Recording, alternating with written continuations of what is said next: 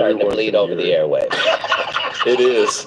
Oh, really? I want to let everybody know that Wanda got some lipstick on right now with enough glitter for the 4th of July 2020. That's right. Kissable lip. So, okay, so what do you cook, Kat? All right, so the thing is, with 7, you become a good cook just because you got too many different opinions. Like 4 of these is daughters, so I got a daughter that only eats vegetables, and then I got a daughter that only eat meat, and I got a daughter that doesn't do dairy. Wow. You know what I'm saying? So you're cooking. You're cooking for whoever is 4 out of 5, right? Yeah. And then you're making the adjustments from there. So you might make lasagna, but you understand that only 4 or 5 people out of 8 are going lasagna. So then you have to do a vegetarian lasagna just so that you can cut the difference. And then because these are Negro children, you make chicken wings and make 1 dozen of those. So you got a regular lasagna. Something that you wouldn't expect from a comedian like Cat Williams, as ruthless as he is. Oh, he gonna go there though. Vegetarian lasagna and 12 wings.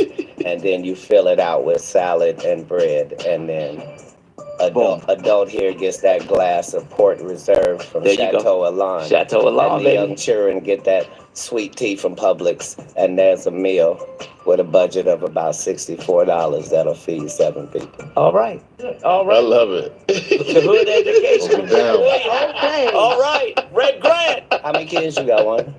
I have 3 boys. Excellent. Yes, I do. Aren't boys simple? Aren't boys simple? They can be. They can be. Answers. I'm what? She didn't do as much cooking in the latter years as she did in the beginning. Whatever. Ooh. I cook. I do it all. I didn't say that she Well, didn't. that's right. I did it in the beginning and the middle and the end. What's your favorite thing to cook? Your boys say, They like for me to cook. I do a really nice broccoli. They like my broccoli and they love my baked chicken. Hey, right now, look up your phone and see what it takes to make broccoli. And tell me he doesn't say heat up water. That's the only step in broccoli. Heat up water. Whatever. Have you ever heard of burned broccoli? Can you burn broccoli? You can't burn it because it's made in a pot of water. You don't know nothing about. You know what a second meal they love from it? What I do with corn. I did it out that can and I put it in there. And then I get a can of water and I put it on there. And then I get some Zatarain's. They don't expect that. I sprinkle Zatarain's on my Great cook. Oh, yes, ma'am. You good at heating stuff up. You're good at telling us about what's going on in jail. Yes, ma'am. Oh, there goes your first low blow. Why did she have to say that? Why she had to call out this man's jail record when he's getting after her? You know what I'm saying? Like that makes her case that much weaker. Like, you know what I mean? Like he was just jabbing her slightly, but yeah, she about to wake up the beast here. You're good at telling us about what's going on in jail. Yes, ma'am, ain't getting out to tell you. But I'm going to tell you at an arena named Phillips, and you going to tell me at the Atlanta Comedy Theater. That's right, true. Tomorrow, be there. All right. Red Grant show, I know I'll be there. Don't miss it. Red Grant, Cat Williams, thank y'all for coming through. And thank you for having me. Thank you, ended right here. I see why people come to Wanda's show. Yeah. Because Frank Ski puts it down. That's right. Crazy ass. Uh-huh.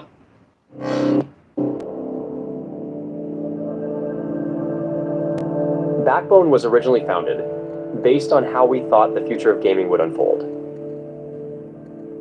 We believed that one day, great games would be available on any screen, and that people would need a seamless way to play them. So we set out to build one simple device. What we're about to unveil today has been over 3 years in the making, with nearly 9,000 iterations, over 30 user research studies, and a team of engineers, researchers, and designers. Is he crazy? And here we get to the salon. All right, it's the People Station. Oh, I see that. See that shot? Your hair is kind of... That joint was... My hair is not She laughed at her own joke. 18 inches long and I have no perm. You don't? Oh, that's not not a perm. No, it is not. Nice lady. That's natural. Come run one of your gnarled fingers while you on air, so they can hear you live. Come on, let me come over here. No. That's not how that works. Oh, okay. Well, then stay over there. Don't worry, ain't nobody putting their hands through yours. That's right. They don't have to. I don't want them to. Get on out of here. You okay? You okay? Only one of our hands moving while we talk. Are you all right this morning? Are you okay this Red morning? Grant, Atlanta Comedy. Tell Wanda to take off them headphones and that wig. And make sure. The wig and the headphones Take come off them together. old ass clothes you got on. How about that? Yeah, they're old. Versace, yeah. It doesn't matter. It doesn't matter. It She says said, Versace. I want to apologize to the people at Versace Collection. This is your 2019 summer line that hasn't come out. But you had to open it up and show us it was Versace. I wanted to. No, I didn't have to open it up. These people are on radio. They can't see anything. Yeah, but you opened it up so we could see it. Yes, ma'am. Well, happy whatever for you. stores for the Black Lane Bryant. That's right. Very proud. Okay, let's Very play some proud. music real quick if we can. We going to a break real quick? Very All right, cool. We proud. go to a break. Shout out to Forever 21. Yeah. This collection. That's right. Right, trying to get him Shout out out. You of don't there. remember me from wilding out, right? I'm not the right one to Jones on. Get this inmate out of here. Right. If you can't get your blood pressure down, you can't call me that. Jesus. Yeah, man, he was vicious on Wildin' Out, and that's the main issue here is that you kind of outmatched. You going in the ring with Mike Tyson right there, and you just been training for 6 months. That's gonna be a problem. If your cholesterol is 600, Whatever, little mama. I'm Lil Mama's baby daddy. No, you little mama. Yes, ma'am. Hey, And what girl. are you, girl? You probably shouldn't talk about sizes. That's You okay. big on the radio. That's right. And you're big Turn in it prison. down. And you're Yes, big in ma'am. prison. I've never been to prison. You have 19 several felonies, times. no convictions. Yeah, Knock it yeah. off. Prison and jail aren't the same. Same. No. Okay, No. okay. No. Calm No. down, calm down. Only one of us has Calm $12 worth down. of jewelry on. Oh, No. No, $12. No. That all is available. $12, If you want to have Wanda's jewelry, please go to Citgo or Quick Trip at any point. Come get If you Miss buy Cat. 2 packs of Newport 100s, they will give you everything Wanda has on right now for $7.99, and it comes with a free car wash. Won't you come on down? Yes, thank you. Absolutely. We appreciate it. The show starts at 9. Wanda gets to the stage at 9:17. Please come on down. Go, Shay, please come. Why is she calling him her? Like, first thing she gonna do is attack his sexuality here. Like, this is when you're outmatched, when you're bombing, reaching for straws. She's just trying to say anything. Get Miss Cat and do her She's hair. almost out of breath. Be careful now. Even on the radio, you can hear the fact that exercise has crept into her vocabulary. Yeah. He's killing her. Little mama, we're done. You already used that one. Don't repeat your jokes, Fresh Comic. All right, go ahead. We'll go to Get break. your ass out of here. Aw. Cat Williams, comedy legend. This interview right here and Jonin session, as we call it, roasting session, impromptu roasting session, because he wasn't even supposed to be in the interview, ended up, he did such an effective job. The host, Wanda husband, approached him after a show. Yeah, and this is the interesting thing, like, you can't ever step into an arena as a comedian and not be able to take a joke. Like, it should never raise to the level. I guess you can go home and lick your wounds, but you should be able to understand that leave it on the field, leave it on the platform after what's done. But man, he tore her ass up. He had to. As black men and black women, it's a shame that when we come into a professional environment like a radio station, even though you're comedians, you can't have a good interaction. There's always some underlying competition or like just, unnecessary statements that had to be made. Red Grant's trying to sell his show. Cat Williams comes in there with the best intentions to help his brother sell his tickets to his show, And what better way? You got a friend that's selling out arenas, that's huge act in the country, and a comedy legend. For him to be treated this way, that's part of the problem. It was pushback, you know what I mean? It was pushback, but I think she didn't measure her opponent. You know what I mean? a guest in your house, and I know he's a legend, and you know you want to snap back at him, show him you got the goods. Wanda does, but you know it's just she was really outmatched, and at the end of the day, it's just embarrassing. It just ends up being an embarrassment. It's a shame that you know you gotta be on guard in a situation like this where you feel like your sister will be looking out for you at least. Your sister in comedy, you know. But anyway, it's unfortunate that this had to happen this way, and the outcome, of course, you know, of them being pulled out on after the comedy show by her husband. That was a weird situation. But anyway, if you like this video, like, comment, subscribe, hit the bell notification for all uploads. This is Bossant Media.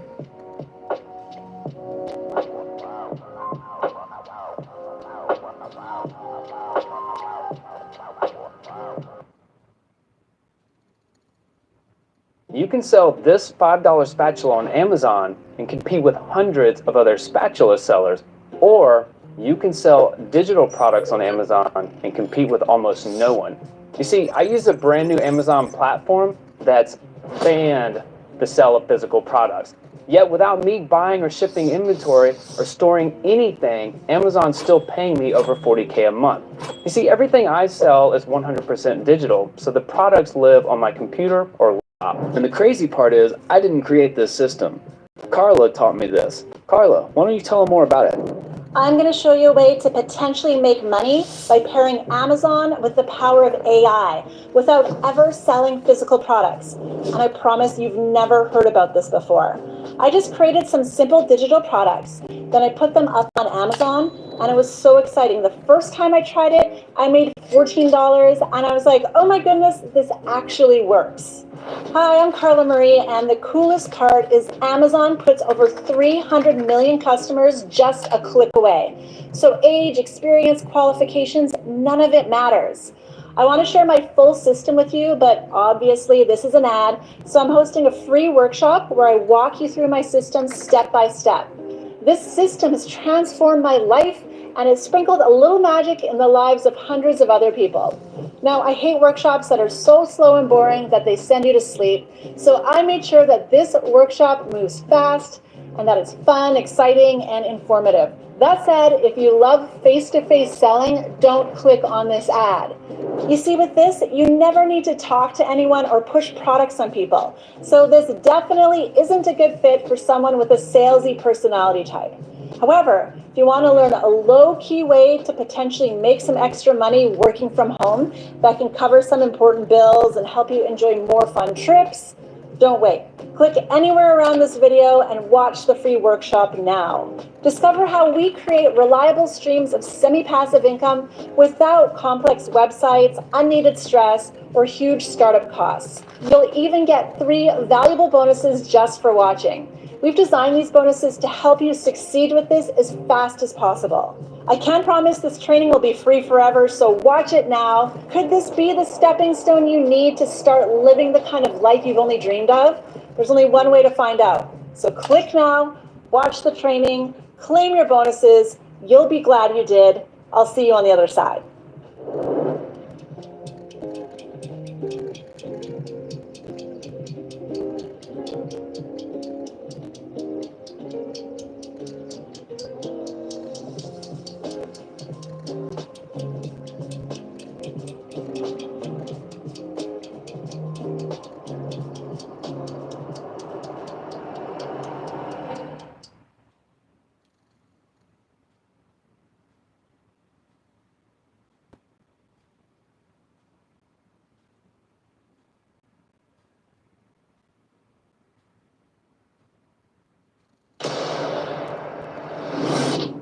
So we'll start. Mom?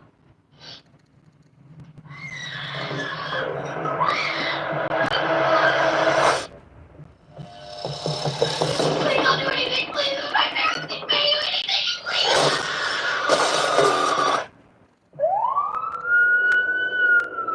911, what is your emergency? Police department? Hello? Is anybody home?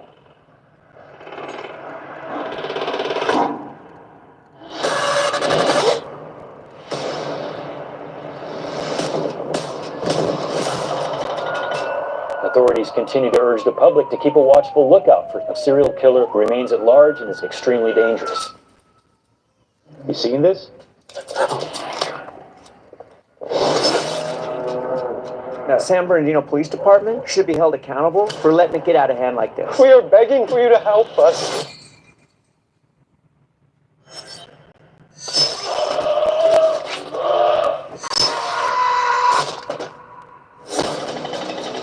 Did you make the call, ma'am? Yes, he's in there with my husband.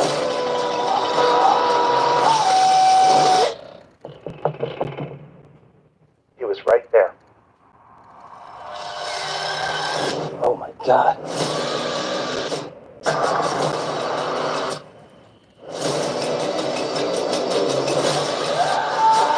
Lizzie?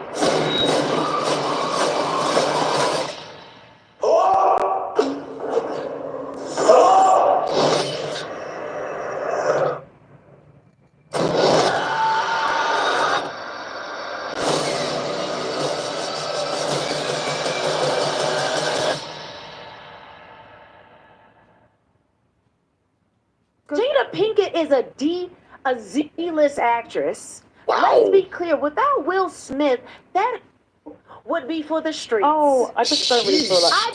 How do you feel Will Smith handled the entanglement? And then he slapped Chris Rock at the Oscars because Chris Rock made a joke about Jada, which was not related to the entanglement, just an unrelated joke. It was related. What? The Well, G.I. first of all, like August Alsina, she met him through her son. Yeah. That was her son's friend, and she had an entanglement, an affair with him. And from what I understand, she brought Will Smith on Red Table Talk to discuss it. So she was a G, she was the man, and he started crying about it as they discussed me getting piped down by our son's friend. And Yeah, that was sad. That was sad to see Will like that. You know what I mean? It's like you almost get caught up in the fact, you know, with all the stuff that's happened and all the jokes and everything, you get caught up. I think Melanie does a really good job here of breaking down the simplicity and the reality of what actually happened. And, you know, she does it in her own fashion. So those of y'all that didn't get enough from the Chris Rock special going in or the Marlon Wayans special going in, where do you get a load of Melanie? Going in. Where do you get a load of Melanie? and he started crying about it as they discussed me getting piped down by our son's friend. And it made him soft, and a lot of women, some women thought this was great and open and emotional, but men, like, he lost all respect. I loved Will Smith. So did I, man. Yeah, we all did. Like, That hurt me to the core. He's Will Smith. He did Men in Black, bro. what? Men in Black. What? Men in Black, bro. That hurt. But what if he's just It was hurt? crazy. Shout out to King Richards. Men in Black, bro. I don't care if he's But what hurt. if hurt? Why is your Like he's wife? been married. Well, now listen, you getting piped down. You been a whore. Why are you bringing? It's an Independence Day, bro. Well, now listen, you getting piped down. You been a whore. Why are you bringing your husband to interview him about what do you think about me taking straight from our son's friend? Son's That's friend, so you know. disrespectful. Son's friend. Son's friend. That's disrespectful. And he went on there and allowed himself to be asked about this. Humiliated. And he cried. He's a good man, though. No, he's not a good man. He's weak. But it's the narrative that And men a shouldn't sim- cry to get. I'm Beta so confused. weak, emotional, beta. No, he pimped himself. No man wants. What? He's a good man. That's not a good man. Your wife gets piped down by your son's friend. She's for the street. Just be clear. Jada Pinkett is a Z-list actress. Let's be clear. Without Will Smith, that would be for the streets. Oh, I just don't really feel like. I don't give a good goddamn what you feel. These are the facts of Hollywood It's so because I okay. studied it and I worked in the industry. She is a bottom of the barrel, has no roles. Will Smith is an A top actor. Exactly. She had She's got a point. As someone in the industry, there are lists. There are lists.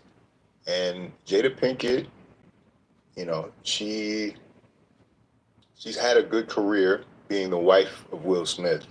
But as far as like solo accomplishments, Hi, Mr. Wonderful here. You know, I don't waste time, and I definitely don't waste money. I joined Start Engine as a strategic advisor and a shareholder and a paid spokesperson years ago because I liked where this company was headed.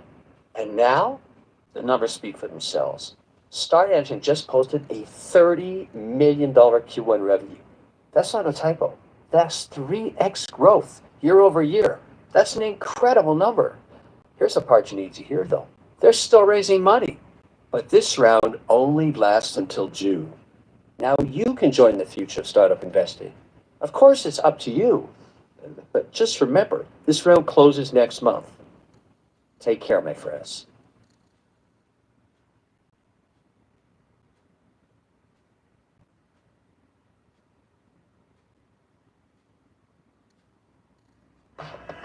From hard hats to steel-toed boots, Grainger's got your safety needs covered, literally. Shop Grainger's vast inventory of safety products. Call, click, or just stop by. Grainger, for the ones who get it done.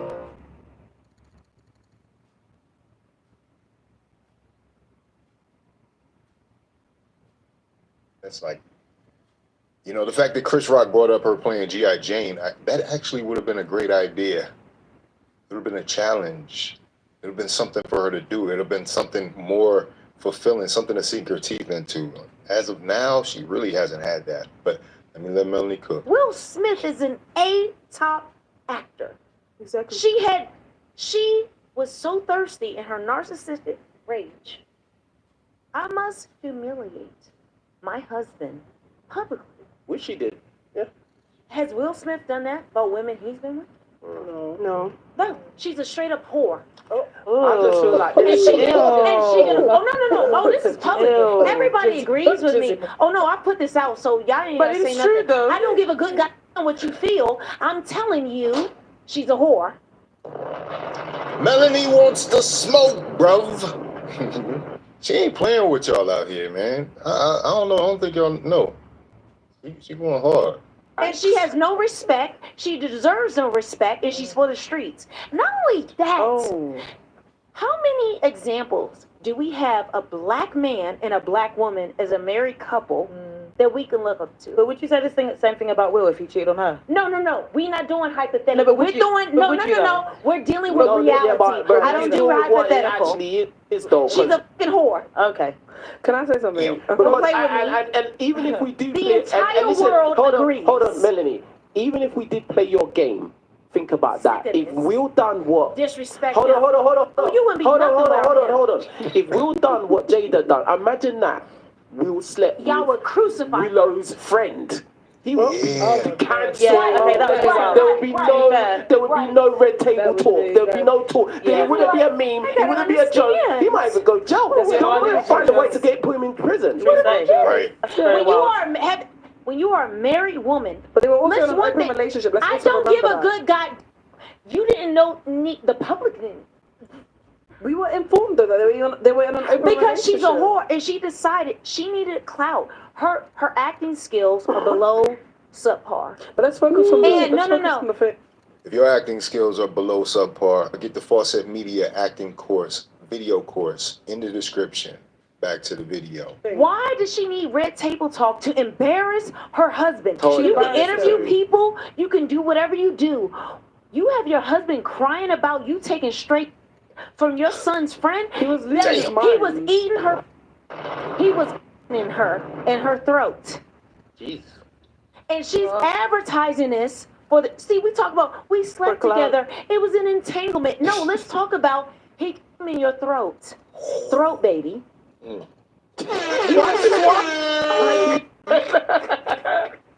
by your son's friend. Throw baby. No, because we leave.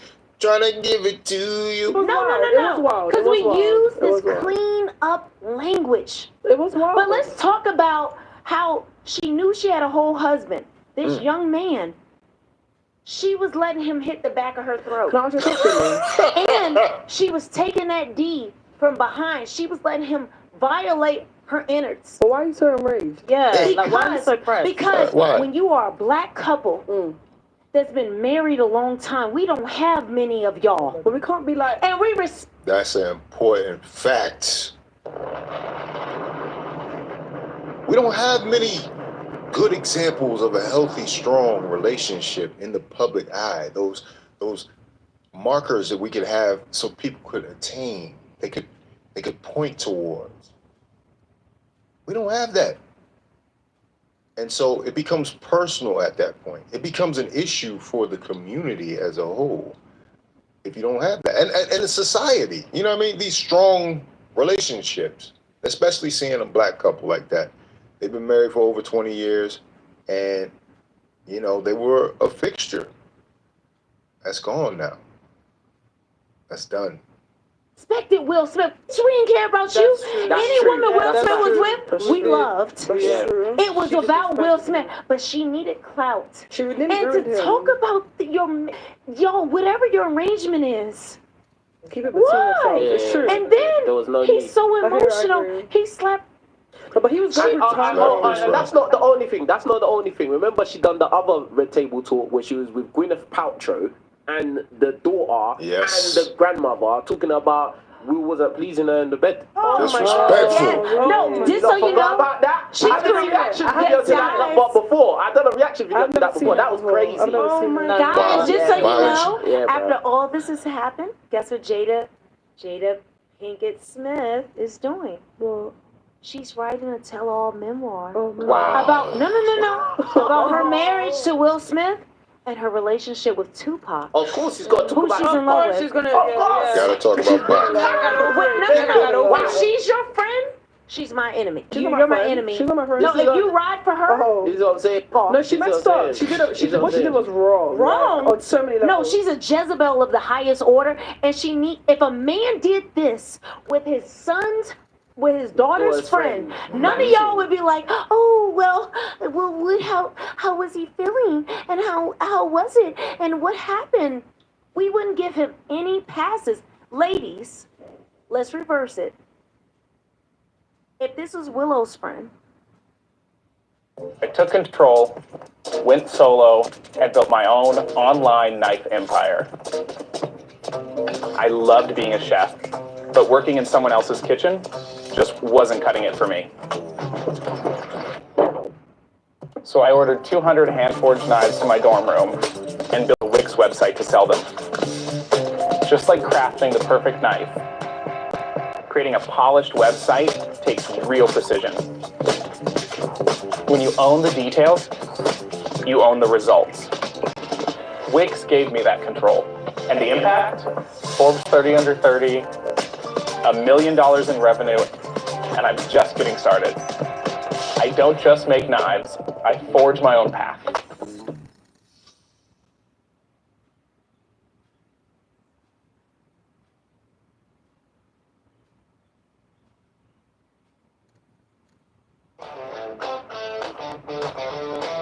Now she is so fun, playful, happy, energetic. Since switching to the farmer's dog, I noticed that they're starting to actually act like puppies again. She has more energy, her digestion's great, her mood's better, and she's actually excited for every meal.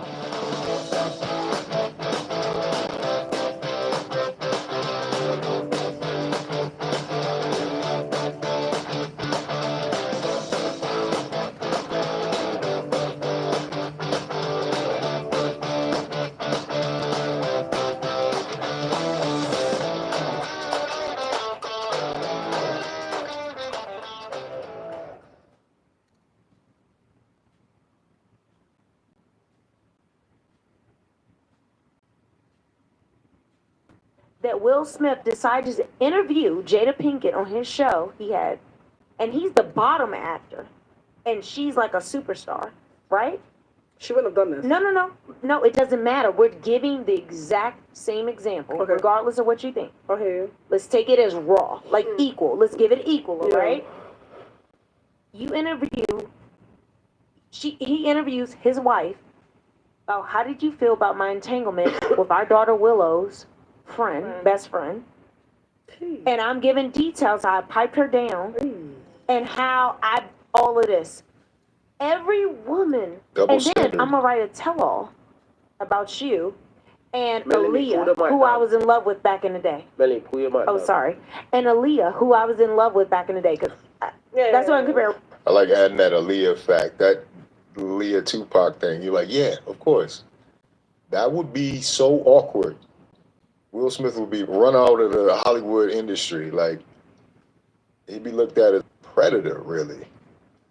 With Tupac.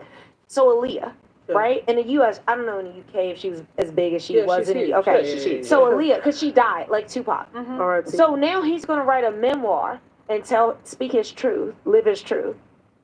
And he was piping down the daughter's friend. How would y'all feel?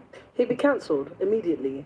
Like, he wouldn't even get a say. Like, he wouldn't even be able to write the tell-all. He wouldn't even get to that point. That's When they would give him a book deal? Oh, there was. Did he even have a show? I don't even get Did he why. have Red I Paper don't even Talk? get why Jada's getting a book. I really don't get why she's. If I'm going to be honest, I don't get why she's getting a book. In the West, in the U.S., we're for the streets. It was a slap in the face. Because women are allowed to do We're whatever for the they streets. want. And I feel like That's the it's also- society we live in the West, man. That's what it boils down to. There's no culture That's there. why, let me tell you one thing. The reason that I can even have these conversations and talk about this stuff is because I got women guests. That's why I That's a told fact. them don't bring guys on my show because I can't have these conversations. If we was all a group of men here go talking down. it, having it, this show would get cancelled straight away. So quickly. Misogyny. And this is the society we live in. And this is why I talk to you lot the way I talk to you lot. When you ask me a question, I'll tell you the straight out answer, whether you like it or not. Because this is the only space that men can really talk this way. Because women tend to lie to other women. The way Melanie talking to you now is refreshing. It's like, wow, I can't believe she's saying it. Because women usually lie to each other. You don't lie to each other all the time. Oh, you're fabulous. You look great in that dress. No, you don't. The media has lied to us and want us to lie to each other, especially black women. Yeah, that's Facebook gave Jada Pinkett a platform as a black woman, and it felt empowering, right? It did until it went left. Until she decided to destroy the black man. They used her as a weapon to destroy. We love Will Smith. I still love Will, man. Sounds like another woman that was given a platform decided to use it against its use. Oprah. Remember that? I'm sure there were some comparisons between the Red Table Talk and Oprah, you know, and how things went and what the Red Table Talk could have been if it wasn't derailed by incidents of, what did Marlon say? March 9th, 2022. I want him to get out. I want him to heal. Approximately 10:24 p.m. on the East Coast, which is 7:24 p.m. on the West Coast. Truly. It's get out. I don't know if I quoted them perfect. Free will. Free will. And then the worst part of it. Hold on. Hey! Listen, and the worst part of it is, then Will went and slapped Chris Rock at the Oscars. Attack another black man. That's when I was like, I was like, no. Are you How you gonna serious? defend her like for that? Like, What I say before? It's all on Another black. And that's for all the women that say, there's no way you can blame Jada for any of this. No, Jada is deeply entrenched in this, and part of the reason why everybody saw that. It was a cumulative thing.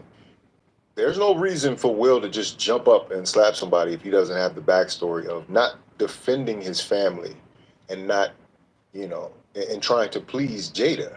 You know what I'm saying? Forget that. But no, it's a disrespect to us. So yeah, he's it's simping. black women. And black women were cheering about this. Like, he was protecting his woman.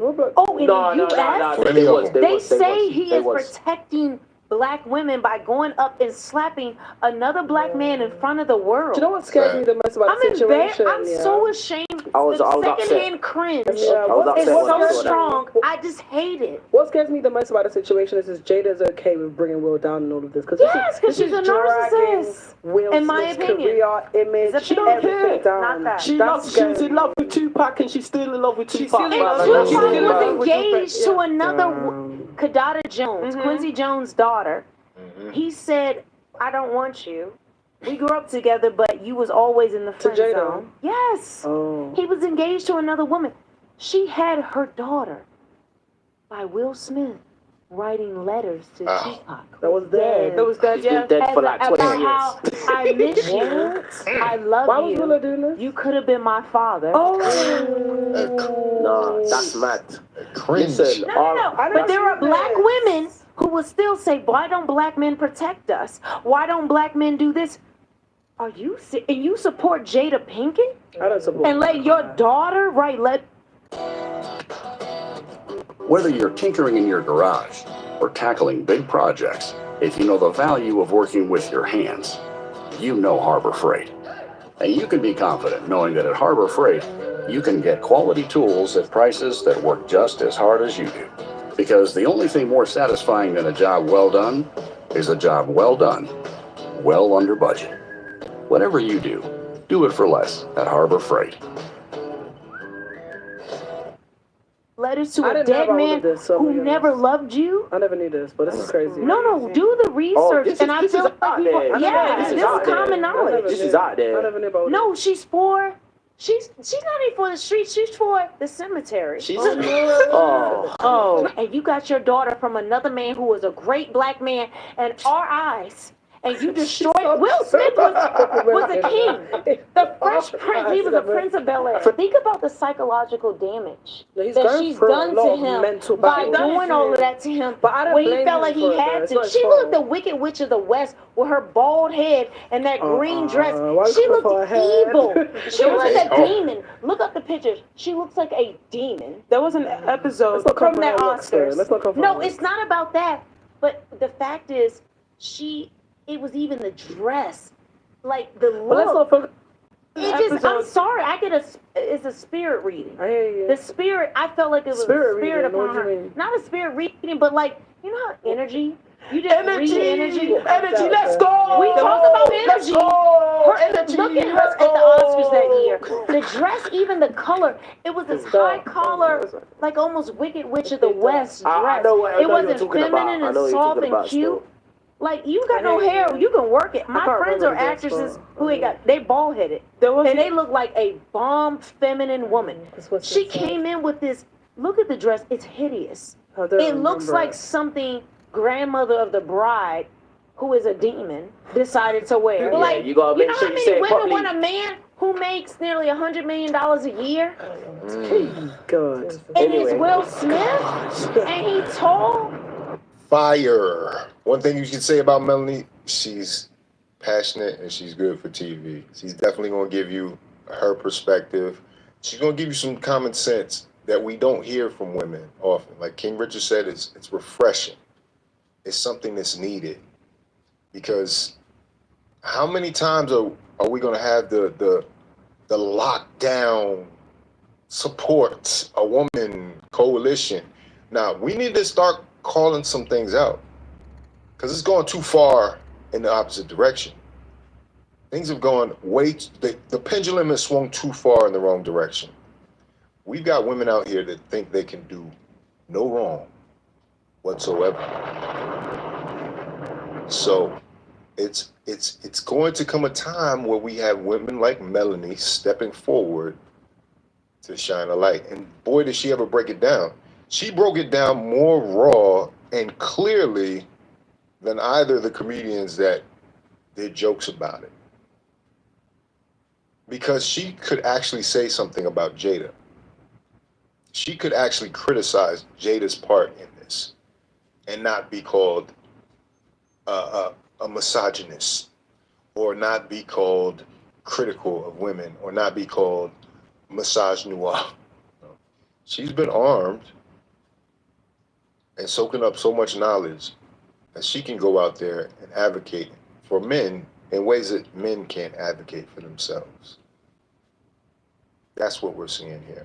So we gotta be careful with those things. You know, we gotta protect those things. She's not gonna be perfect. It seems like she's rising into her mantle. It seems like she's rising into her place. But either way, so great to see. And shout out to Melanie. Shout out to King Richards. Yeah, man, it was a lot of fire coming out of there this week. I don't care what you say, despite the controversy. I guess that's what they were looking for. They're looking for controversy over there. But anyway, if you like this video, like, comment, subscribe, hit the bell notification for all uploads. This is Fawcett Media. Hit the links in the description to support the channel. I'll catch you on the next one.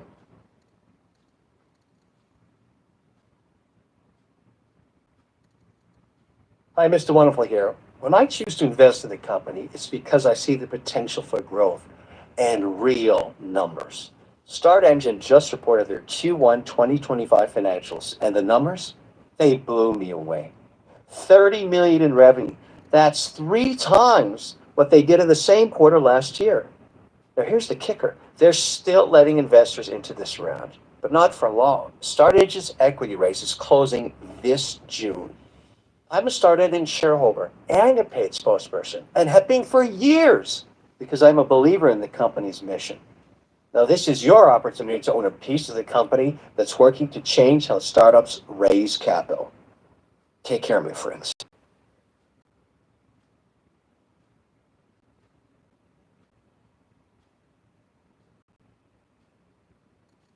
Hey, Ryan Reynolds here for Mint Mobile. Did you know that Mint's unlimited premium wireless for $15 a month is back? Who is this? I told you it's Ryan Reynolds. This seems like a scam text. This isn't a scam text. If this is another wellness tea thing, I'm out.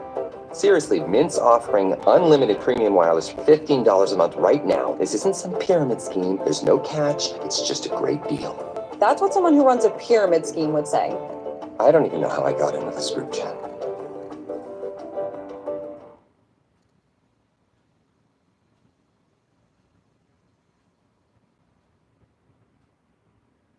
I know I don't be trying to have the celebrities mad at me, but this is so funny. I had to read it as it was brought to my attention, man. Oh my God. So, old girl Amber Rose. This is what I'm saying. All these women out here, they like to act like Corey is a woman basher. But hold on, man. I'm telling you, he's lost. They don't have a clue. Here's a quote from. And what is it about that? Every time you have a conversation about women, every time a man has a conversation about women, somehow it's interpreted as if he's bashing. You know what I mean? There needs to be a place where men can speak freely about these situations, because it's not, they're universal truths a lot of time. You know what I mean?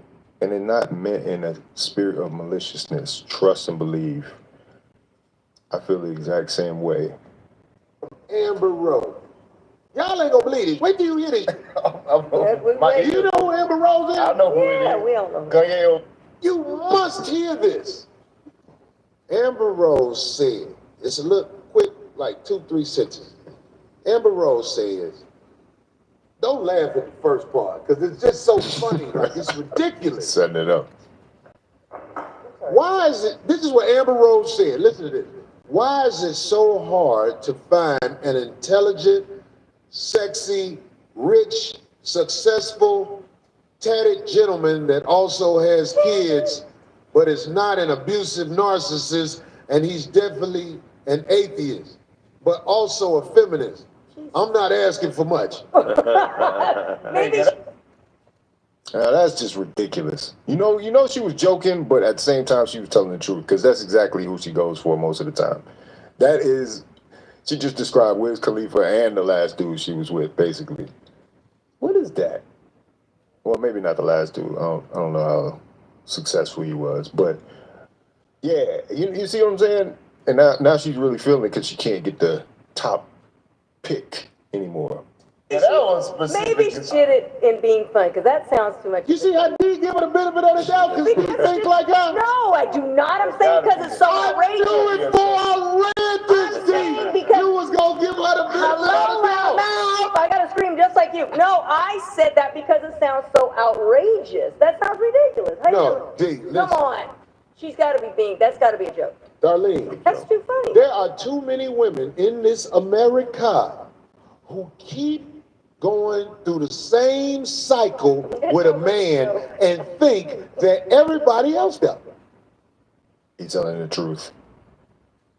It's crazy. It's crazy how many women continuously say it's the man's fault.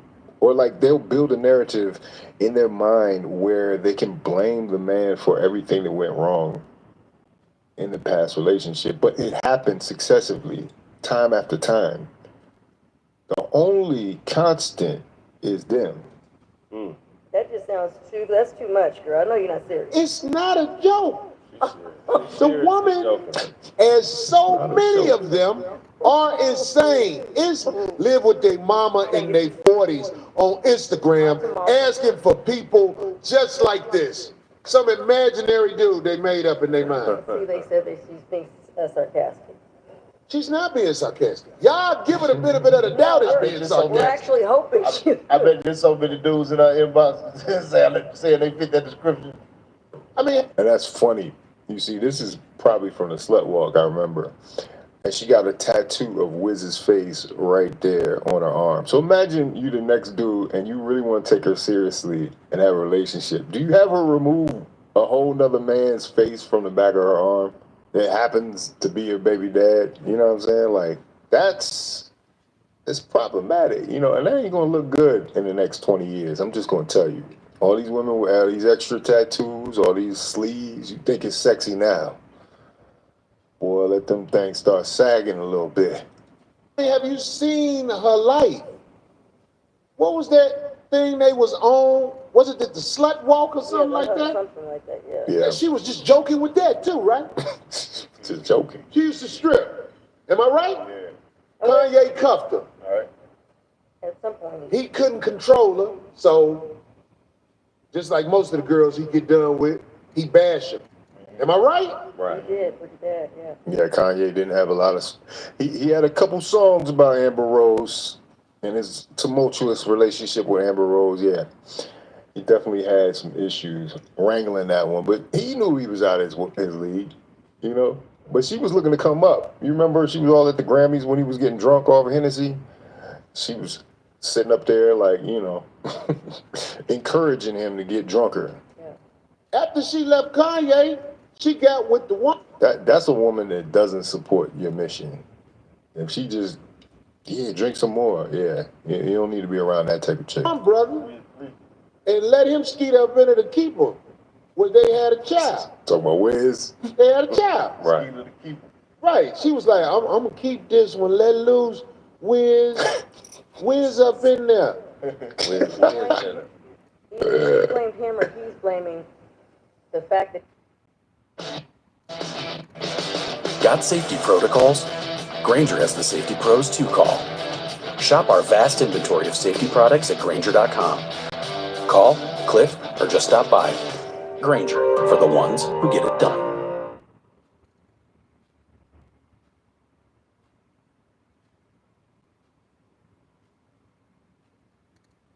Hey guys, did you know some drivers are ditching their car insurance and they're doing this instead? Now, the reason why you may be overpaying for car insurance is because a big chunk of your monthly payment isn't even for insurance. It's to pay bill collectors and administrative people. Crazy, right? But my friend showed me this cool little website that changes this around completely. It gives you the ability to pay for just your policy alone. So this website can find liability for as low as $29 a month and full coverage insurance for only $38 a month. I put a link to the website down below. So hey, whatever button you see on this video, just go ahead and click that, and it's going to take you directly to the website.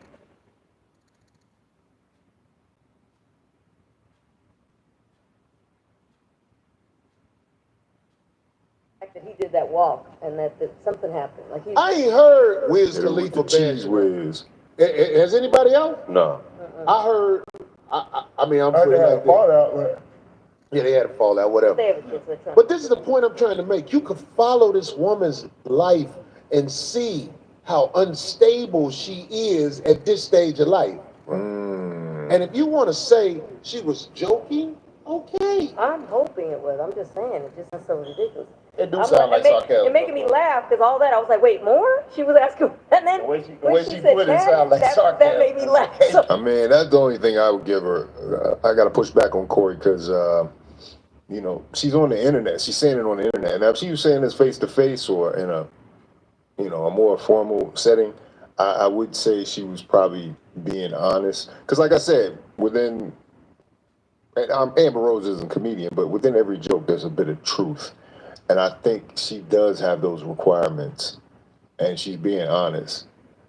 But she said them in succession like that, so it would be interpreted as a joke. So yeah, I see what Corey's saying, but I still think, yeah, you got to be realistic. She can't say all that. ooh, that made me laugh when she said tatted. Tatted? I can't lie. She's actually approachable. I've met her out here at the gym a couple times, and this was years ago when she was in her prime too. Yeah, interesting chick. Yeah, she need to make some different decisions. I don't know. Maybe she made the right decision. She had the babies by millionaires, and like, you know, now she's looking for love, and it's getting harder. You know what I mean? I think she's 38 years old now. You know what I mean? Looking 40 in the face, as they say. And you got to start making some serious decisions to prioritize your children's lives, and your life going forward. Or you need to just ball out. You need to start working hard. I don't know. Does she have an OnlyFans? I'm just saying, I watched the woman. She's not intelligent at all. She's a stoner who's going to smash. Right. And pretty much. She is probably going through so much shock in life when she find out that's all they wanted was from her. I'm talking about a dude really doing something. Ain't no really doing something to be like this, my girl. She publicly had it out with her mom, too, didn't she? Interesting.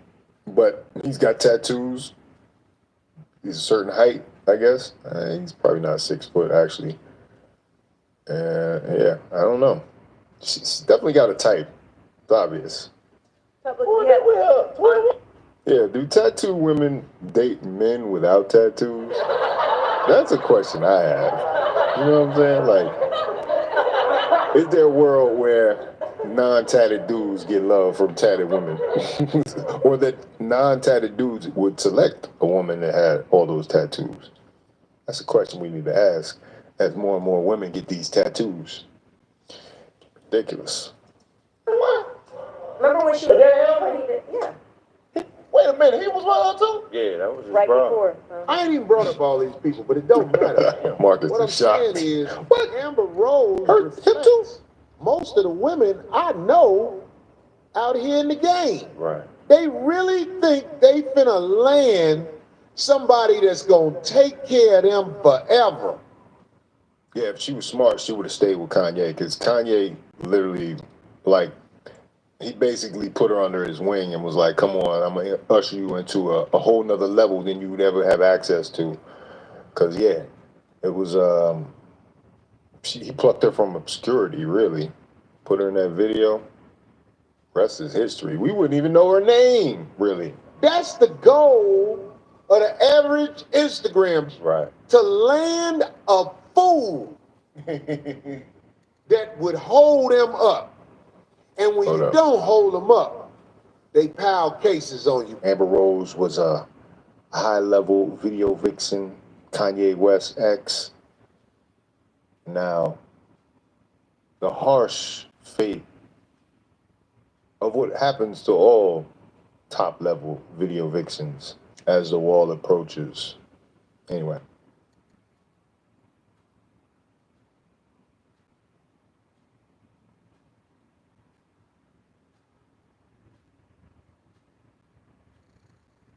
Wix gives you the power of AI to build the website you need with full business functionality and a design tailored just for you.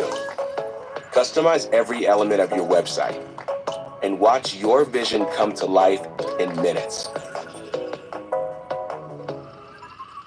Control everything from the biggest tasks to the finest details. Personalized, optimized, ready to go live.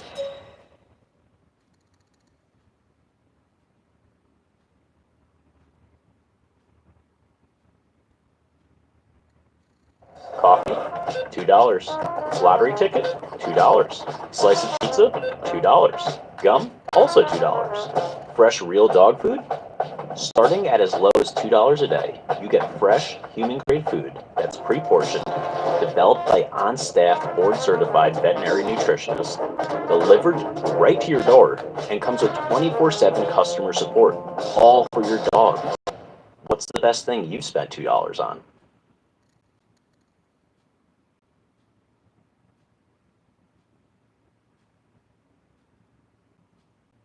If you're not going to fire him, then don't fire him. My issue is all of this being publicized.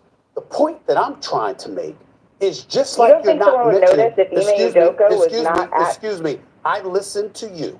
You're the one telling me to stop on my show. It ain't happening. I tweeted this on the 26th. It's clear Malika Andrews needs to apologize to Stephen A. Smith, Kendrick Perkins, and Joe Mazzulla. The low level of contempt for black men she's displayed over the past week is unacceptable and highly unprofessional. Now's not the time to start pushing some type of agenda to show bias against black men, because we know where that all leads. It seems that Malika Andrews has completely taken off her mask. In light of the Ime Udoka cheating scandal, when Boston Celtics head coach suspended for a year for cheating, she's got to take her shots in there.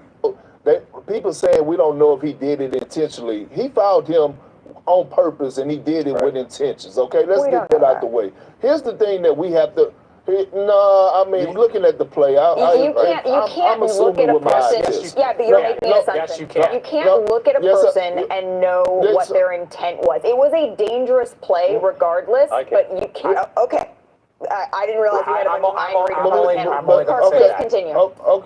So here you have her arguing with experts, 3 professional athletes. Somehow she is the one disagrees, and she's calling them, oh, you guys think you're mind readers. If they're telling you something, they're telling you what they saw in intent in watching the gameplay footage, yes, you should believe them.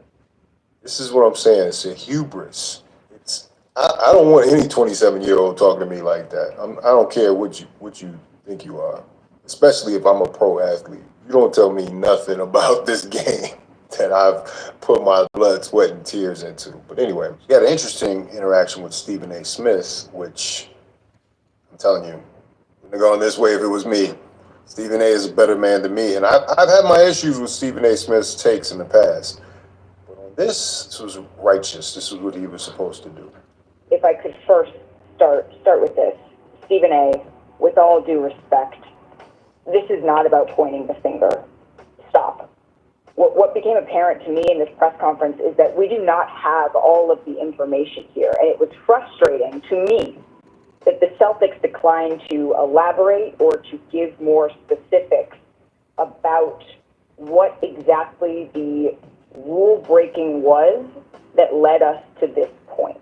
So that, I just want to get that out of the way first. But to answer your question, Molly, I think what stood out to me, I think what stood out to me is that Brad Stevens, he was upset. That's what stood out to me about what he termed rampant Twitter BS is the word that he used, that women were unfairly dragged into this within the Celtics organization. You could see that Brad Stevens was visibly upset about this, and I also found that to be gross and unnecessary, that folks were... Okay, so that's her main issue with what happened, all about, what happened to women. Okay, so she claims to have a valiant purpose for this, but it seems consistently she's disrespectful to black men, and she's pushing her own agenda. Were bringing in the names and the images of women that is just not a fact. That was purely speculation. And so to me, what does Twitter have to do with any of this? But the Celtics as an organization could have done more, and short of doing more ahead of this yesterday, they could have owned that responsibility in this press conference. I understand that there were legal parameters that they had to operate within for everybody involved, and I appreciate the fact that they brought in outside counsel and did a thorough organization, and I think that that is something that was clearly necessary in this situation. But the fact that it was able to go on all day, the fact that we are sitting here debating whether somebody else should have been suspended or not, we are not here, Stephen A., to further blame women. That is not why we are here. First of all, Let me be very clear. So basically, she's thrown Stephen A. Smith, a man old enough to be her father, more experience in his pinky she has seen in her 27 years.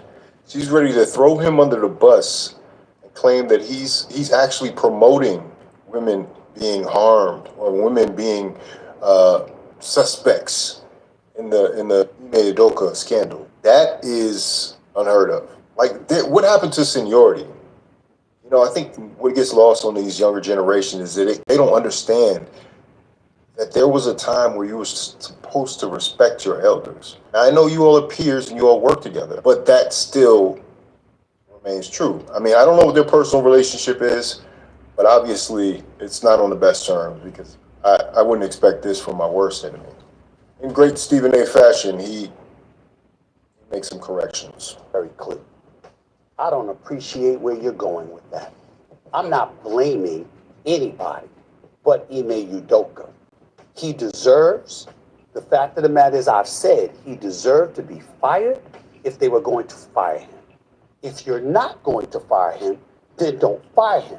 My issue is Hi, Mr. Wonderful here. You know, I don't waste time, and I definitely don't waste money. I joined Start Engine as a strategic advisor and a shareholder and a paid spokesperson years ago because I liked where this company was headed. And now, the numbers speak for themselves. Start Engine just posted a $30 million Q1 revenue. That's not a typo.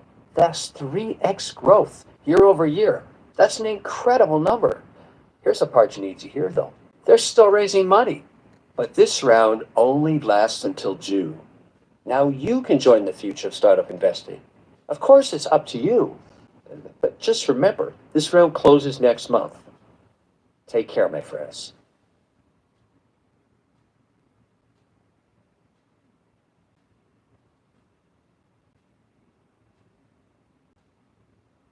Hey, it's Ryan Reynolds here from Mint Mobile. Now, I was looking for fun ways to tell you that Mint's offer of unlimited premium wireless for $15 a month is back. So I thought it would be fun if we made these $15 bills. You know, it's green, Mint saves you money, maybe my face is on it, maybe the back of my head as well. But it turns out that's very illegal. So there goes my big idea for the commercial here, and now I have a lot of counterfeit money to burn.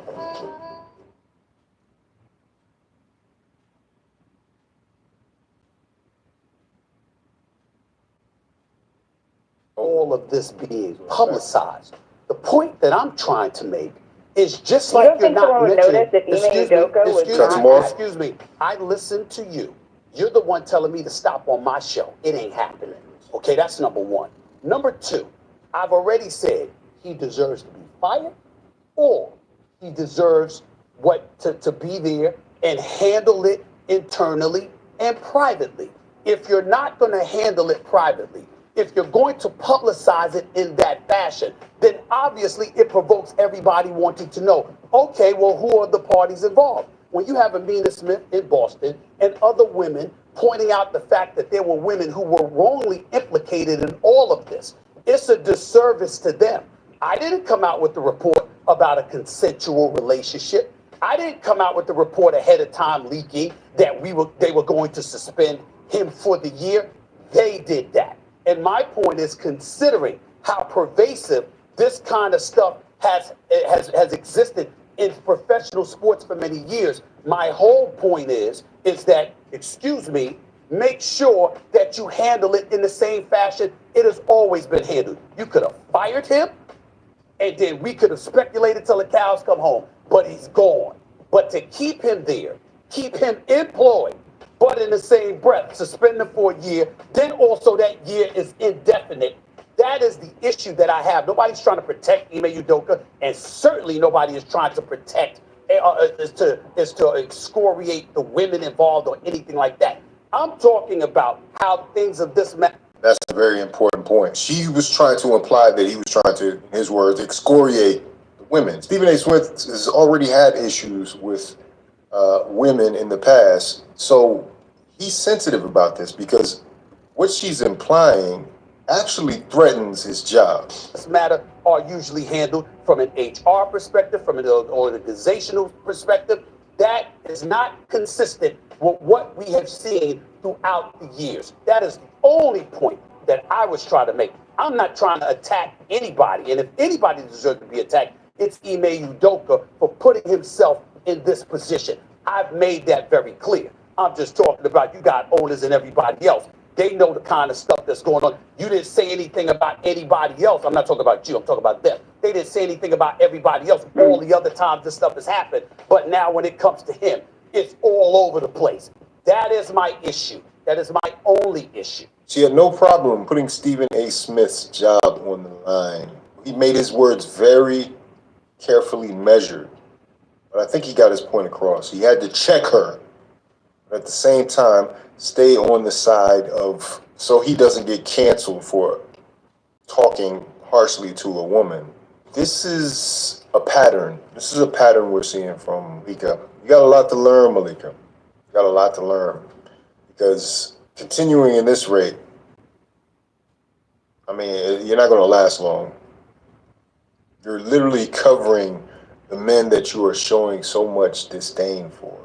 And here's the thing, she does the same thing to Kendrick Perkins. Tell you another thing I didn't like about my good friend Wick Grossbeck and Brad Stevens in this press conference when they asked, is anybody else going to be punished? And they said no.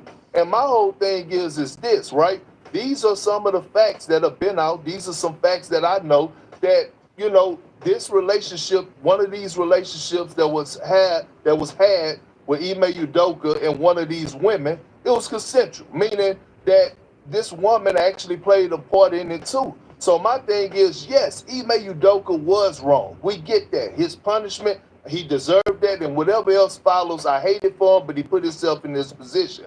But why are the other people getting left off the hook? Well, that's the problem that I have Kendrick, right now. Everybody got to be held accountable. I think that we need to circle back to what Shanae said, is that there was a investigation that was conducted by an independent law firm here. And without, I think that transparency is what will rule the day here. And so without having all of the information, it is unfair and irresponsible of us to go and to speculate on that, because what we have to... Well, I'm not speculating. Sure. I have the information. I'm not speculating. But what we have to go with here... He's got an internal connection. He's actually played for the team. So what are you talking about? You don't know what you're talking about. You're going to argue him down. Is the fact that an independent law firm came in, did this investigation, and the facts that they were presented, they came to the conclusion... It's a superiority complex. ...that Ime Udoka violated a policy that warranted a 1-year suspension, and I share your frustration with the lack of transparency while understanding that there is some things that they need to, from a legal perspective, keep private. But knowing all of that, understanding all of that, we have to come to the conclusion that whatever rule, the conduct that was broken on one side, it is not the same on the other side. I thank you for your perspective. She cut him off right there. Basically levied an accusation at him of trying to get the name of these women out there and didn't give him a chance to respond. Which is what she wanted to do to Stephen A. Smith, but couldn't do. She levied another accusation at Stephen A. Smith. It was unwarranted, unfounded, disrespectful. But it was his show. He could control it, and he controlled that narrative. He had to. Today, we're asking the real question. What if cookies and cream had a caffeine problem?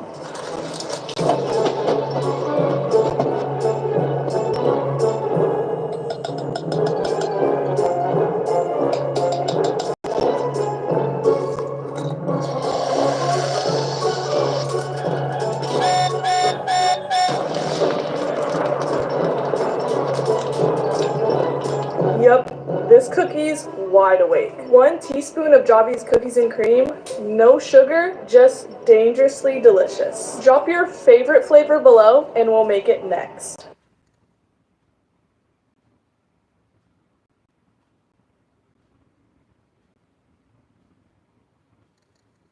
Dick's epic 4th of July sale is on. Take 20% off Bog Bags and Igloo Coolers, 25% off Stanley Drinkware, $200 off Callaway irons and TaylorMade drivers. Buy any DST item and get the second half price. Shop in store or at Dicks.com. Job was on the line. It's something, to have a 25-year career and then to just have somebody come through and play with it in that type of way. Play with the fact that they could get you fired, get you in at least in some type of disciplinary action. And this one takes the cake. The replacement for Ime Udoka, Joe Mazzulla. Well, let's just let Malika say it for herself. You reported that Joe Mazzulla will be the interim head coach here. You can see his resume on your screen. He's been a Celtics assistant coach the last 3 seasons after spending the previous 3 seasons at Fairmont State. And he played for West Virginia between 2006 and 2011, and now could become the NBA's youngest head coach at 34 years old. What's the problem with that, Malika? And we'd be remiss not to also mention that Mazzulla was arrested twice at West Virginia, once in 2008 for underage drinking and aggravated assault. He pled guilty, paid a fine, and then again in 2009 for domestic battery after an incident at Morgantown Bar. The domestic battery case never went to trial. It was settled in August of 2009. He paid a $100 fine and court costs, plus had to do 40 hours of community service. Now, that was 13 years ago. He settled and paid both fines. So, Woj, why are the Celtics choosing him as the next head coach? So what's the problem? What's the problem? Why do you feel the need to bring this up right now? You know what I'm saying? This is deep-seated right here. This is deep-seated. They're trying to find a replacement. They're scrambling to find a replacement. And the first thing you can bring up is his criminal history from 13 years ago. Some of the charges stemming from when he was in college. See what I'm saying? That means you're searching for anything. That means you're looking for a reason for him to be under scrutiny. This is somebody who has done nothing but consistently now kicked black men's back in the past week. With allies like that, we don't need enemies. In a position where she talks about black men a majority of the time in the sports desk, it's got to be said that somebody who holds these type of views and can't keep them to themselves, that has to spout off at the mouth, that's a problem. Black men will not tolerate this anymore. People who blatantly disrespect, who put people's jobs on the line unnecessarily. Seems like she's been indoctrinated by the YouTube sisterhood. There are several people on YouTube that speak in the same terms that she does. Not going to belabor the point. Anyway, if you like this video, like, comment, subscribe, hit the bell notification for all uploads. This is Onset Media.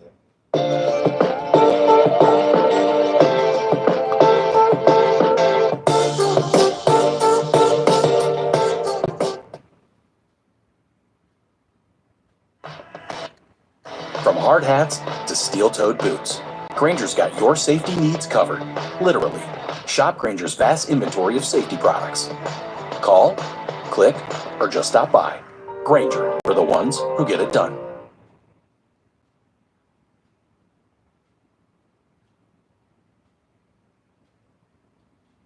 What Chris Rock probably couldn't say. He gets to weigh in a way that Chris Rock probably can't. You got a big sister, you can always call in reinforcement when a lady gets out of line. You don't have to put your hands on her, you just make a couple calls. Ain't much of it, but yeah, this was special, man. They talk about comedians having specials and they not being that special. I think Marlon finally found his voice. Give it up for him. You know what I mean? Been seeing Marlon, his progress through from when he decided. He talks earlier about when he was 19, he tried to do stand-up, and Chris Rock heckled him in the crowd, and basically he stopped doing stand-up for 20 years after that. Yeah, but he got heckled by a legend, you know what I mean? So it's a interwoven fabric that Marlon kind of plays like this 6 degrees of separation, no pun intended, between Will, Jada, and Chris Rock. And he's like, kind of the missing person. Of course, Tupac as well. But yeah, go check out the special, man. He has a lot of great moments. He's a lot of high energy, I want to do him justice because he's getting into his physical bag. You know, he's a physical comedian. If you remember the Wayans Brothers show and you remember how he got down, his thing was using his whole body to get into it. Like I said, as he gets older, he gets stronger in his presentation, and he's just killing it right now. So give it up for Marlon. You know, unfortunately, Chris Rock probably couldn't, at his status, couldn't say some of the things that Marlon actually got to say. And Marlon just went for it. And he probably did 30 minutes of a 60-minute show that he did on the Chris Rock and Will Smith slap. Last laugh on stage, you know what I mean? So that's the best thing about it. But anyway, if you like this video, like, comment, subscribe, hit the bell notification for all uploads. This is Fawcett Media.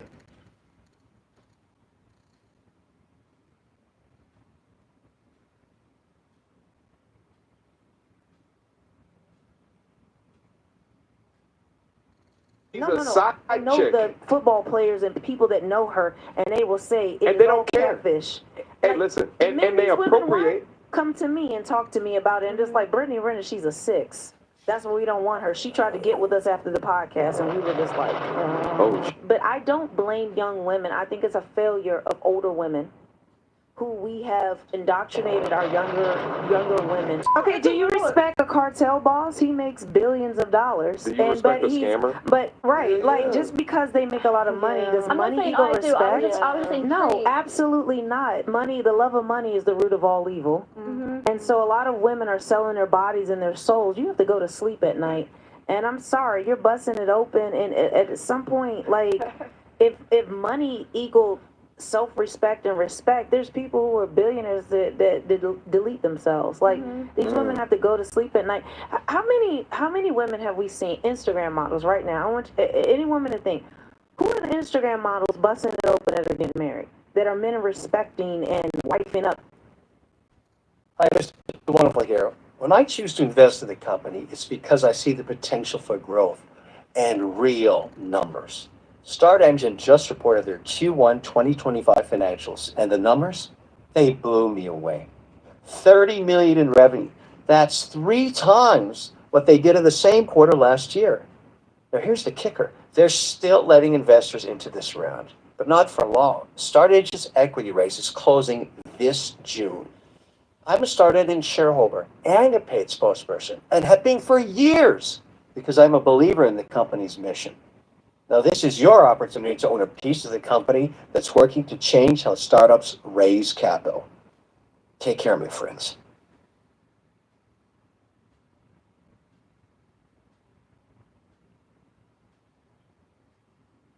Give it up for. It's about time we had some women. Women who could actually deliver this message. You know, because when men say it, you're called a misogynist. When men say it, you're punching down. When men say it, you're doing something wrong. It's time, and I said this in a previous video, it's time for the older women to start talking to the younger women, getting it clear, laying it bare, telling them where they made mistakes and where they can fix it.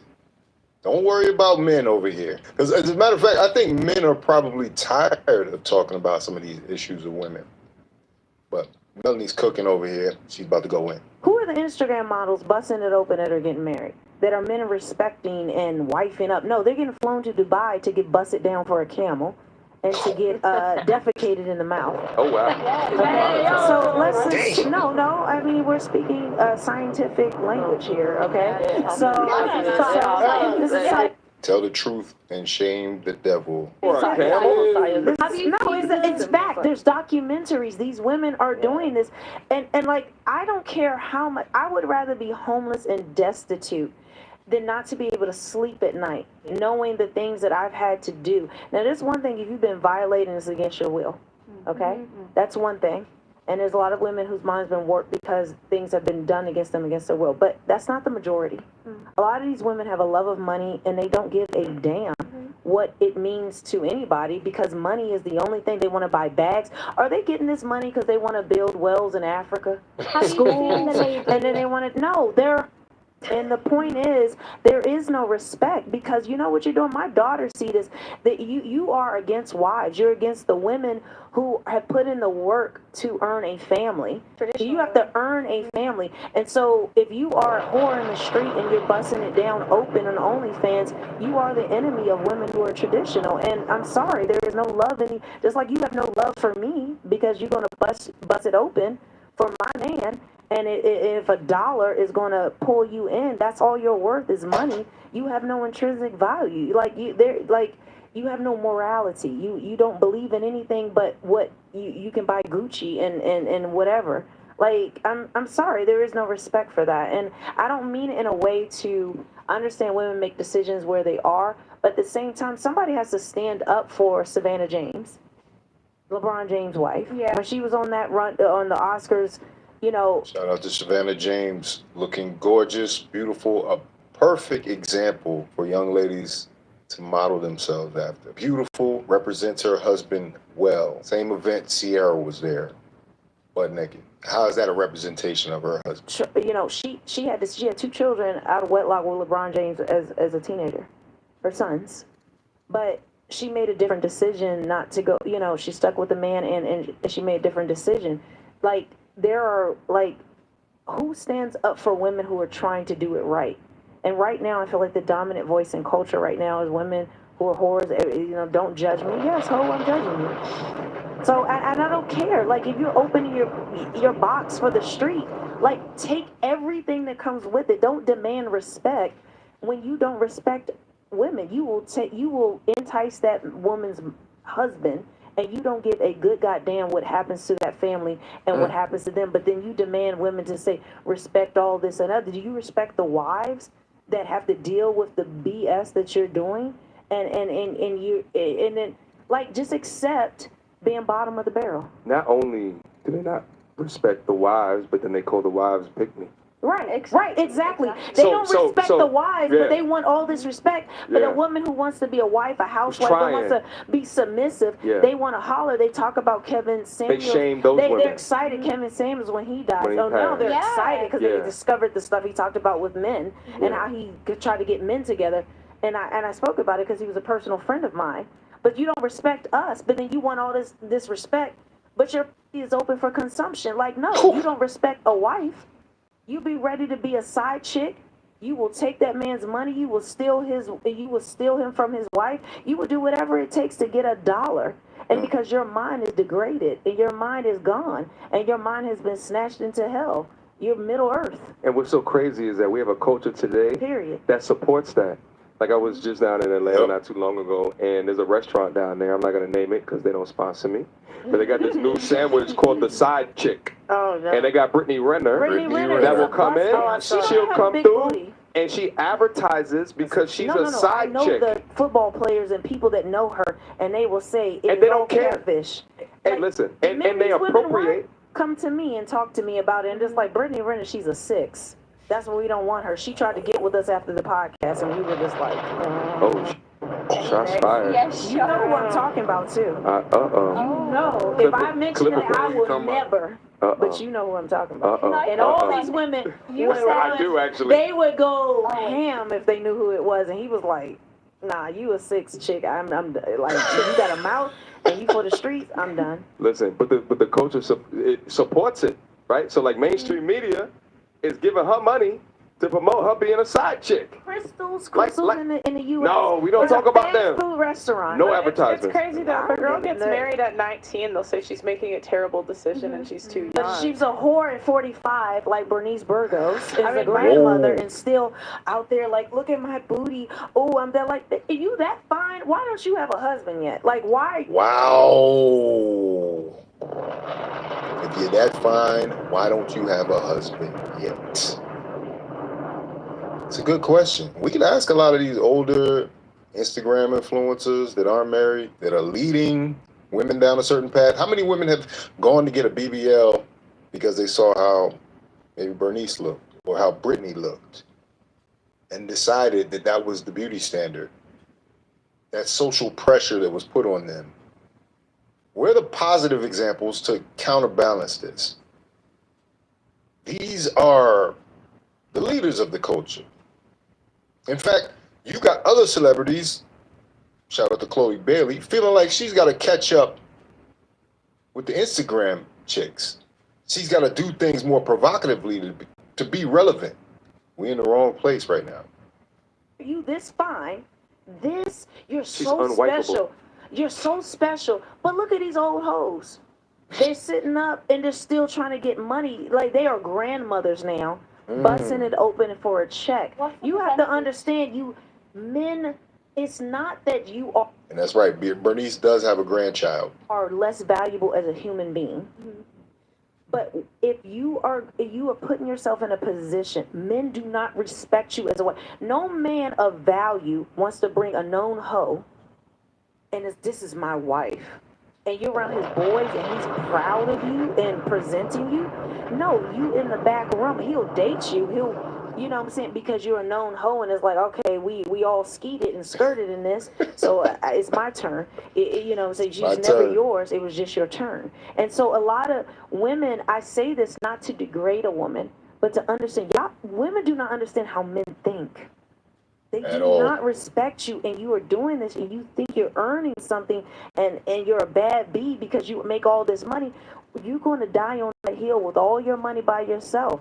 Look at what Cher got to do right now. And I'm not putting Cher down because she, you know, saying she did her thing, but she stole. It's actually more Cher's value. She stole Amber Rose's man. She is in her 70s, and she stole a woman in her 30s man.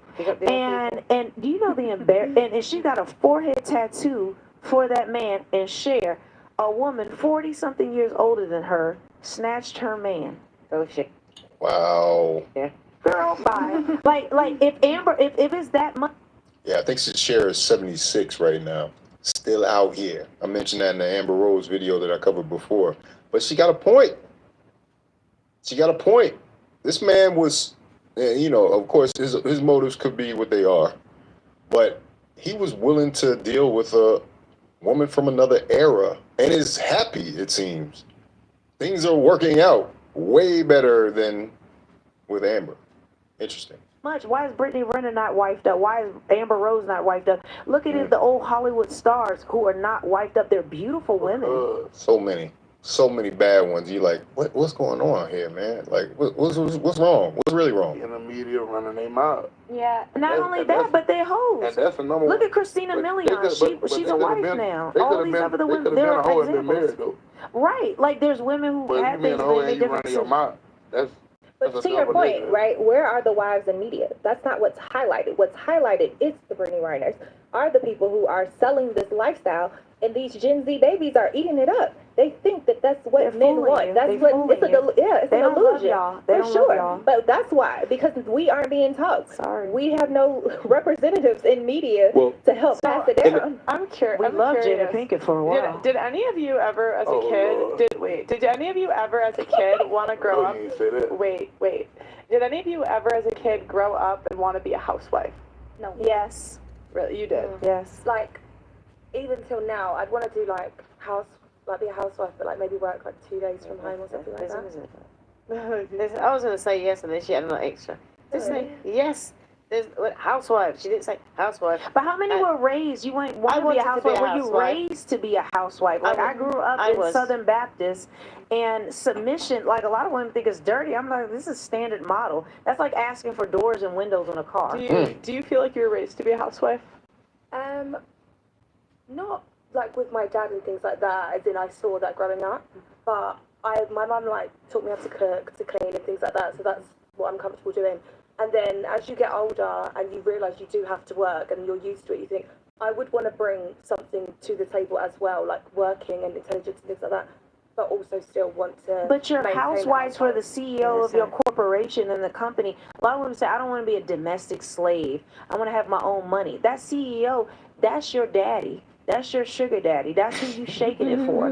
Yes, sir. He's paying Yes, your ma'am. wage. He's paying everything for you, and you think that's freedom.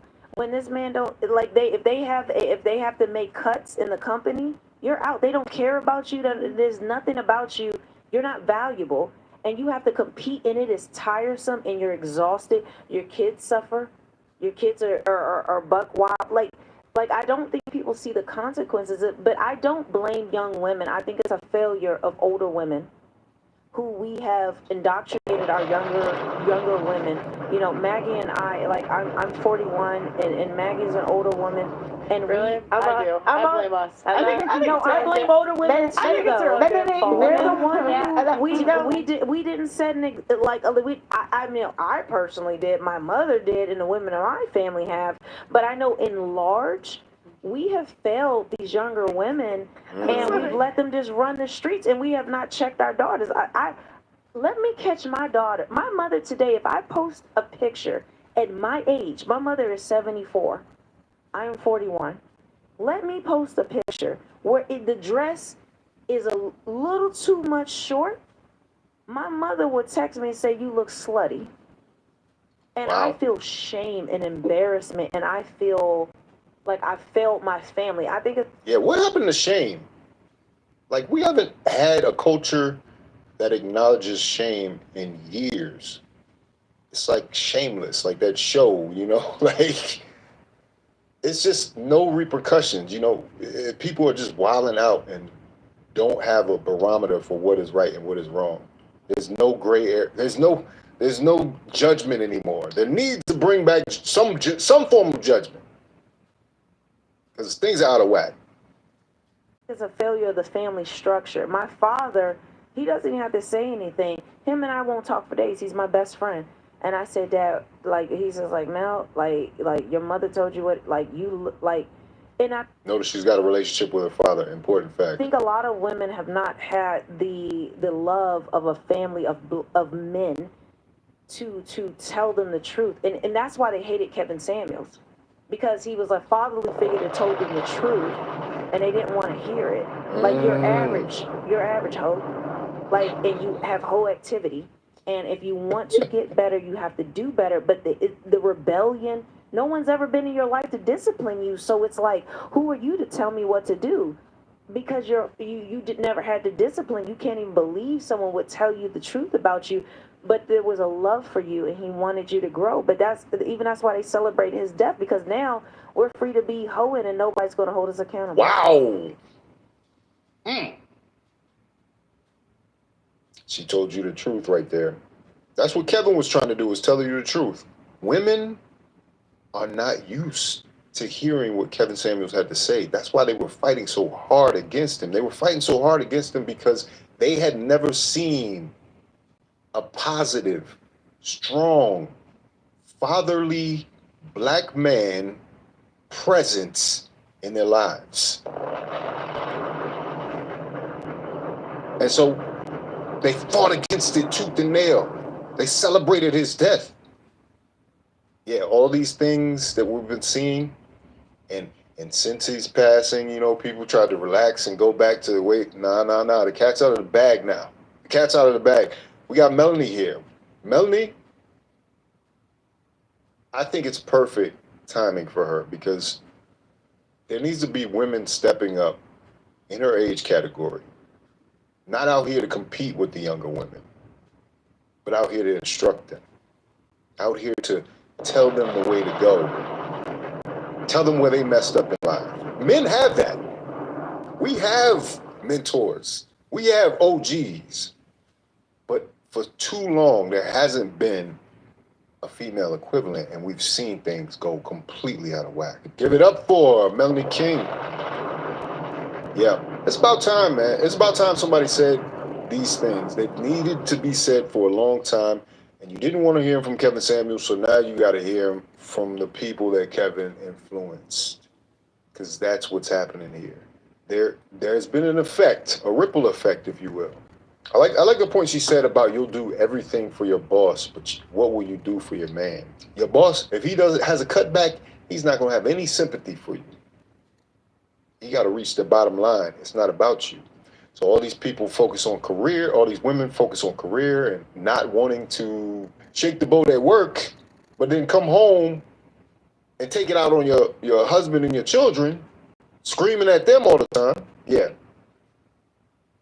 That's an issue. So, yeah, I like what she was talking about.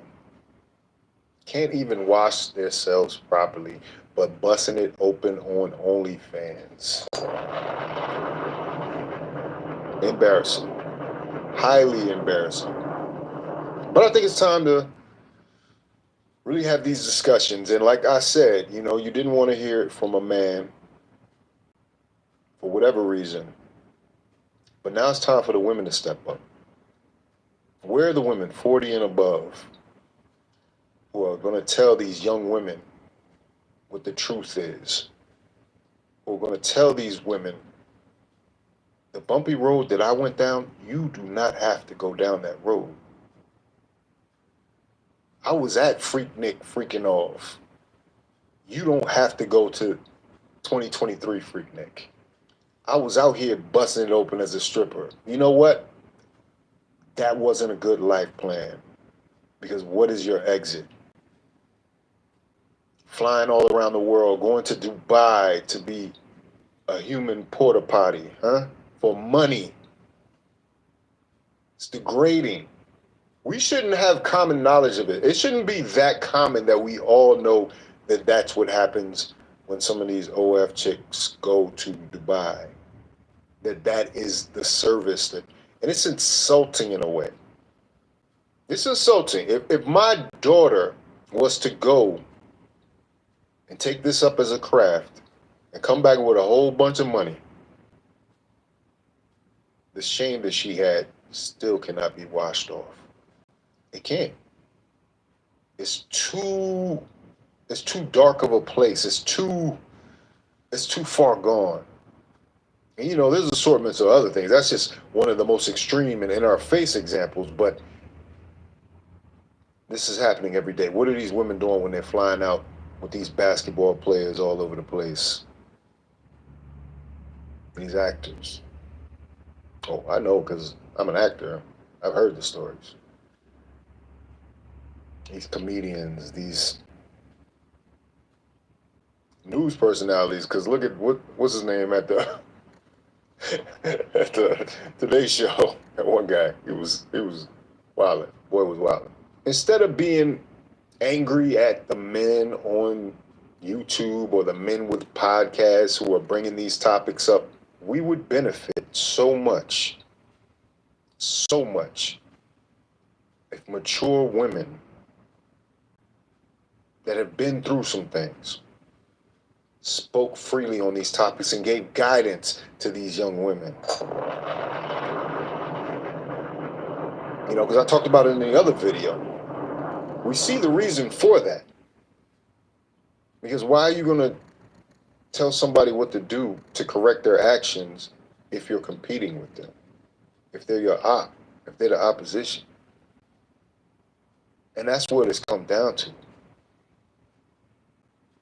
We need to stop having women being selfish and giving it up like Melanie. And another thing, furthermore, all you guys that are out here, I got to take a second and pull your coat. A lot of y'all have been giving Melanie a hard time online. That's going to stop. You got to allow people the chance to evolve. You got to allow people to come into their voice, into what they're really supposed to be talking about, without your interference, without your hate for seeing how well they're performing and thinking that you're somehow missing out. You're not missing out on nothing. I guarantee you the people that subscribe to her wouldn't give a damn about your channel or about your content. So yeah. You know what I'm saying? She's out here trying to do something. Now, I don't even know exactly what it is she's going to end up doing. She talks to men, yes, male audience. But that doesn't mean she's wrong automatically. That doesn't mean she's some kind of charlatan. She's got to find what her forward thrust is. And it might be just talking to these young women. It might be putting it out there for them. Now, they're resistant to it. And of course, men were the ones first attracted to the platform, but there will be a time where all this is going to flip in reverse. All the OnlyFans models that are being held up and highly regarded by women now, we're gonna shift to the wives and former wives that actually have the knowledge to lead them and rebuild this thing and get us away from all this madness that we have out here now. It's time we make some different decisions, right? That's it. Anyway, if you like this video, like, comment, subscribe, hit the bell notification for all uploads. This is Fawcett Media.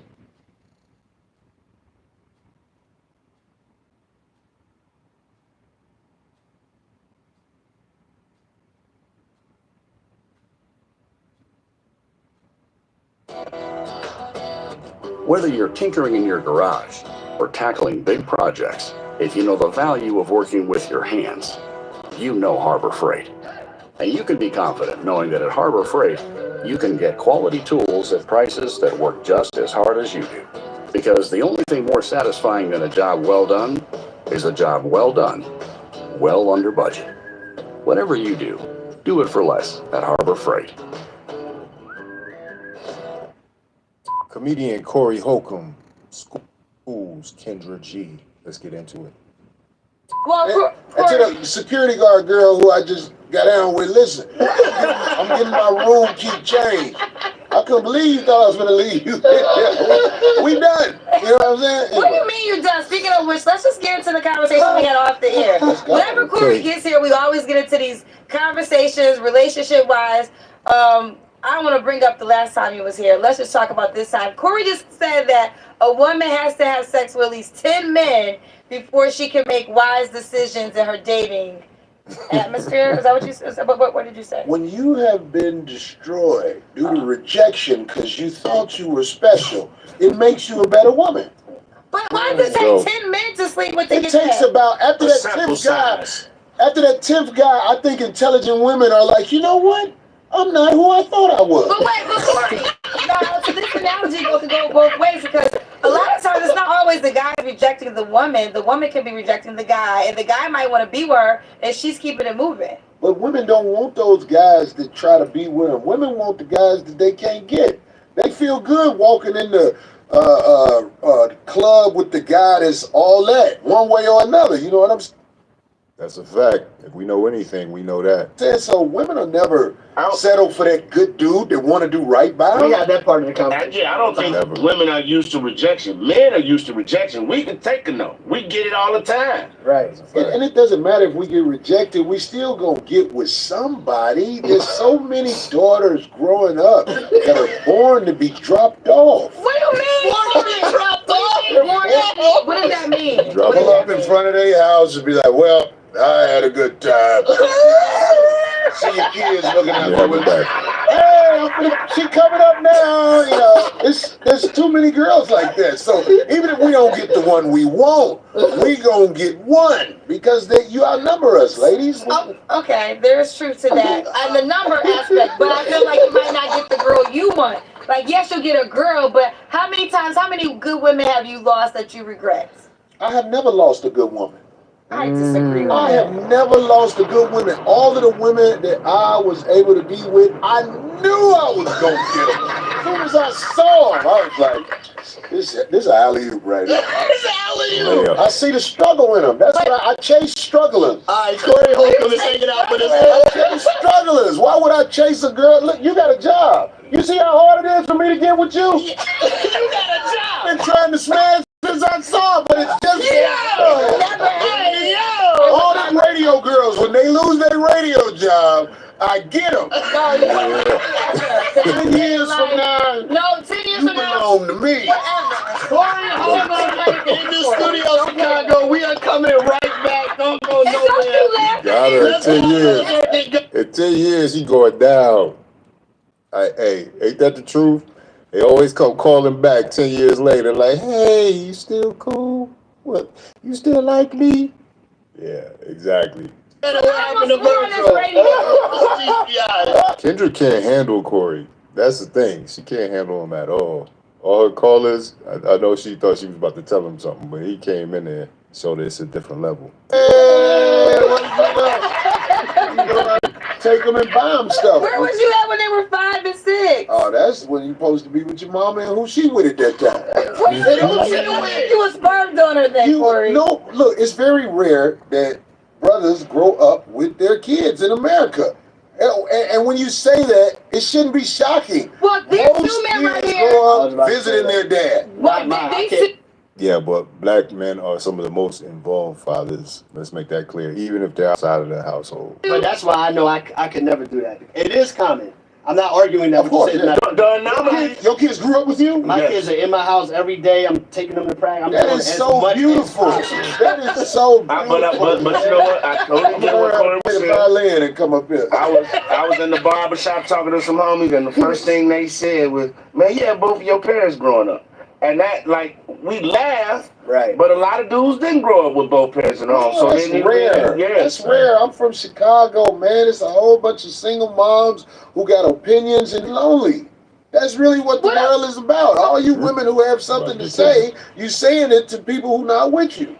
But listen, okay, but they're single Right mom at- because he looked right at her. He looked right at her. He's like, you got opinions.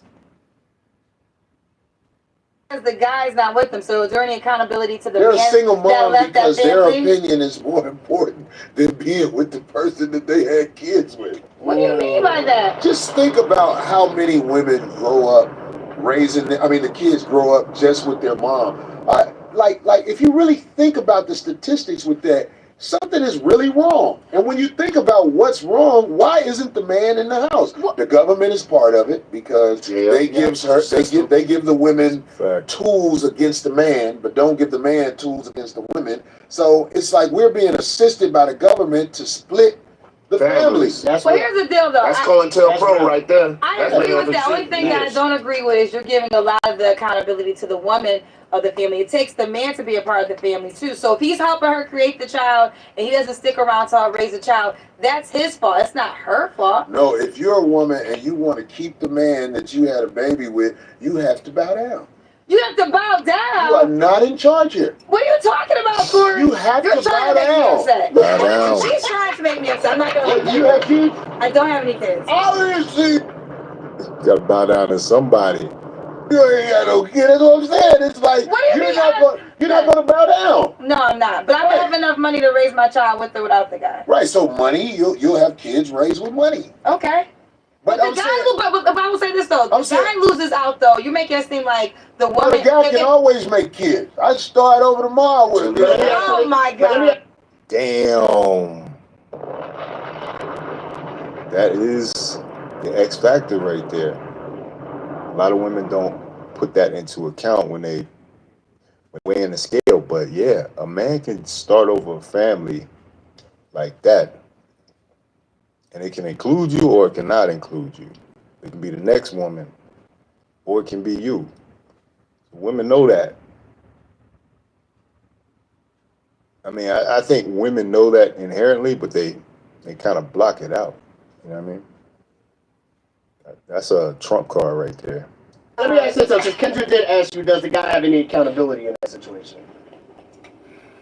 I'll put it like this. I'm not going to be with a woman I don't respect. And most of the women I sleep with are not respected. Corey, how come it's all silly? And that's something, that's why we getting the result that we get. That's why we getting the result that we get.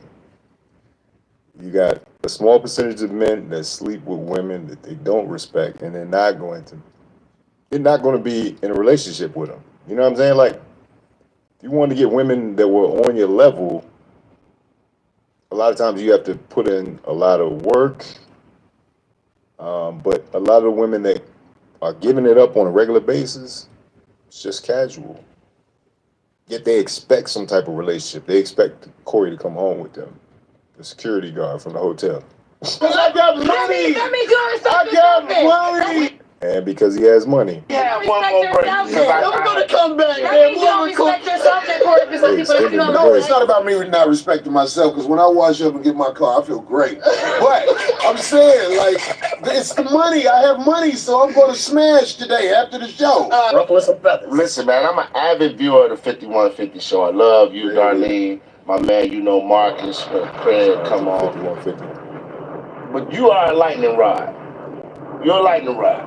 I can agree with that, You know? but what happened? I'm just saying, like, so do you feel like sometimes the skirmishes you get into on the industry scene, like just had one about comic disrespecting your green room, you went crazy. Your comments on the BET Awards, which I found hilarious when you talked about Lil Nas X and all them and stuff.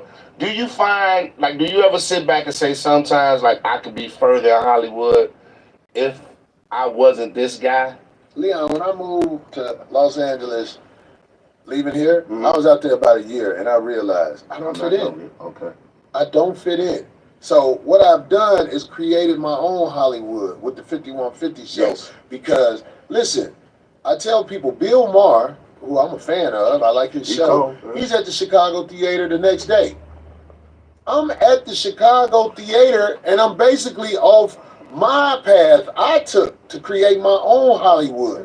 You can be what you need to be, but you have to realize where you fit in and where you don't fit in. I don't fit in Hollywood, but I will say in my defense, I'm very kind to Hollywood people, but they try me, and envy has a lot to do with it. And I'm gonna bark back because I'm built to bark back, but that's with nobody. Those guys, they see what I do, and they're like, hate they can't be like that. Well, I'm on Netflix. I'm like, well, I'm not on Netflix, and I sold out the same theater you did. You get what I'm saying? So it's like, I never expect to be accepted in the Hollywood circle, but I'm not a guy who preys on the weak. That's right. It's better to build it on your own. That's facts. You know, Corey gives us a lot of jokes, but you can't deny the wisdom that just came in that statement. And someone in the entertainment industry, I can't tell you how sweet it is to build it on your own as opposed to waiting for somebody to give it to you. You know, a lot of entertainment is waiting until you flip that switch, until you become truly independent. I have a question. Well, one thing, I don't always agree with what you say, but I do respect that you're going to say it. You know, I don't necessarily agree with it, but I do respect that you're going to speak your mind. Were you always like that? Like, as a child, was you like the 5-year-old said, Mama, this food nasty. Why'd you cook it like this? Were you always like very direct? I never tried to be a person who ruffled the feathers, but I know, and you guys are not going to be able to disagree with this, if you tell the truth, you're going to ruffle feathers. If you tell the truth, you'll lose your job. If you tell the truth, people think you're a bad guy. The truth is the problem that people have in society. I like to see the reaction to the truth. Like something like, let's go over what I said today one day, and just tell me where I'm lying. Well, I think I disagree with the woman to sleep with 10 men in order to make a good decision in life. Right, but like I'm saying, like I can respect that, but do you have a man? I'm not talking about that. She said, no comment. You're not going to talk about that. I like the way he flipped it on her too. He just kind of, you know what I'm saying, got in there. That's what I'm saying. It's like the traditional. Tell me where I'm lying. Well, I think I disagree with the woman to sleep with 10 men in order to make a good decision in life. Right, but like I'm saying, like I can respect that, but do you have a man? I'm not talking about that. I'm not talking about that. Do you have kids? I don't have kids. That's what I'm saying. It's like the traditional family that lives in the square house, drives a square car. She looks totally different on this show, by the way, than she does on YouTube. Now, no filters are a thing, but is it just me or am I tripping? Family that lives in the square house, drives a square car, and all like that. Entertainers is very hard. The radio show is early in the morning, boy, 4 a.m. Hey, it is what it is. Hard for us to maintain that. Yeah, I so agree when with you that. see somebody who have it, I salute them because I don't know how you did it. Right. We talk about that all the time. Like, where would we be if I didn't have to raise my 3 girls and had a wife? But would I have been out in LA? The lifestyle. Yeah, we'd have a totally different lifestyle. Yeah. What's the path for Corey, man? What is it you're trying to get to in terms of your career? Like, I've gotten there. There's okay, nothing you else feel like for me you to reached what you prove. need. Everything from here is butter, man. I moved to LA. I drove, and I really hope people hear this.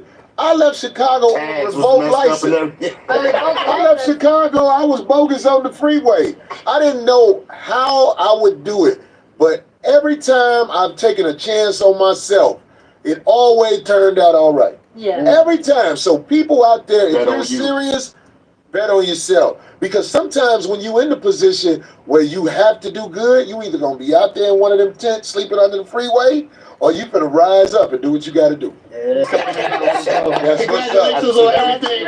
Corey Holcomb tonight.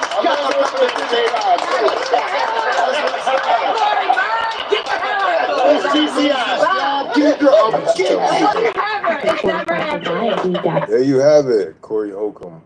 Yeah, at the Chicago Theater. Go pick up them last tickets. I don't know if the show's already passed or not, or if he's got multiple nights, but do what you can to support him and get his show sold out. He should be selling just as much as Bill Maher. He's a bigger act, in my opinion, and probably a better act. But anyway, what y'all think about that, man? It's interesting because you see Kendra come on night to night, have so much advice for people, but then you put her in a room with a guy like Corey Holcomb. It's funny how perspective shifts and how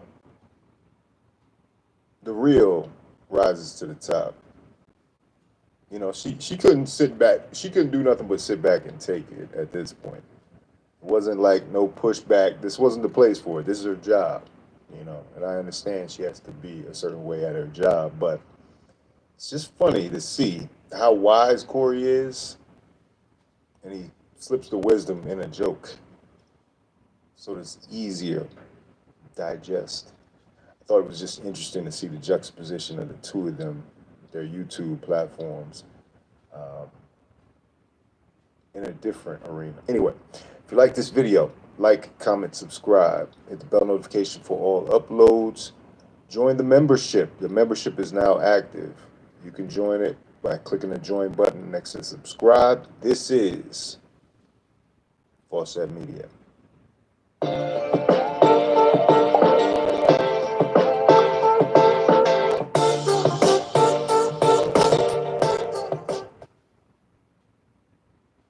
This affair was going on for years prior to 2022, and these two lied.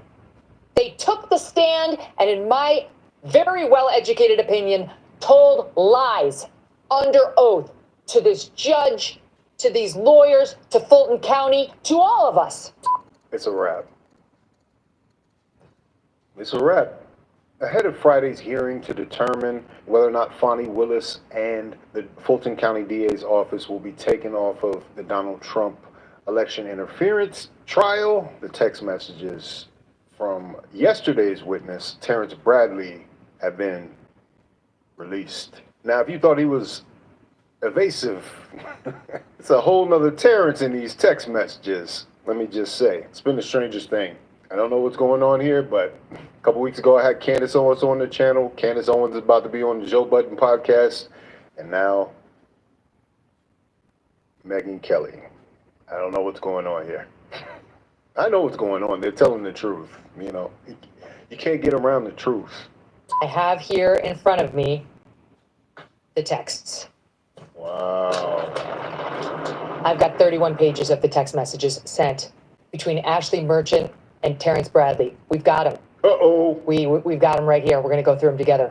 Just got them. Obtained by our guest, Phil Holloway. I told you he's breaking big news in this case, and here he breaks it again, right here on the Megyn Kelly Show. Man. You heard a couple of them earlier discussed in this show, but we are going to go over them all in order as they happened. Not every single one, because there's 31 pages. We'll be here all day, but the relevant one. Again, these are some of the texts that Terrence Bradley is now claiming he was merely speculating about. Yeah, I've been thinking about that speculation testimony. He got up there and really clammed up. But the good thing is all these texts have been entered into the exhibits, I believe, for the case. So they're on the record. So the judge knows about these texts, let's just say. This morning, in the past few minutes, trying to get something in order here, the portion of text exchanges we received, we believe this is everything. We believe this is all texts between Merchant and Bradley. That's what we understand at this time. They show Merchant and Bradley texting as far back as September. Here's September 18th, where Merchant texts. Look at this. We're putting them on the board for you. You guys got to go to youtube.com/Megyn Kelly to sign up. You can watch all this live when it drops later today. Merchant texts, any idea who I could get an affidavit from on the affair? Wow. Bradley responds, no.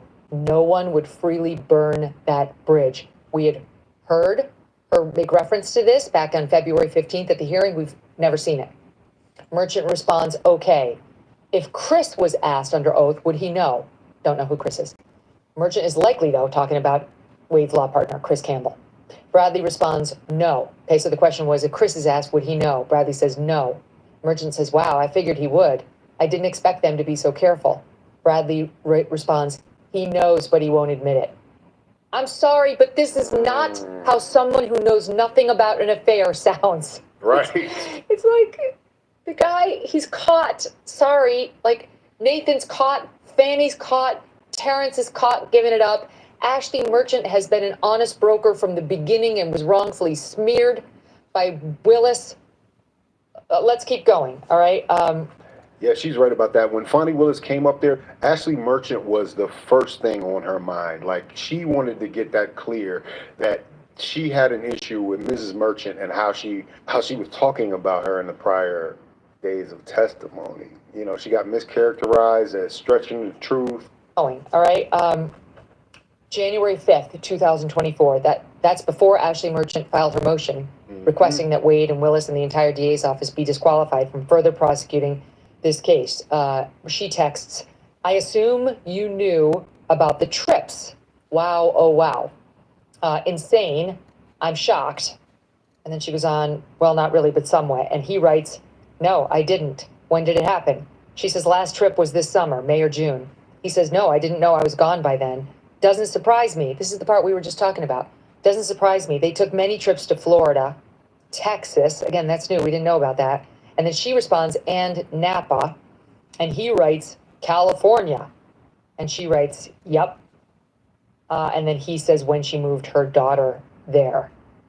She responds, I can't believe they were so carefree. I'm trying to anticipate her response when I blow this up. And he says something about her daughter flunking out of a school, FAMU. FAMU. Yeah, that kind of came up in discussion yesterday. FAMU.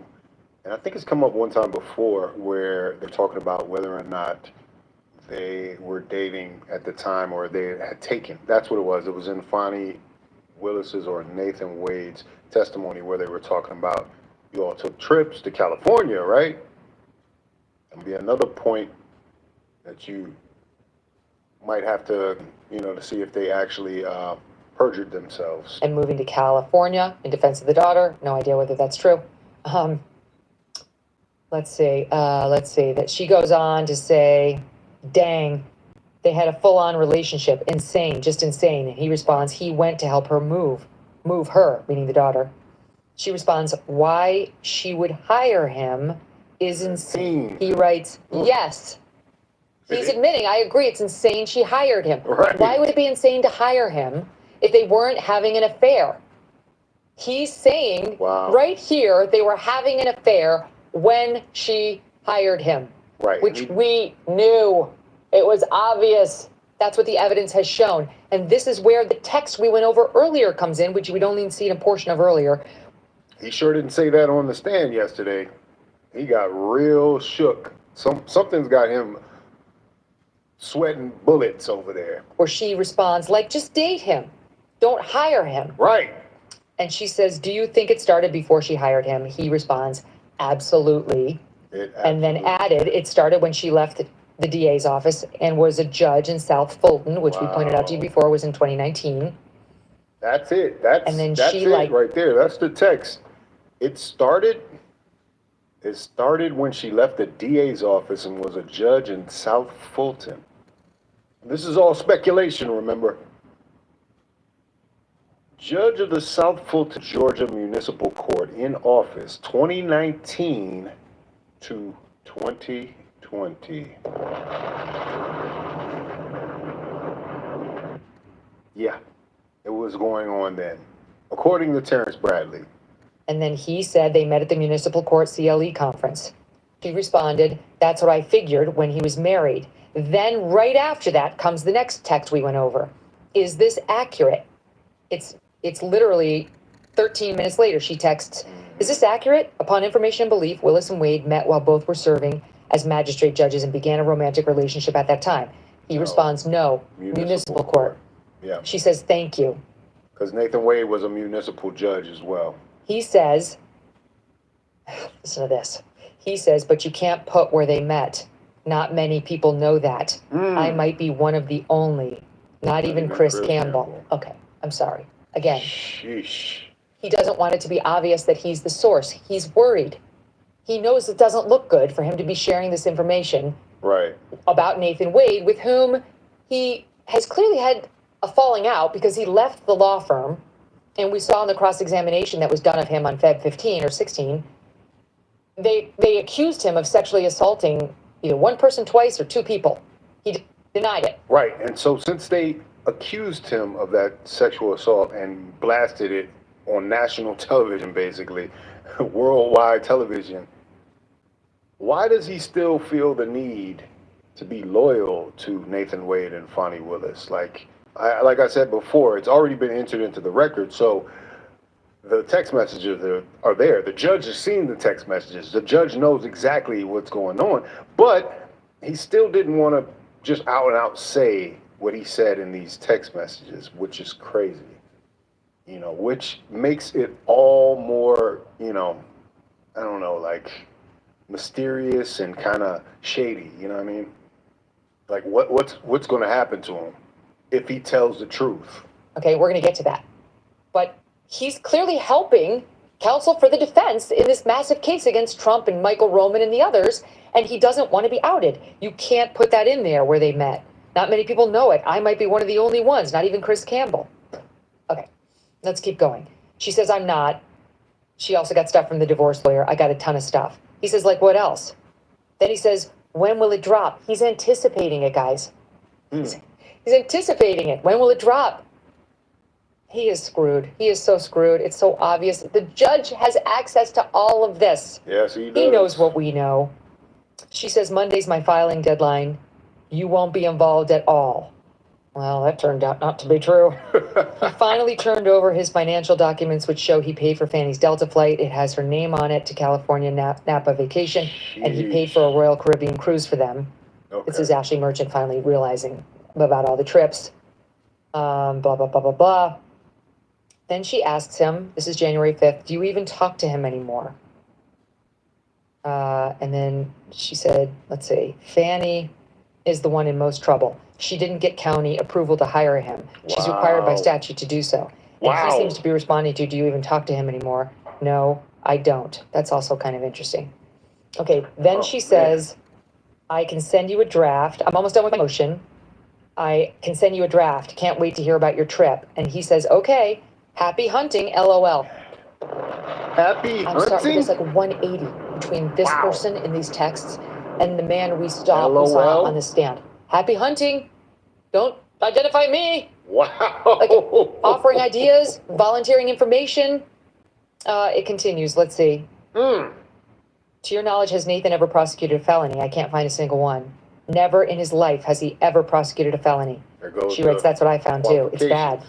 He asks her, send a rough draft. He's asking her to send him the motion. Merchant responds, let's see. Okay. I say there goes the qualifications because, you know, that was one of the arguments. They're like, how did this guy who's never tried a criminal case in his life get to be the lead prosecutor on a case going after a former president?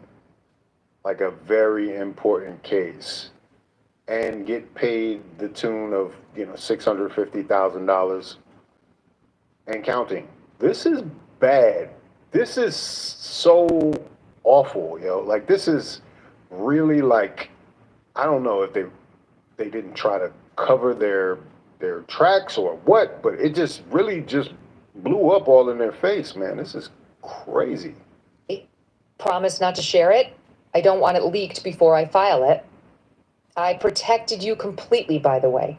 He says, I promise. He won't share it. They're working together. There's nothing wrong with that, by the way. He's not doing anything wrong. It's what this confirms is what we knew. He had information that was non-privileged from Nathan Wade. Yep. He felt more than comfortable sharing it. Maybe the two didn't get along. They haven't talked, he said, in a while. And he obviously wanted Ashley Merchant and the defense to know. He wanted them to know. Why? That this is the truth. This is before Wade and Willis have taken the stand to deny it under oath. Maybe Terrence Bradley's thinking they'll admit it under oath. He says to her they're going to deny it. Have to, right? One thing to deny it privately to a lawyer or to the press, quite another to do so under oath. Right. All right, let's keep going. She says, not that you needed protection, but I kept you out of it. Let me know your thoughts. Now, of course, she wants to keep him out of it. I gotta have a glass of wine. This is a lot. Yeah, right? Too much. She's trying to keep him out of it, but she can't keep him out of it. Ultimately, she's not going to be able to keep him out of it. Okay. Then he responds, this is about an hour and a half after she texted him the motion. He responds, I really appreciate you keeping me out, but I think you need to add me in. Footnote 15, because I had a contract as well. Yes. That way it doesn't seem like I was involved. And here it is. Here it is. This is the prelude to the text we went over.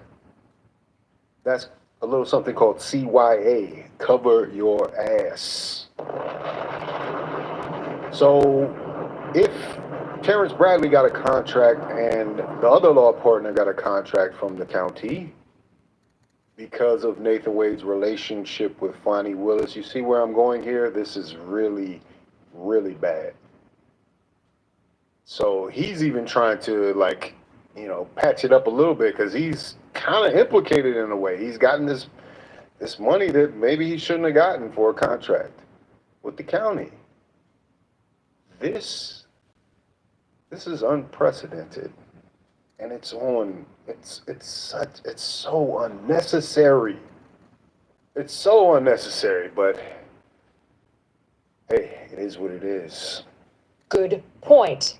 This is the prelude to the text we read you earlier, where he's saying, I appreciate you keeping me out, but you need to add me back into that footnote because I had a contract as well with the DA's office, he means. And that way it doesn't seem like I was involved. You guys all see it. You know what he's doing. Of course he doesn't want it out there that he was helping, but he was helping. It's out there now. Okay, keep going here. She says, I took you out. I can add it back. Good point. Yes, add it back, he says. She says, anything else? Anything that isn't accurate? He says, looks good. We've been over that. She looks good. How do you think they will respond? I'm trying to anticipate. He says, did you look at campaign contributions? I can't remember what we gave her when she was running. She says, good idea. And Sonia Allen now. How will they react to this? She reiterates. Attack me? Who is Sonia Give Allen? the stupid no fear or favor speech? Who is Sonia Allen? I'm interested now. Deputy District Attorney, Anti-Corruption Division.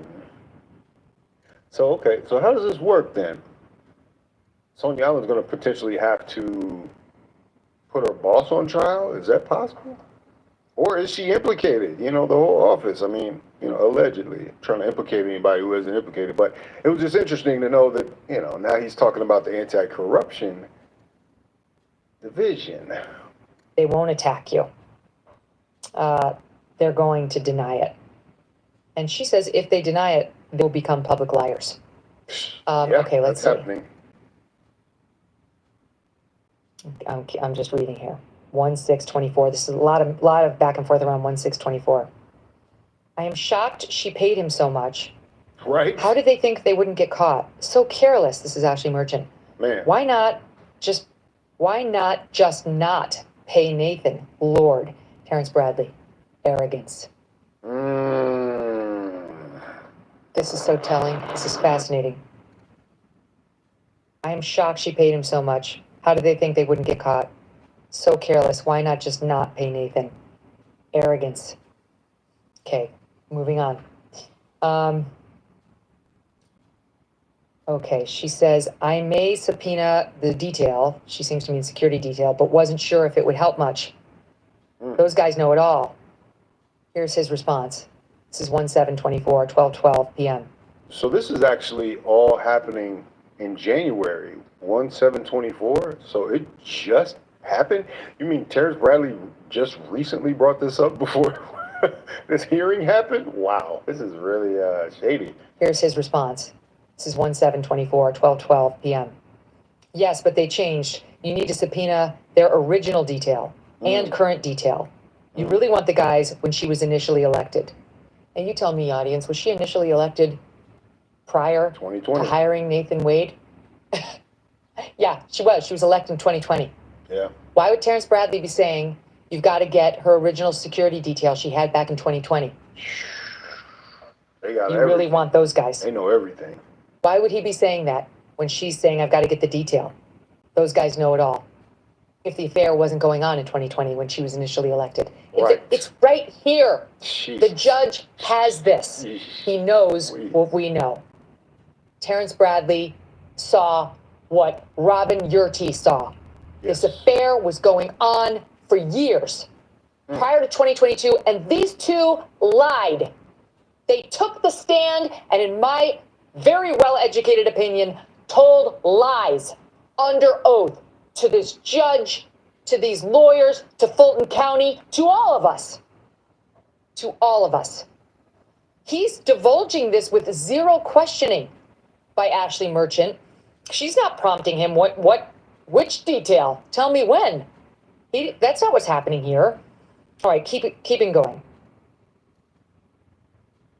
Okay, other than security detail, she writes, can you think of anyone else who can confirm their romantic relationship? Obviously leaving you and Chris out of the mix. Maybe her kids, other coworkers? He responds, her kids, yes. Wow. Okay. Where's the Mr. Maybe I need to pause I do here not recall. and show the audience. Where's the not side recall. Deb where he's like, I only had one conversation about this. Do we have that cut? Right. What Only ever had. Okay. Can I just want to play for you. I'm going to interject in the midst of these text messages what he was saying yesterday on the stand, which was literally, I only ever had one conversation with Nathan Wade, privileged or otherwise, only one, about his relationship with Fannie. And now he's like, get the detail back in 2020. They're going to know it all. Wow. This is crazy. Man, the way Fonnie Willis came up there and denied it, she really had people defending her. A lot of people came online and defended Fonnie Willis for you guys are just bringing up these charges. You're trying to take it off of the real thing. But what has been uncovered is corruption.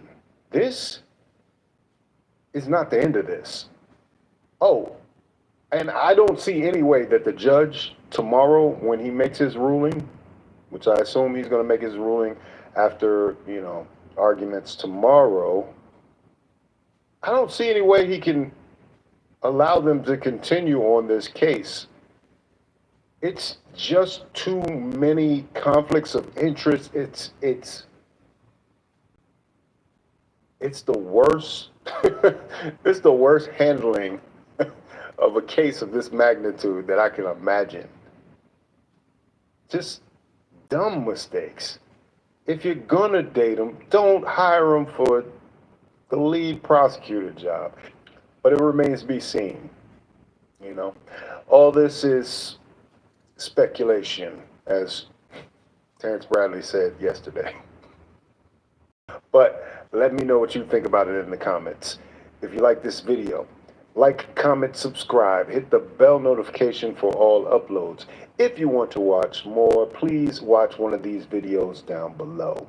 Also opening up consultations if you want to talk about YouTube, if you want to talk about any of the topics that I talk about on this channel. I am also a skilled entertainment professional. If you want some advice in entertainment, acting, writing, producing, directing, please hit up my link in the description to set up a one-on-one with Fawcett Media. This is Fawcett Media.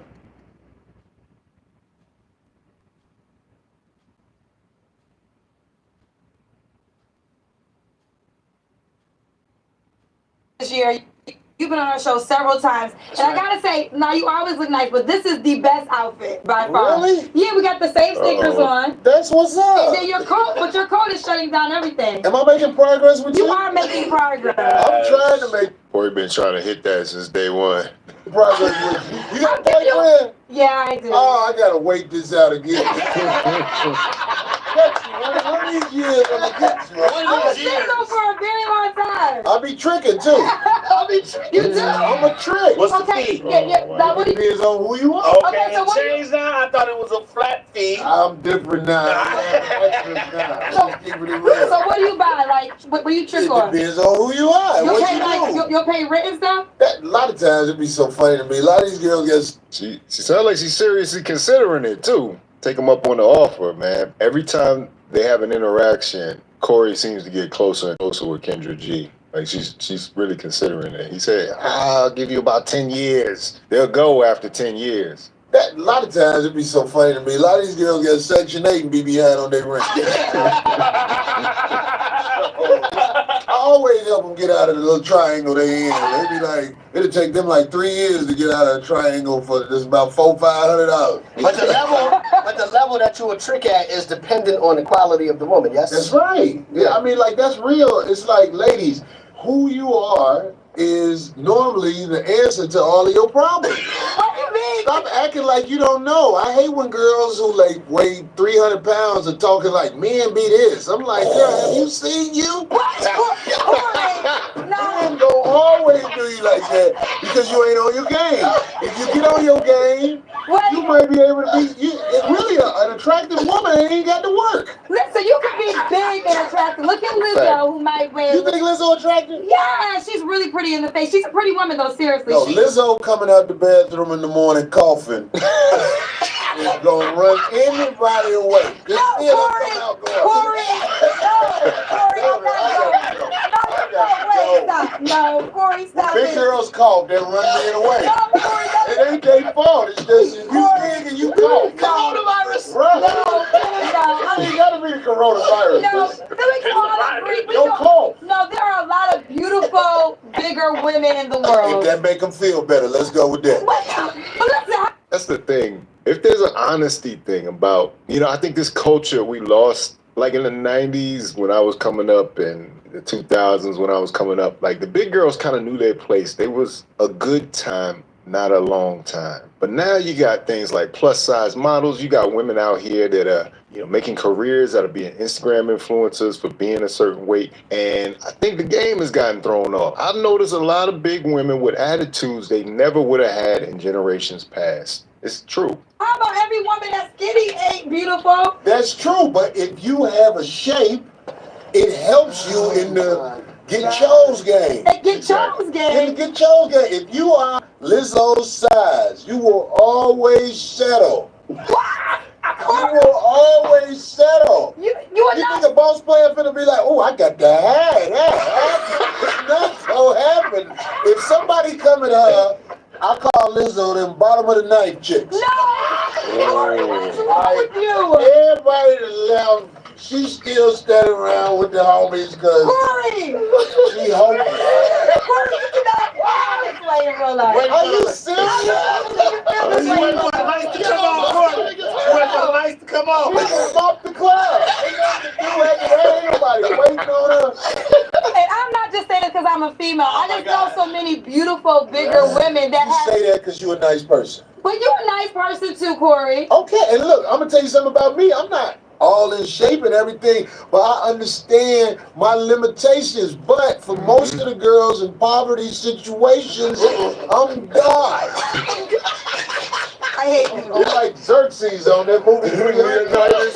Right. Leonidas. Embrace me and embrace me. You can't stop me. I will control all of my battle legions. And the views and opinions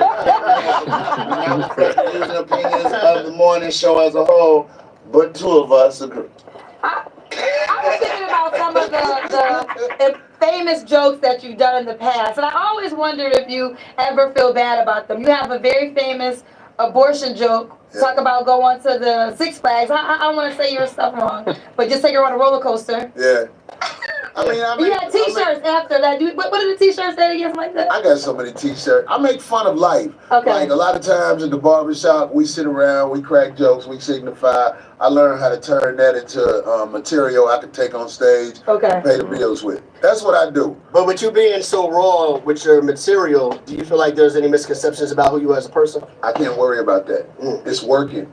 I got people who I never imagined even know who I was walk up to me and say, keep doing what you're doing. You know what I'm saying? Like, I ain't trying to put anybody on blast, but... The same thing was true about Kevin Samuels. Kevin Samuels, if you let people tell it now, was a pariah. There were so many famous people that were behind the scenes like, keep doing what you're doing. And I'm sure they're doing the exact same thing for Corey Holcomb. You can glean so much information from the way Corey Holcomb moves, the way his jokes are built, the way he does commentary. It's a refreshing voice because we've got so much of the opposite right now. And I think what it is, people aren't going to come out and say it, because they got jobs to protect. But Corey Holcomb, I could just tell by how people respond to him on this channel. He has a lot of people that agree with him that you would never think do. When I was on the plane one day and Smokey Robinson walked up to me, he was like, Corey Holcomb. I was like, oh, you know me, Smokey? He was like, what? Keep doing what you're doing, boy. 5150. Right. With that being said, though, 5150 is the brand and it moves along, and it's actually launched a couple of other people from there to do great things, authors and other comics that you have on, giving them a chance and a platform. And it's all trial by error, man. We're not perfect, man. Right. And being able to say you wrong when you wrong is something that I think I'm proud of, because I don't always get it right. When you talk a lot, you're gonna put your foot in your mouth one day. And when you do it, you can just man up and own it, because I'm not saying I'm perfect, but I'm funny. Right. That's what I'm saying. I know I'm funny. I can make people laugh. What's With your- the truth. Now you also in LA, right? See, it's a lot of people who know me. Now, people who don't know me, okay, what can I do about that? But people who know me, I think most of them have something good to say about me. Not just because I'm in your face. You ain't ever seen me do nothing scandalous to nobody. You know what I'm saying? Even when it's girls that I know I'm not going to be with, I still drop them off and give them a couple of dollars. What you mean, girls you know you're not gonna be with? Sometimes you spend quality time with people who you know you're not going to be with. Does the girl know that too? If the girl knows that too, then it's okay. If she don't know that, then she ain't got common sense. Wait, I'm probably going to show you what you need to know. Can you explain the book of Corinthians? It's Corinthians. Corinthians. Well, I'm just saying, that's just something, it's the book of Corinthians in the Bible, so I say Corinthians, and I do all kinds of quotes. I try to make my own scriptures, and it's all just in the name of comedy. You gotta go to the show, Give us one. Thou shalt not drop her off with a bag to be proud in front of her kid. Like, when girls walk in the house with a bag, like from Walmart or something, like, ooh, the kids justify coming in at 3 in the morning. They be like, oh, you got something this time. That's from Mount Bound. Sometimes they come in with nothing. Right. Not with me. Yeah, what y'all think about that? Corey Holcomb. The Book of Corinthians. Please make that a real thing. I would talk about bring bluntness back on this channel, and I think that is what Corey Holcomb represents. That's why I keep doing reactions to Corey Holcomb content. He brought up some interesting points. In a very short period of time in these guest spots, he's able to cover so much ground. Yeah, let's talk about the big girls. Like, why are the big girls now stepped out of, they've changed the beauty standard on their own without consulting men? They changed the agreement now. Now you have to plain deal with a big girl like you would with a dime. In some cases, more so. And I think obviously that's the internet's influence.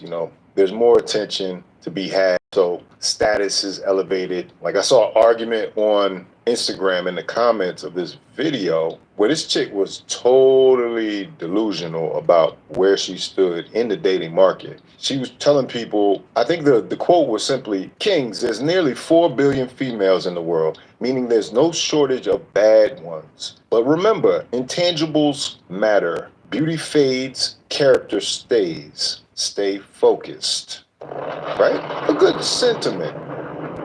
Top comments on this. Beauty does not fade. That's cap. And literally a line of dudes, one by one, are like, are you serious? Absolutely, beauty fades. Do not live your life on beauty alone. one dude straight up said, yours is faded. And then she responds back, no, your fade has faded. So she want to get back on it. She said, y'all are why are all the non-attractive men replying? I guess, so now, since they're replying negatively to her, she's saying they're non-attractive. And that's why. I guess if they don't recognize beauty, they can't relate. If your mama's beauty fades, doesn't mean everyone's will. Women are aging gracefully this day and time. SMH. So people actually care about how they look. The ones whose beauty fades probably don't give a F. Listen, it's like there's no arguing with that. And the same thing goes for big women. It's like they are convinced in their mind this weight is the most beautiful that they can be. I think when people even talk about the topic, they're not doing it to be malicious. They're actually like, yo, you would be so much better. Like Lizzo would be so much better. Like, I mean, Kendra's right. Lizzo does have a nice looking face. I can give her that. But if she lost weight, she might be a contender in some cases. You know what I'm saying? I mean, I have to see how it look. You know, she can't have a whole bunch of excess skin or whatever. But you know what I'm saying? Like, you know, and women have done it in the past. And, you know, one that comes to mind is Jennifer Hudson. Now, she wasn't super obese, but when she slimmed down to her size, like, it started making sense. She started being more attractive, you know, and started dating the guys that she wanted to. I think she was dating Common and some other people, you know, like, you see what I'm saying? Like, it's a simple argument, but for some reason it gets lost in all of this, I don't know, political correctness and body positivity rhetoric, which Corey is saying, like, you know what it is, like. A lot of beautiful, bigger women in the world. If that make them feel better, let's go with that. But listen, how about every woman that's skinny ain't beautiful? That's true, but if you have a shape, it helps you in the get chose game. Get chose game. In the get chose game. If you are Lizzo's size, you will always settle. You will always settle. And in some ways, you could say Lizzo probably settled. Now, I remember she had some boyfriend out there, but was that the guy she wanted? No, she wanted Captain America, Chris Evans. Literally, like, jacked,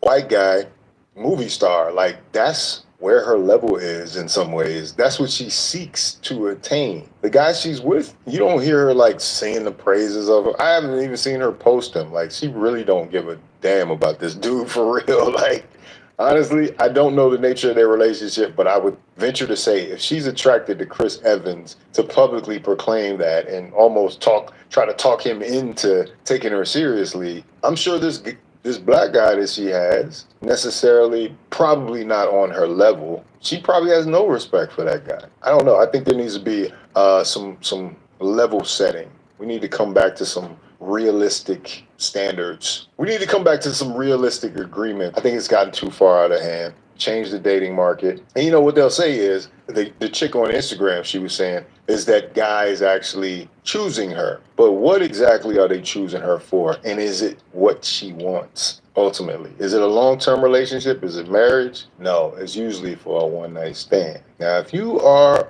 attractive enough to get consistent one-night stands, does that make you fulfilled? So all I can say is you might want to listen to men. Shout out to Corey Holcomb. Shout out to The Morning Show and Kendra G. Like, it's good to see these interactions, you know, with two people with platforms on this YouTube that talk to different audiences. Anyway, if you like this video, like, comment, subscribe. Hit the bell notification for all uploads. This is Fawcett Media. Shut up. This is Fawcett Media.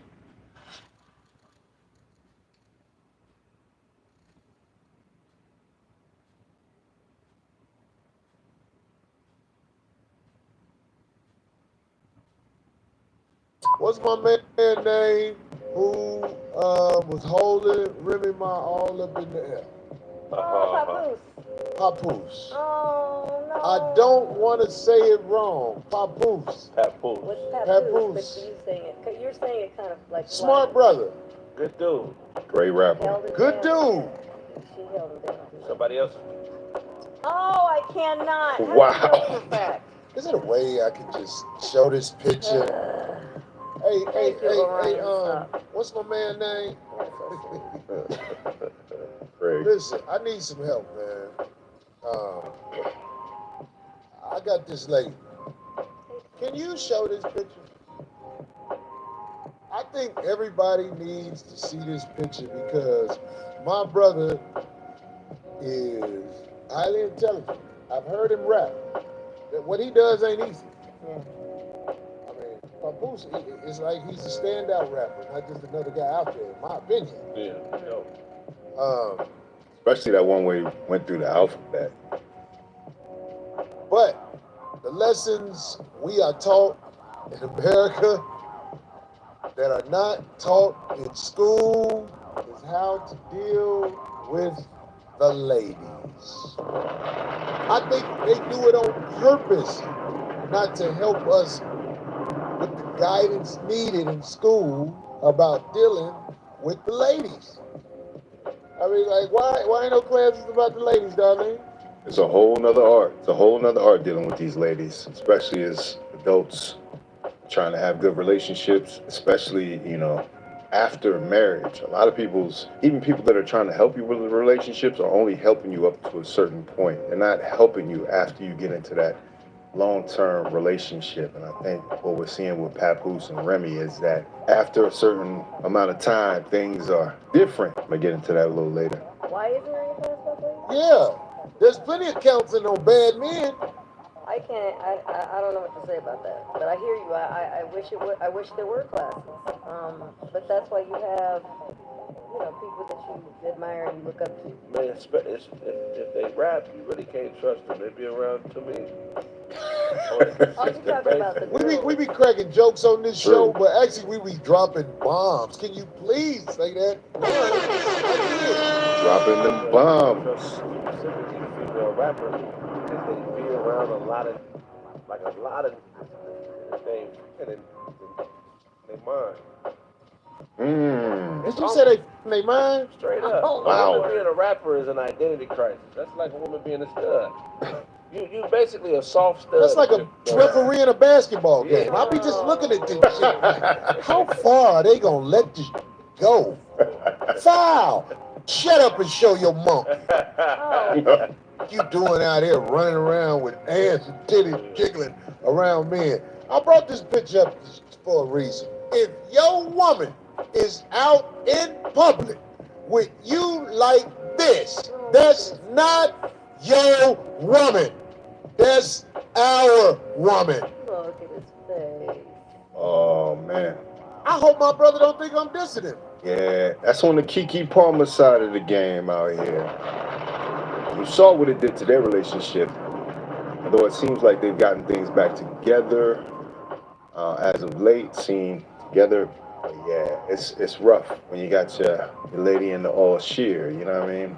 Papoose don't look happy in the situation. It's one thing to police what women wear, and it's another thing to at least be conscious of your environment and how things will be perceived if your woman is wearing certain things. You know, your woman is a representation of you. And, you know, you want your woman to look good, but you want your woman to look good for you, not necessarily everybody else. You understand? Yeah, that's a hard one. If your woman is in public with you like this, I don't care if you agreed or disagreed. If she out in public with you like that, that's our woman. I saw a meme, and they had him, they had somebody else, and then they had Russell Wilson and his girl, like, he next. Sierra. Yeah. It was probably Keke Palmer. Your girl walk with you in public like this, you can't protect her. Wow. If your girl is out in public with you like this, she is not prioritizing you. She putting you in a room full of gangbangers with an opposite set outfit on. Ooh, hold on, let me. That's a bar right there. Give it up for Corey. Can you imagine? Just think about that. You are on one side. Your woman being in that outfit now puts you on the defensive against the other side. Wow. It's so simple, but it's brilliant. Can't If your protect her. girl is out in public with you like this, she is not prioritizing you. She putting you in a room full of gangbangers with an opposite set outfit on. If your woman is in public like this, you are in danger. If your woman is out like that, she ain't your woman first. Let's get that straight. Didn't I say it? Yeah. Ain't yours, homie. But I'm saying an intelligent man, like the rapper brother, we heard him talk, we didn't hear him speak. I hear him hold her up in the air like she is all the sunshine in the world. Why are we not smart enough to know we are out with a woman who's reckless? Papoose and Remy Ma, for all this conversation going around her situation, because what Corey's referring to is her newfound friendship with Easy, the block captain, battle rapper. She has a battle rap league, and he's, I believe, one of her marquee stars, and now it looks like that she's stepping out with Easy, allegedly. So we don't know necessarily the nature of their relationship, Papoose and Remy. We don't know the situation with Papoose and Remy, but they were a paragon of black love, you know? Like, they represented something for a long time. And I think that's what's so disappointing about this is that right now, we've seen one of the best examples of this. You know, a man that when his woman went to jail for, I believe, 6 years, held her down. When she came out, they were together. They were everywhere, you know? And to see that go, it is a sad thing to see because we were rooting for Papoose and Remy. Papoose has been very respectful of his wife in public and still remains so to this day, which is, you know, why it seems like a double-edged sword. But, you know, we don't know the nature of Remy and Easy's relationship because it could be all promotion. With her being an owner of the Battle League and, you know, him being one of the marquee stars, you know, if they're talking about the Battle League, more people are going to watch the battles. That's what I think. So she might be just letting it rock for that reason, but, you know, a couple times of them sitting down in a diner together, getting some food, it looked a little questionable. And everybody's like, you know, is the relationship over with Papoose and you just moved on and y'all been separated for a while and, you know, this is just us catching up. Looks kind of crazy. When women dress like that, they're trying to attract somebody that'll make them respect themselves. You know what I'm saying? It's like street yeast. Yeah. Like throwing bait out there and trying to catch something big enough to drag it back to the cave and eat it. You know what I'm saying? That let you know that you're not her last stop. No, she just a nigga. That's Somebody said one of my old outfits. that's like yeah, Dolly, you ain't with that dude you used to be with when you used to dress like that. No, but it's like he don't mind any of his bras dressed like that. That's what he's saying. Like that, I'm not gonna lie. But not like all. You know what I'm saying? That's a lot. I've done it though. I've done some sort of revealing outfit back in the day. Don't quit explaining yourself. This is how you used to bust down in public. The chat went on. I did not have an out like that in public like that. You didn't have all of me down like that? No, I've done some like. Nah, darling, people remember that cover to that album, like on legendary status. People got that locked in their memory, you know? No, but not that's that's been What about the album cover? That's the album cover, okay. That was a bathing suit. You go to the beach right now and see that same it's a bathing suit. My girl can't wear no bathing suit. Oh, wow. I'll let him wear a bathing suit. Oh, that's Just because we're in the middle of nowhere. Yeah. If my girl ain't at my beach in the States in no bathing suit. Wait, what? So there's stipulations for a bathing suit. Is in Indonesia at the beach with me. Oh, I knew there was something. I knew something was gonna come. I was like, oh, he's a little. We ain't gonna be out in the States and you dressed like that now. Not while you with me. At a pool, like what if they were at a beach wearing like a bathing suit? You can't be in no beach with me in no bathing suit in the States. Serious, you're dead serious. What? So what do they wear when they're at the beach? A jogging suit. Supposed to wear a whole You gonna get the farmer tan, huh? Okay. Hooper outfit. We out here, we can't be out here setting ourselves up to take L's. This ain't back when your mama and them was growing up. They got social media where everything you do, reveal, anything you're not proud of, is coming back on you. Because I know that brother right there ain't proud of this picture right here. This picture shows he has no control. This is not me talking crazy to little bro. This is me saying that picture shows you don't have control. I'm not. Let's just say they're at the beach in a bathing suit. Is that out of pocket? Sam, can your girl wear a bathing suit to the beach with you? Goddamn it, on Venice Beach?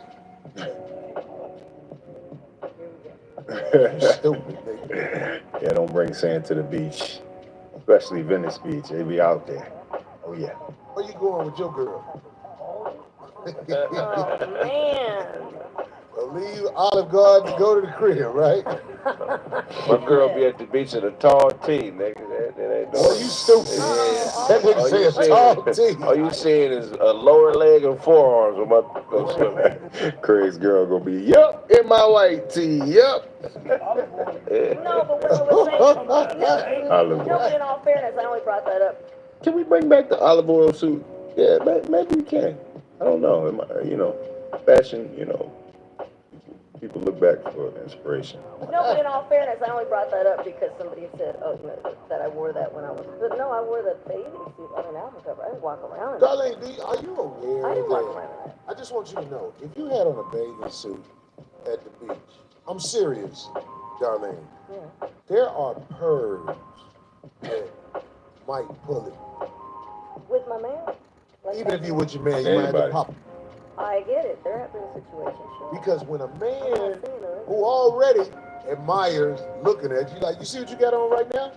It's on that fucking which they can reach through this and pull you through them like Freddy Krueger used to get.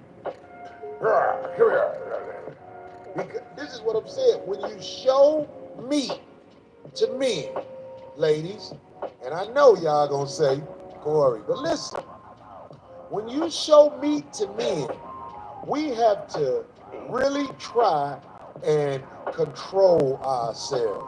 I went to that thing Sinbad them used to do out in the on the boat. They go to that thing.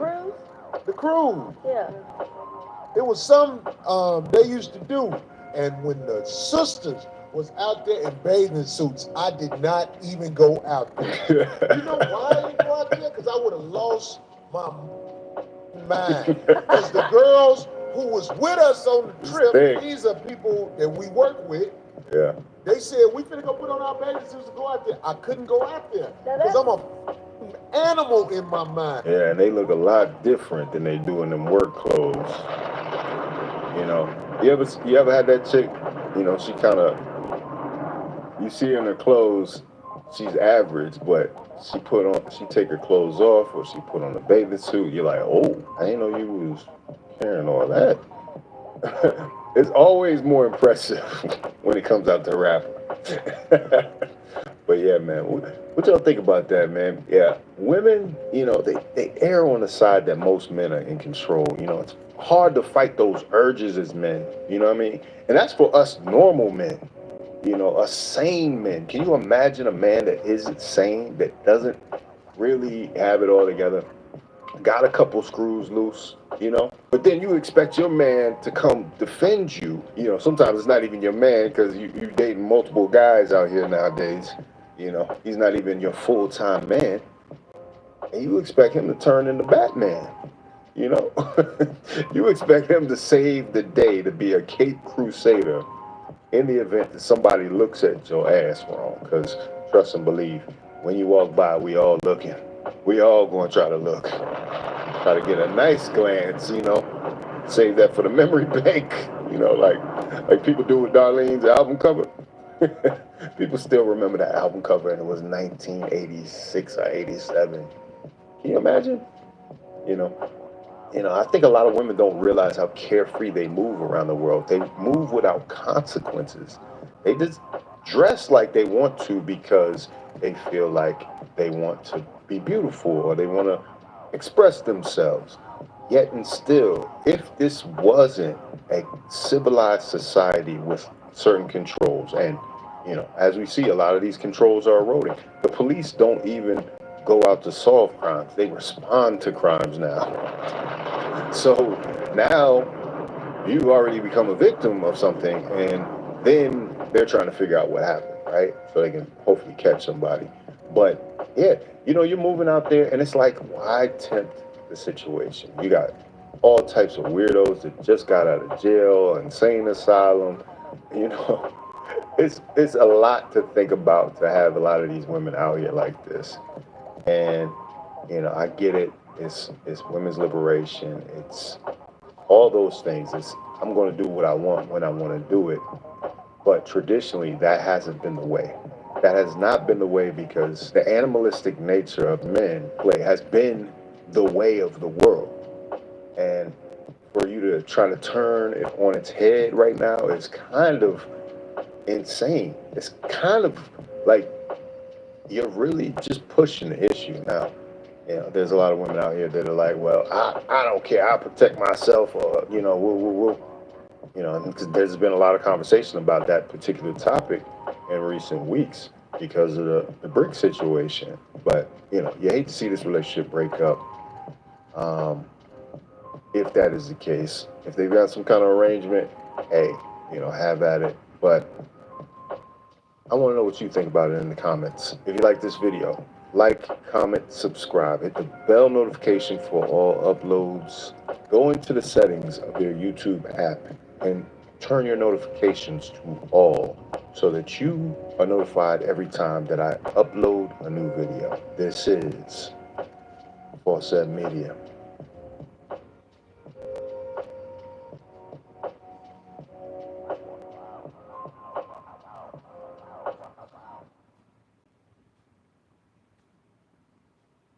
I can't be with a boss girl or no girl who feel like she can mentally manipulate me.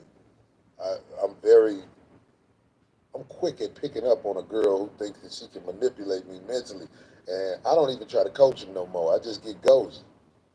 I ain't got time for that. You're not smarter than me. You're not slicker than me. So what is you talking about? You know what I'm saying? Because some of them, that's just who they are, and that's cool. After I smash, I'm gone. It'll never turn into nothing. I could be with a girl 20 years and it'll never turn into nothing because I know what's up. I'm looking at you. I ain't gonna get caught up. Now, every once in a while somebody fool me and they turn out being just what I thought they was in the beginning, but they talk me into believing that ain't who they are because they put on such a show where you just be like, yeah, okay, all right, I see. I'm not that. Yeah, but I know you are. I know you are. You in your late 40s, you got a little adopted son, how old is he, 6? I'm hustling. Why would it be a hustler if they adopted a son? How you 40-year-old with a little boy? That's hustle. You are hustling. But your heart all of a sudden decided to just go get a little boy. No, that's hustle. Who are you talking to? Who are you talking to? I'm laughing because I know somebody who did that. That's why I'm laughing. I think we all do. Laughing, like it seemed as if it was out the kindness of their heart, but to your point, it's a check. I know. This lady swore me down I was bogus for even saying that. Really? Yeah, but it turns out, damn, just like what I said it was, you're a hustler. You know what I'm saying? She was athletic too. So that means I know her testosterone level was high. I told her, you a player. She was looking at me like I was crazy. Like, what are you talking about? I was like, you a player. Come on, man. She about my height. She used to hoop and all like that. I know. Yeah. And then one day, because, she always was frustrated because she wanted to take the #1 slot in my life. And I wasn't never stupid. I mean, come on, man. She couldn't have no kids. Yeah. And that let me know, like, it wasn't because she didn't want to. She couldn't have kids. I was like, God don't like you. You can't have no kids. Oh, God. Wow. I ain't saying that for all women, but this is her. I knew her. I was like, because you're a player. You're an undercover player. Always denied that. And I ain't the type that even check on people, right? But one day I checked on her just because I was bored. I was like, let me see who this is. Because I be around girls. Girls, when I don't never hear their phone ring, I be like, What's that mean? that means she doing what I do. What do you do? Sometimes I don't feel like talking to people when I'm around other people. You know what I'm saying? But it ain't all business with her because she ain't had no business like that. Yeah. So if her phone ain't ringing, I'm like, why your phone don't never ring when you around me? She had no business. But that's just stuff I peep out. But Jadis. All right, Corey. There's guys out here, they're watching the show. They want to know what are the top 5 signs that she's a player or you trying to get somebody trying to hustle you because you know that game. You know it. What's the top everybody 5? is going to hustle you. We have a young guy that's here. He's in the background. 5 things that he needs to look out for. Red flags. Warning signs. That you dealing with a hustler. Well, like I said, if they phone don't never ring around you, something is wrong. Okay. We guys, we should know that anyway, because that's what we do.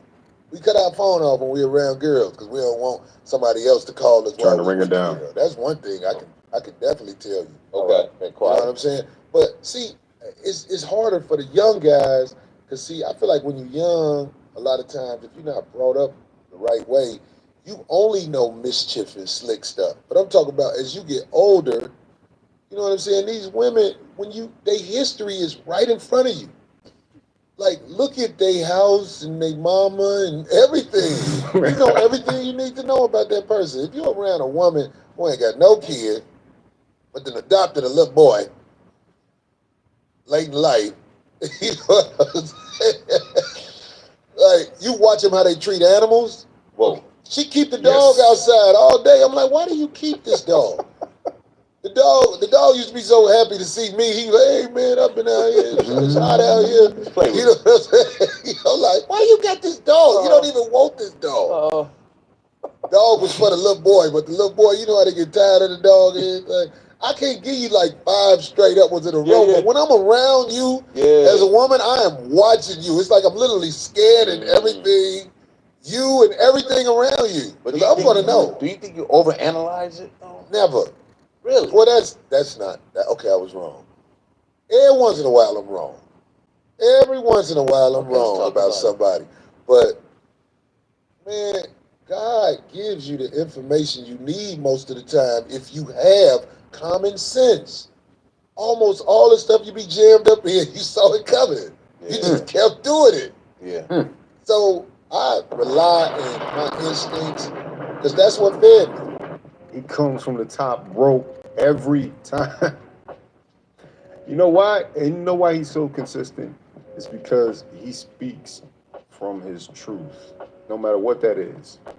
And so you can always consistently say what's on your mind if that is how you really get down. Because, you know, I have no doubt in my mind that he's really thought out these ideas and really puts them to practice. So, you know, like when he was talking about avoid the boss girls, you know, it's been so popular in the past few years, bossing up, you know, empowerment, you know, that's one thing, but is it a time where that gets in the way of your interaction? Ladies, I'm speaking to ladies, does it get in the interaction of you and your man? You know, when do you put your ambition on the back burner so that you can be fulfilled in other ways? A lot of times, a lot of women take their career, their desire to, you know, be an entrepreneur, their Instagram. You remember that video where all the women were on talking about would they rather have a fulfilling relationship or Instagram, and they chose Instagram 100%. You know, that's, you know, and you substitute Instagram with whatever your vice is, you know, whatever your social media of choice is, because some women it's going to be something else. So don't take that literally, but the point still remains: how do you then prioritize having a man when this is such an important part of women's lives up until this point? So the boss chick mentality and get the bag mentality and this kind of callous nature that's going on, it's going to be cool for a while. But in the end, in the end, I don't think you're going to be the rich auntie that you think you're going to be. I don't think you're going to be living in the lap of luxury and everybody's waiting on your hand and foot, you know, because you sacrifice a family, you sacrifice a husband, and you sacrifice, you know, your best years to achieve those outcomes. And what is it with the manipulation that goes on now? You know, like, I don't feel like we have a lot of honest women who are plainly dealing. You know, there's a lot of like encouraging women to date multiple men. Like, you know, I just think that really leads to a lot of confusion because you're constantly in a state of better dealing. You're constantly in a state of, oh, this guy doesn't have this, but this guy does. And you're constantly trying to upgrade until you can't get what you want. Or you're compromising yourself to get with a guy that's probably above your station, you know, a guy that treats you in a way that, you know, is disrespectful and you putting up with it because you want a certain lifestyle or you want a certain status, clout, you know, from being with this person. So yeah, it's a real slippery slope for women and their dealings. Quick at picking up on a girl who thinks that she can manipulate me mentally. And I don't even try to coach him no more. I just get ghosted. Yep. And fellas, the best thing you can do is to avoid at all costs. Get out of the situation. When you start to see that a woman is manipulating you, your option is to walk away. In fact, that's your option in most situations, is to take your ball and go home. You know what I mean? And people might say, oh, well, you're quitting if you do that. You're this, you're that. Nah, don't allow yourself the chance to be twisted into another position, to be twisted into a pretzel, to conform to somebody else's desires when they simply don't respect they don't respect you now. Let's just say that. This is always the Mike Jones theory. You know, back then they didn't want me, now hot, they all on me.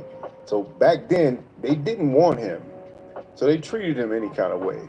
Now he's hot, they all on him. So, you know, you have to keep your self-respect when you're dealing with these modern women, right? Because they'll walk over you, they'll run over you. In fact, you know, we've seen some tough guys, some guys that really shouldn't be dealing with things that they're dealing with get run over. I mean, say what you want to say about Diddy, but, you know, he made himself clear with Young Miami in that situation. And, you know, I don't agree to paying her hundreds of thousands of dollars a month, you know, but you're going to have a baby with your side chick, your Asian side chick, she got to ride with it. And that's the way it's going to be. A lot of women think they're smarter than the men they're dealing with. I think there's a disrespect level that comes in when women deal with men. They just assume are dumber than them. They assume that the man doesn't have enough sense to realize what's going on, to realize that he's being played. Sometimes when women are with other men, sometimes they'll take on their persona. You know how, you know, some people you just don't get along with. Some people, you know how they are, and you can deal with them. But then they just shift their personality. And so when a woman has another man in her presence, they tend to take on some personality traits of that man. And so you can notice the difference. You can feel the difference. I felt the difference. And so, you know, I just said, hey, you know, just be honest with me. Let me know what your situation is or whatever. She chose not to be. So, you know, I took my ball and I left, you know, because there's way more women out there. That's one thing I don't think people understand. The numbers are skewed in our favor. You wouldn't know that if you looked at how women respond to men expressing their opinions. Anyway, if you like this video, like, comment, subscribe, hit the bell notification for all uploads. This is Bosshead Media.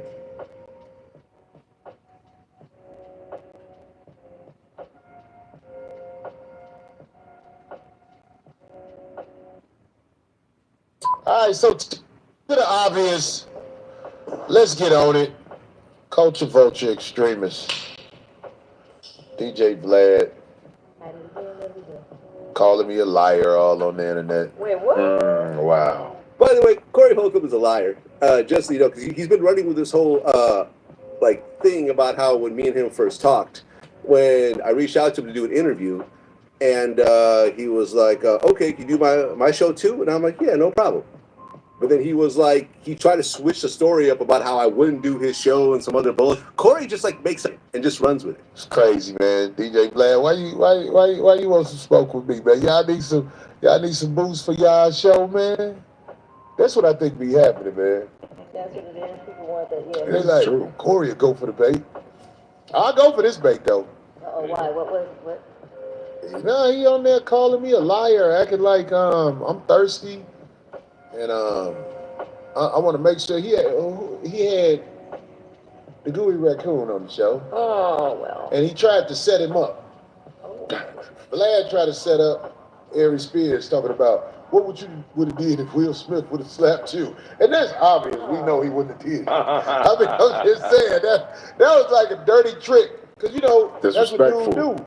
He set you up when you come on his show. He wants you to put your own thumb in front of America. Right. But then he went into this thing, and anyway, hey Vlad, all that shit you do when you try to make it seem like I'm a liar, it's not gonna really stick. I mean, everybody in the world has lied before, but I don't really perpetrate on. I stand on mine, and if I get caught doing something wrong, I admit it. But what the man did, Vlad tried to make it seem like, he said, Corey something with money. When he first came at me, I didn't know who Vlad was. So I was like, why everybody doing his show?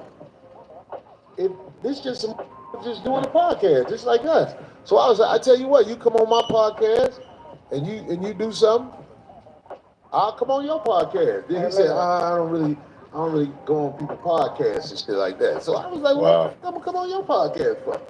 I'm gonna make you famous? Long story short, he thought he had the power to do something with me and Aries Spears. Like we go on there and we talk it out or whatever. I'm like, who is you?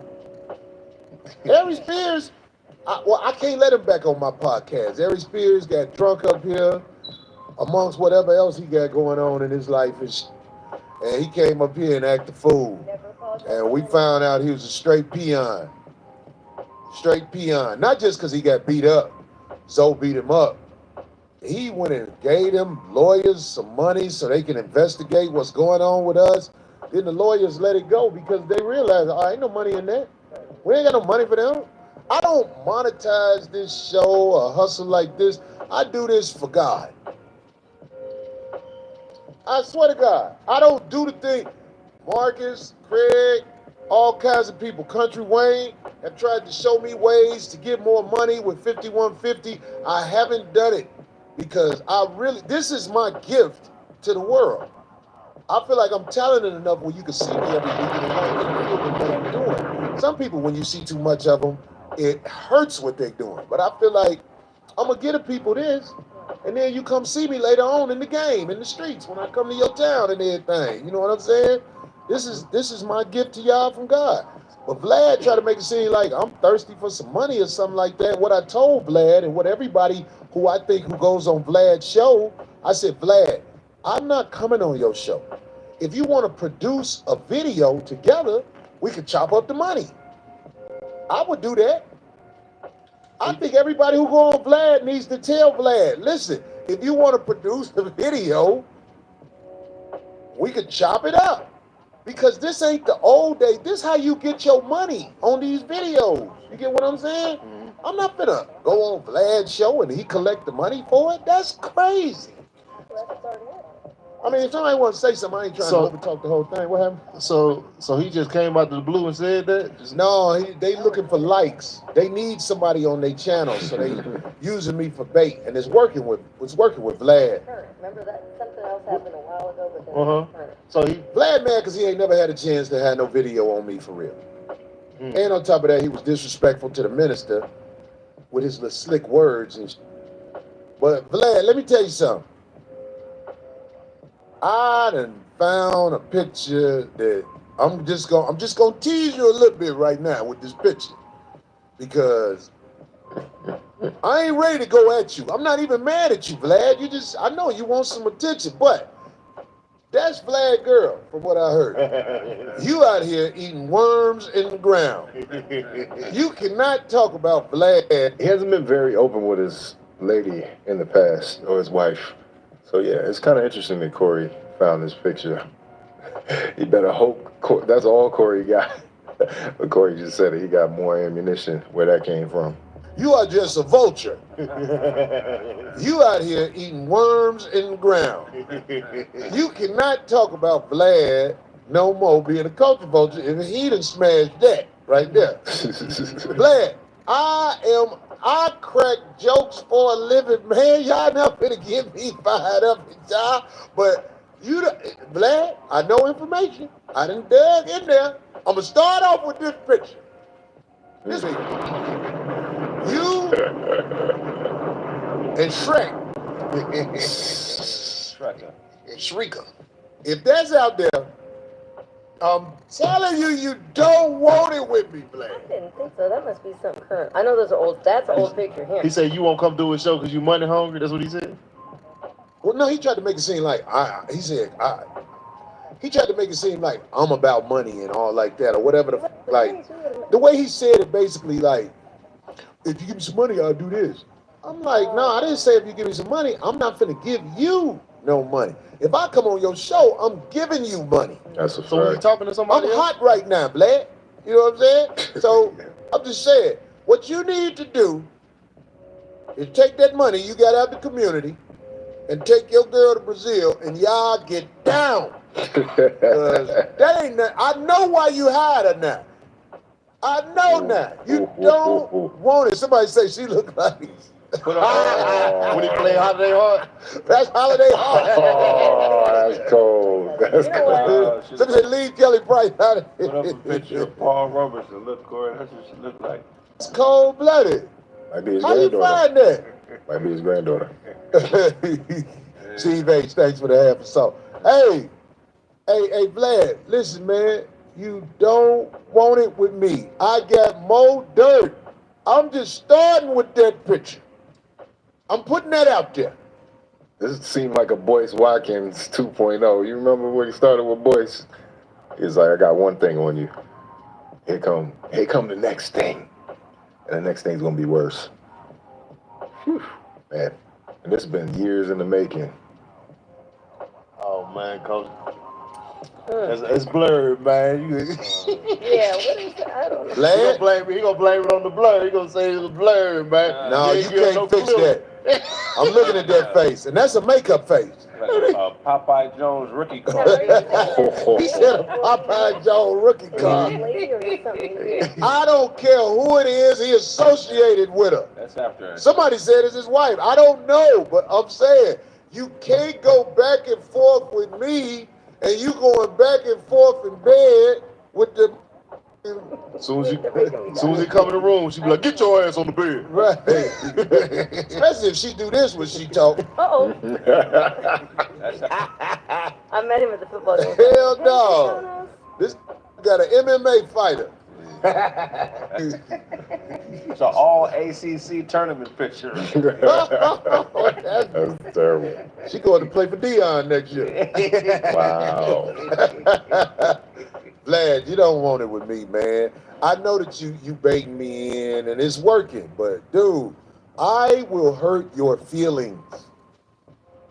I will hurt your feelings. You won't be able to laugh it off because, like, right now he probably like, oh well, no. You try to hide. I know the stuff you hiding. We done dug it up. Leave me alone. Yeah, so what do you think about that? Corey Holcomb dropping bombs on DJ Vlad. There's a warning shot right there. That was definitely a warning shot. But I think Corey brings up a good point. When you start talking about DJ Vlad's structure for interviews, DJ Vlad, has made the news recently for interviewing Keefe D, one of the alleged killers of Tupac Shakur, rest in peace. And, it's almost like a media go-round about him being part of this investigation in a way, even though he said he didn't give him any tapes. But I would say, DJ Vlad is definitely profiteering off the culture. He can't even hide that at this point. And I don't think he wants to. But I think what Corey brings up about the interviews is like, 'cause I don't even think he's paying people for these interviews. And if he is, it's probably a very nominal sum based on, the business that it generates, all told, all together. It's like DJ Vlad has so many interviews under, that he's recorded that, he's got this in perpetuity, so he licenses it out to people, he's making money in different ways. And I think that's what a lot of people that go on that show don't necessarily understand. Corey, on the other hand, does understand how much of an asset he would be going into a Vlad interview. But, the difference between a lot of people that go up there and Corey is that they don't have a platform like Corey has. I mean, Corey right now is sitting at, 337,000 subscribers. So, Corey, if he has something to say, he can literally go to the 5150 Nation and say it himself, say it directly. And every week, people like me are going to watch it and do a commentary video to it. So the message gets spread even further and further and further. So I think Corey is right when he talks about the business of it, but not only the business of it, the principle of why he doesn't do it. I think it's very fair that he's like, hey, let's exchange interviews, like in those early days. But Vlad, for some reason, thinks Corey lied about that, and that it. But Corey has been very consistent, and as a watcher of the show, I will tell you, Corey's been very consistent on his telling of the interaction with DJ Vlad. This is probably 8 years ago now. I'm thinking, everybody's platform was in a different place, but for DJ Vlad to come out and say that, he's lucky Corey took it this lightly. That's one thing my mother said. I can't stand a liar. And when you go around, he might have thought it was lighthearted, but DJ Vlad, as a student of the culture, you should know that accusing somebody of lying is a high accusation. There's some people that won't be as gracious as Corey was with that accusation. It's like an offense. Because now you're calling my character into question. It's not just a professional thing at that. My reputation is at stake. So, he made a couple jokes there about, whoever the alleged lady is. If that's DJ Vlad's lady, and he's like, hey, leave me alone. But yeah, it's also like that platform. Yeah, I'm glad Ari Spears didn't play into it either. I think he's played into it in the past just to address the issue, but that's controversy, that's friction. And is that what DJ Vlad's platform is about? I'm willing to guess he could do something a little different other than that. But I would say a lot of the rappers that go onto that platform, a lot of his regulars, I hope they work out some type of profit split with him, because, if he's splitting up the pie, he's chopping up every interview in the little pieces, and then also putting out the big interview, going over the paywall, like he's monetized this in several different ways. And the idea is that he's just giving exposure. Well, like I said, things have changed, and a lot of these people have their own platforms where they can get exposure. So what is the draw? I think there does need to be some type of profit participation. And I'm sure you can negotiate that, but I'm sure he doesn't want to break bread in a major way. And, there's always been the conversation about, a lot of people going up there and getting investigated after the DJ Vlad interview. But telling on themselves, as we see. So we have to understand the risk versus the reward. And is DJ Vlad going to pay your commissary while you locked up? Because I don't think he cares that much. And I don't think he loses any sleep about these interviews that do implicate people. Either way, let me know what you think about it in the comments. If you like this video, like, comment, subscribe. Hit the bell notification for all uploads. This is Falset Media.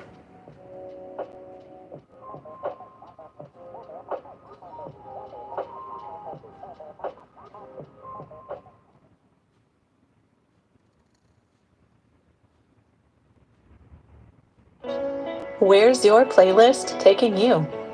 Down the highway? To the mountains? Or just into daydream mode while you're stuck in traffic? With over 4,000 hotels worldwide, Best Western is there to help you make the most of your getaway, wherever that is. Because the only thing better than a great playlist is a great trip. Life's the trip. Make the most of it at Best Western.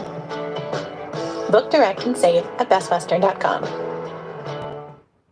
Look at these pictures. Look at old girl with the big back right there.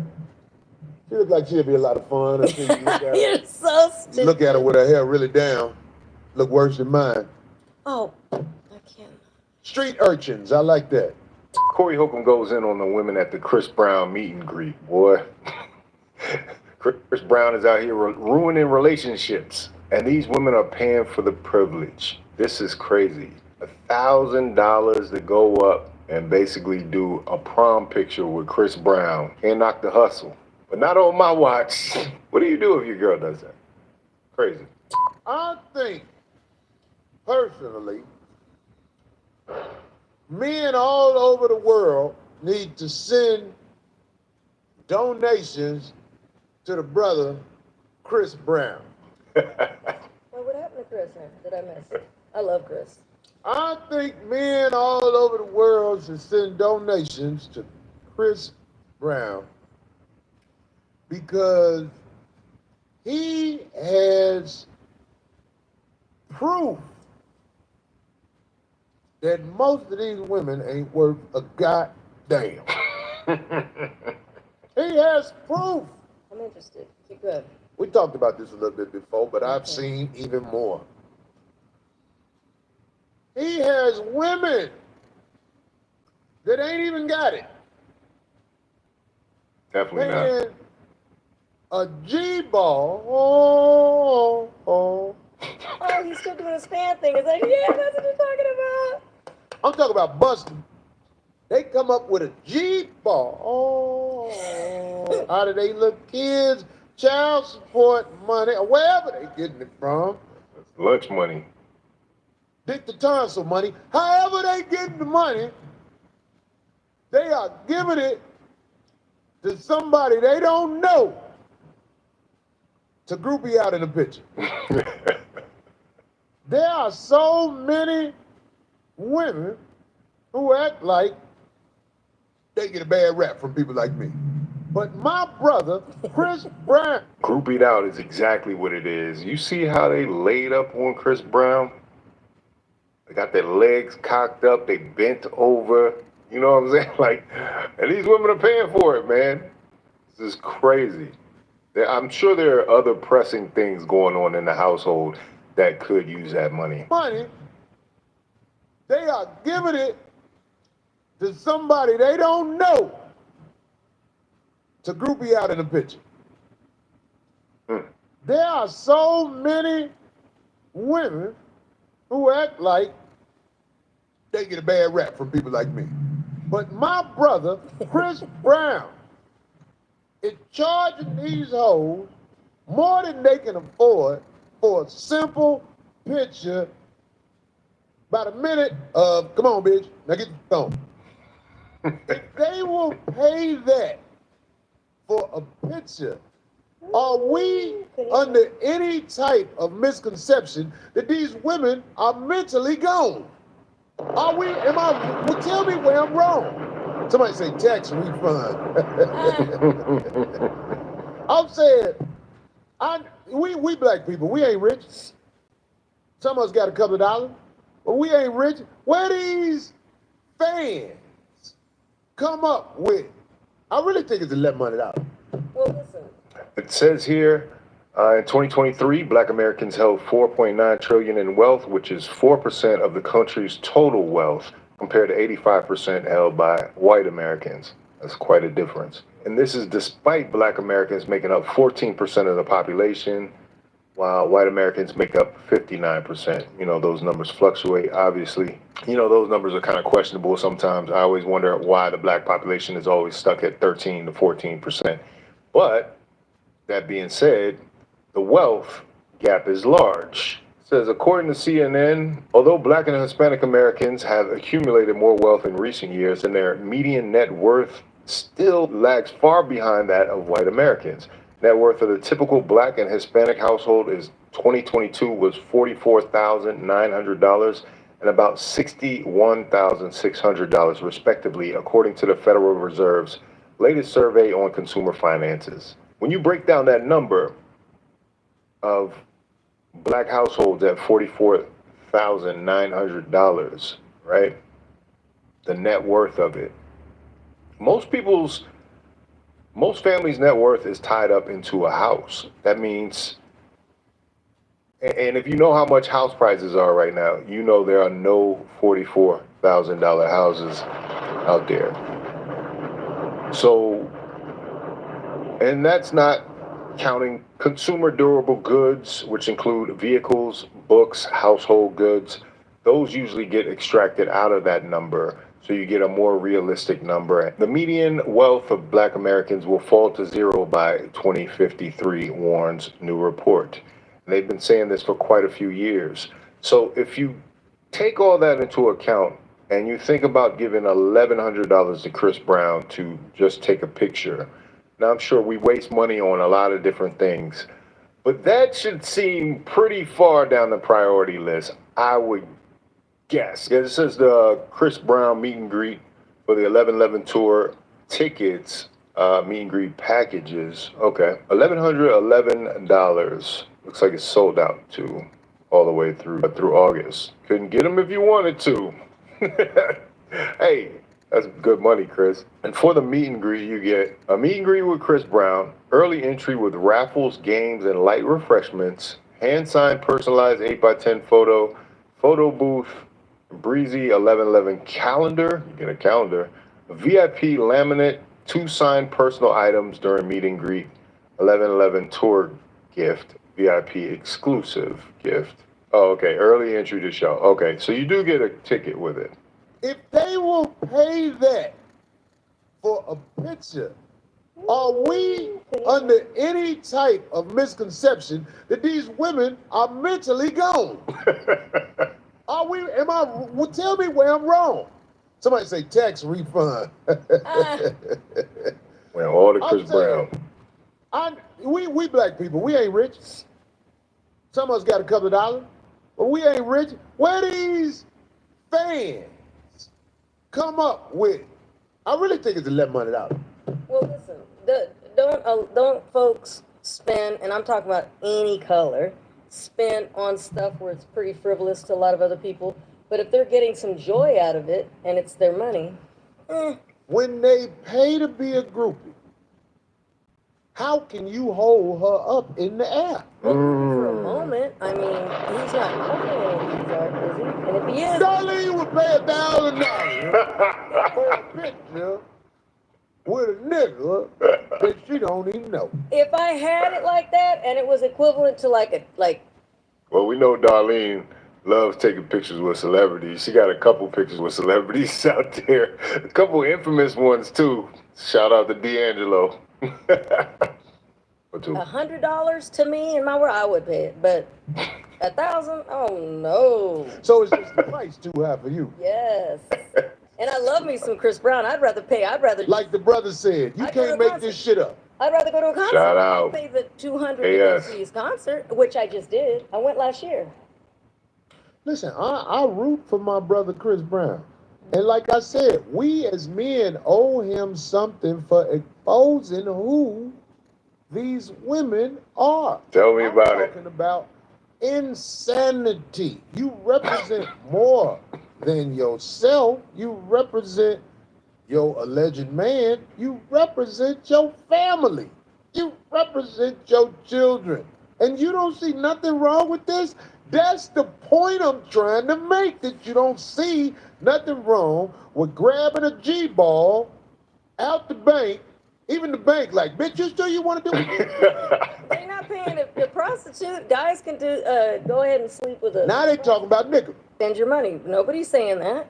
I mean, How to spend your money, right? no harm, no foul. I say. I think. You don't think it's harm when a man Nobody's sees his woman on the internet being hugged from behind It's just a photo by another man? with clothes on, and it's just a photo in front of a bunch of other, probably 100 people. Oh, I'm glad you. In fact, this did actually lead to a woman's breakup with her dude. She's revealed on TikTok that her brown photo actually led to her relationship being over.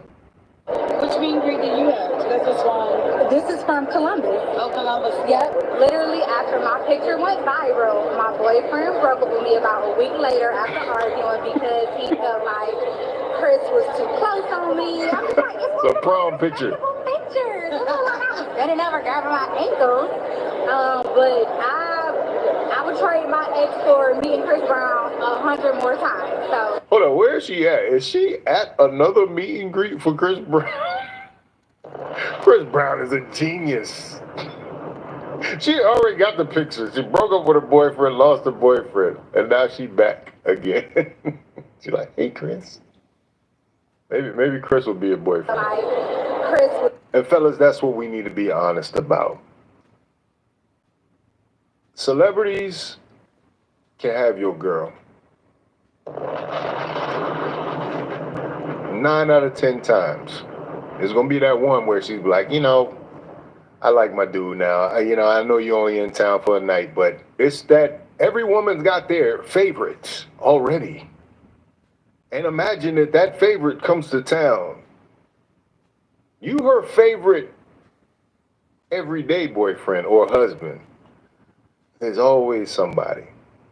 And you just have to kind of live with that reality. You have to understand that is a possibility that even your wife can go. I don't think a lot of dudes are ready to hear that. Yeah, that D. I'm Just so take glad. They're just taking a picture. They're a fan, and if they have it. I'm glad you said that, D. I ain't mad at you for saying that, because you I'm are not saying giving I would people. do it. I'm just You giving people information. No, you just said you would do it. You said it's just the price too high. I would pray to God. Nobody's saying you got to get groped by him. I'm just saying that's the fan price to see him. A lot of people pay prices to see people after their shows. D is a grown woman saying this too, by the way. She not no little girl talking like this. She is 50-something years old. Shout out to her, but Chris Brown got her heart. His is just. Well, that's the only thing I agree with you, D. If you want to give somebody some money to go be in a picture with them, then pimp on. But what I'm saying is, these girls ain't just taking pictures. Right, They I've are seen 'em. they are willing to throw their life away to get skeeted on and in. And it's obvious. All they want to do is get skeeted on and in and laugh with it with their homegirls about it. That's what we have in society now to pick from. Because I'm talking about, like, there's so many bad raps men get, but this is not a few girls scattered. This is the mind of the average woman to be a Sold groupie out. for something of status. I can yo if I want to. Look at my hair. I got status, nigga. I'm not talking about bad you got money, but I'm talking about all the regular belong to me. Chris don't need no money. If that motherfucker got them knuckleheads paying $1,100 to disrespect their family. I'm not even just talking about the man. To disrespect your family. Get your leg up in a picture, got somebody groping you all like that, don't even know you. Now get the f*** on. He hugged me. They took their money. You got a calendar. Paid their life for that year, whatever. See, this is the thing. This is what I want to say. A lot of men know they woman is not respectable. But it takes something like that to show how disrespectful she is. That is true. A lot of guys don't, they be like, yeah, I gotta work on her a little bit with this. I gotta work on her a little. But they don't know they girl is passing out things that you revere. Nobody in the streets. Your girl passing out what you hold up. You think it's something special. You showed it to your mama. You showed it to the church. The preacher got paper. The preacher can bang you. A lot of you guys, you better be glad your preacher ain't banged your broad yet. Because your preacher got the most money that you know. That's probably the dude that got the most money that most of the average men know. The preacher. I'm talking about know personally, that speak to him. All these women who do this stuff is just showing everybody what everybody need to know. Because if you don't know this stuff, you can be destroyed with your little college diploma. But you're a nuclear physicist? If you don't know these hoes, ain't your paycheck is about to explode nuclearly. Is that a word? Nuclearly. Is that a word though? I don't know. Nuclearly. I wonder. Paycheck gonna be gone. I wonder how many Cause men. you bet on them. They found out quick once they got. I wonder how many guys, the boyfriends, It's slow. actually were there. Like, Pause. Slow pause. I wonder how many were actually there. Like, Listen. because you know they gotta wait. Darlene, concerts have destroyed so many relationships. The dude with the pretty hair who could sing, "Ooh, come here, girl, at the stands." The groupie broad been around since the beginning. Yeah, but if she don't. You remember the 5 heartbeats? Where old girl fell out? Had his girl squirming in her seat from stage. It's real. It really happened. There you go, your girl.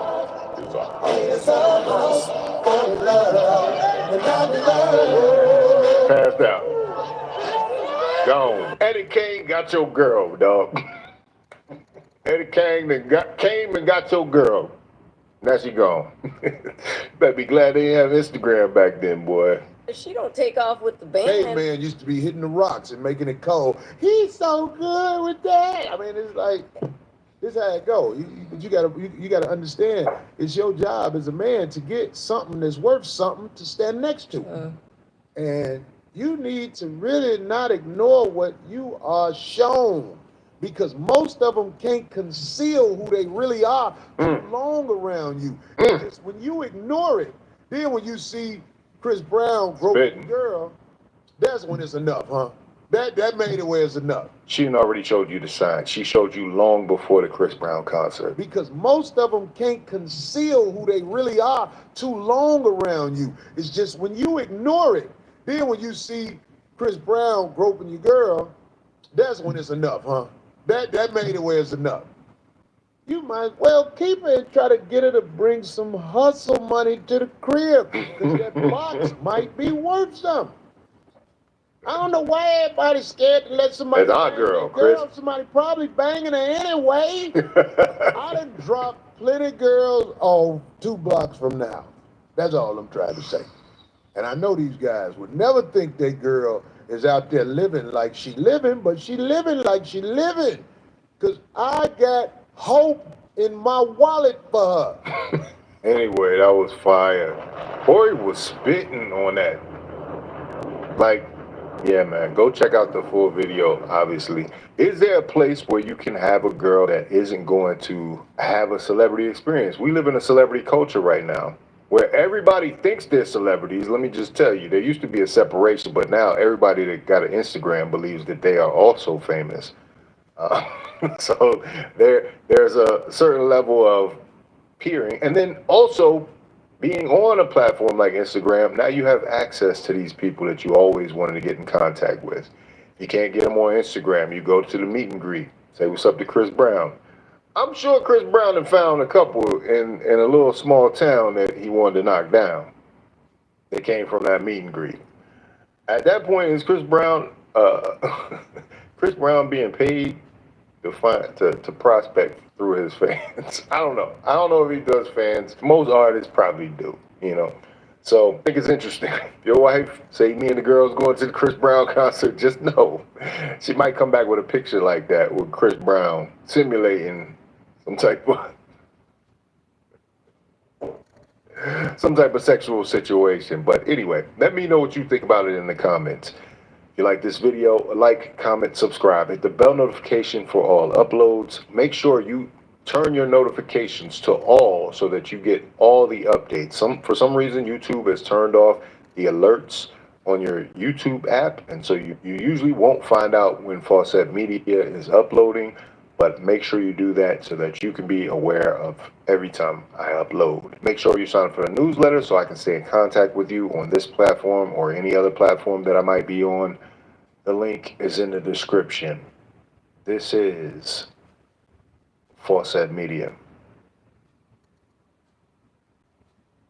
I have 3 supervisors that have failed in this field. What's interesting to me, because I'm in a learning curve too, they each pretend to have a relationship with me that they do not have. I guess that's an intimidation tactic. I'm sorry that you felt that way. This Fonnie Willis story keeps getting more and more interesting. You all saw that I covered the Fonnie Willis story about the hearing she's having to remove her from the Donald Trump trial in Atlanta and Fulton County. Getting removed from the Donald Trump case might be the least of her worries. You're going to give me a sentence. What is the sentence theme? Once I told him about his, respectfully and in an email, about his lack of leadership and the fact that he wanted to do things with grants that were impossible. And I kept telling him, like, we can't do that, and questioning stuff. He would take me off projects, tell people I wasn't doing what I was supposed to because I questioned him. Because I understood, I helped write that grant. I knew what was in that grant. He told everybody in front of Crystal, Deontay, everybody, we're going to get math books, we're going to do it, we're going to get swag, we're going to use it for travel. I said, you cannot do that. It's a very, very specific grant. Took me off. I questioned Junior DA. There's kids in there from out of the county, all this. Took me off Junior DA. I did not want to do it. He made it look as if I wasn't doing what I needed to do because I questioned him. Because I knew for a fact Mr. Cuffey respectfully did not know what he was doing. Period. So I respect that is your assessment. It was clear to me that you and Mr. Cuffey were not getting along. And I'm not saying that your assessment is wrong. I want you to really listen to the words I'm saying. Cuffey, and this is my personal opinion, to one woman to another, is dangerous to your administration. He tells people, when I reached out to you, he told me, you think your word is safe? Exactly when you reached out to Miss Willis, she called me and told me, she told me everything. So once you reach out to her, she's going to reach back out to me. So I didn't even go to HR, but he put Dexter's name on my PDP, and I didn't even feel safe going to anybody. Can I tell you something? Mm-hmm. I have 3 supervisors that have failed in this field. What's interesting to me, because I'm in a learning curve too, they each pretend to have a relationship with me that they do not have. I guess that's an intimidation tactic. I'm sorry that you felt that way. You don't have no relationship with Michael Cuffey. You were safe to go those places.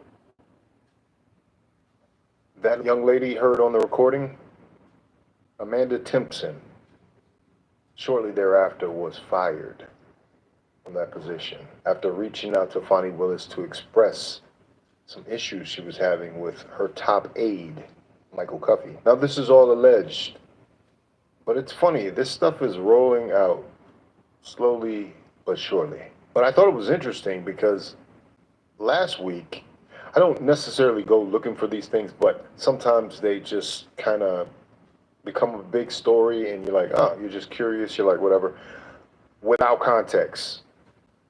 This recording puts this video that I'm about to show you into further context. As you know, the federal government is getting involved. Congressman Jim Jordan has weighed in on the subject and actually had this to say, and then I'm going to tell you exactly how these two things are connected. I'm not sure if Jimmy Kimmel understood what the title of this conversation is. What you talking about, Willis? Bonnie Willis. Did she get back to you today? Yeah, we subpoenaed her, not yet. I just talked to Wait, her is she staff. supposed to get back to you today? Yeah, she's supposed to get documents. Well, to did you hear from her boyfriend? We haven't. I was talking about this in the office, and I said Bonnie Wade, and it was like a Freudian slip, you know, like Bonnie Willis and Nathan Wade. So no, we haven't heard back from her yet. But there's a whistleblower in her office who we have talked to, the committee staff.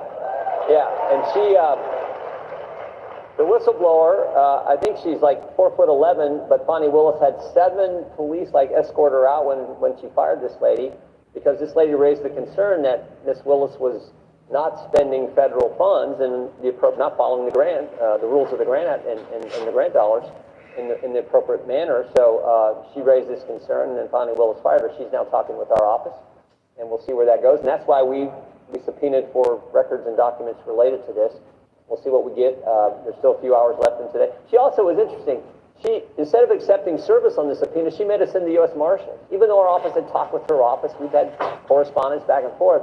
She made the U.S. Marshals take the subpoena there. So go figure. This is Bonnie Willis, and we all saw her. I think her attitude on display when she took the. I thought it was a skit, but I think it actually was real life. So mind you, all this was released around January 31st, so a whole month ago. This information was leaked. The whistleblower that Jim Jordan is talking about is allegedly the same young lady in the recorded audio, Amanda Timpson. So yeah, that puts something interesting on this Fonnie Willis situation. One of the headlines here reads, says Fonnie Willis claims her whistleblower was a poor employee. Office-wide emails say otherwise. Says here, report unveils audio of staffer warning Georgia prosecutor of federal money being misspent ahead of firing. In newly published audio, an employee warned Georgia's Fulton County District Attorney Fonnie Willis in November 2021 about the potential misuse of federal funds just weeks before the worker was fired. The staffer, Amanda Timpson, can be heard in roughly 2 minutes of a longer conversation published by the Washington Free Beacon on Wednesday, telling Willis about a clash with her manager, Michael Cuffey, about his alleged plans to do impossible things with grant money. Timpson suggested Cuffey took her off projects because she questioned him about the money allocated for gang prevention initiative, and she feared retaliation because Cuffey allegedly claimed Willis told him everything. The district attorney fired Timpson less than 2 months later, after which Timpson began taking legal action against Willis and her office, including a whistleblower complaint that alleged wrongful termination. A spokesperson for Willis has said inadequate performance led to the firing, although the Free Beacon said that neither Willis nor her office responded to requests for comment. Cuffey, who noted he left the DA's office in December 2021, for personal reasons, decried what he said was a money grab for Timpson. Willis is now leading a racketeering and election interference case against former President Donald Trump and others. The defendants have pleaded not guilty, and the trial against the former president is slated to begin during the heart of the 2024 election cycle, in which he seeks another term in the White House. And that's where it's interesting, because for that very reason, now everything that Fonnie Willis does is under a microscope. Any slight air of impropriety or any slight issue, anything that can be examined and looked at as a potential corruption, like her relationship with Nathan Wade, all these things, it's really making a bad situation for her. It's almost a zero-sum game. She definitely went all in and going for these racketeering charges against Trump and his co-defendants. But is she in a position to actually win? This is a kamikaze mission. And unfortunately, when you get into something like this, all of the skeletons in your closet will be examined. Everything will be highlighted. So that's how we get to the phone records of your lead prosecutor being examined to pinpoint him at a specific location close to the vicinity of the place that you are living. So, I mean, I know Fonnie gives off the appearance of being tough, and the people that actually are in her corner are cheering that on. But unfortunately, it's exposing her every day it goes. Like I said, this came out in January, at the end of January, and then she wasn't responding to a congressional subpoena, so much so they had to serve her with the U.S. Marshals. That's what I'm saying. She must be thinking she bit off more than she could chew. This is a lot. Potential jail time, being removed from the position. All for jobs she really said she didn't want to do, becoming DA. And somebody brought up a interesting point about the fact that she doesn't have much, her background is civil litigation. And so going into this position, you can see why she was making such wide, broad accusations in effort to, I guess, affect a change of some kind. The RICO charges, maybe the overreaching and misuse of RICO charges against gangs and every member and celebrities especially. Any rapper in Atlanta has a target on their back when Fonnie Willis got in there. If they were affiliated with any street organization or gang, you were about to get a RICO charge. That's how Young Thug goes away. That's how, what is a RICO charge in Georgia? RICO means racketeer, influence, and corrupt organizations. Under the Georgia RICO law, it is a crime for any person through a pattern of racketeering activity to acquire or maintain any interest in or control of any type of property or business. Is that what Donald Trump and his co-defendants are being charged with? Because honestly, and I'm being impartial here, what it looks like is they were doing what any campaign would be doing to a place where they're in the polls and it's a tight race. They'd be reaching out to people and trying to find out if there was any election interference, and they'd be also trying to find out if there's any way that they can get the last votes that they need, that they were in contact with people on the ground in that location. It doesn't necessarily mean that they were breaking the law to interfere in the election. A person may be charged with RICO, OCGA 1614-4, if they participate in an interrelated pattern of criminal activity motivated by or resulting in monetary gain or economic or physical threat or injury. So we got to ask ourselves, if this case continues and the Fulton County DA's office is still prosecuting the case, does what the Trump campaign did in Atlanta constitute a RICO charge? It remains to be seen, but she's got bigger fish to fry. When you got Congress subpoenaing you for, potential misuse of funds, like I said, it's all alleged, but doesn't look good. It doesn't look good. Anyway, I want to know what you think about it in the comments. If you like this video, like, comment, subscribe, hit the bell notification for all uploads. If you want to watch more, please watch one of these videos down below. This is Fawcett Media.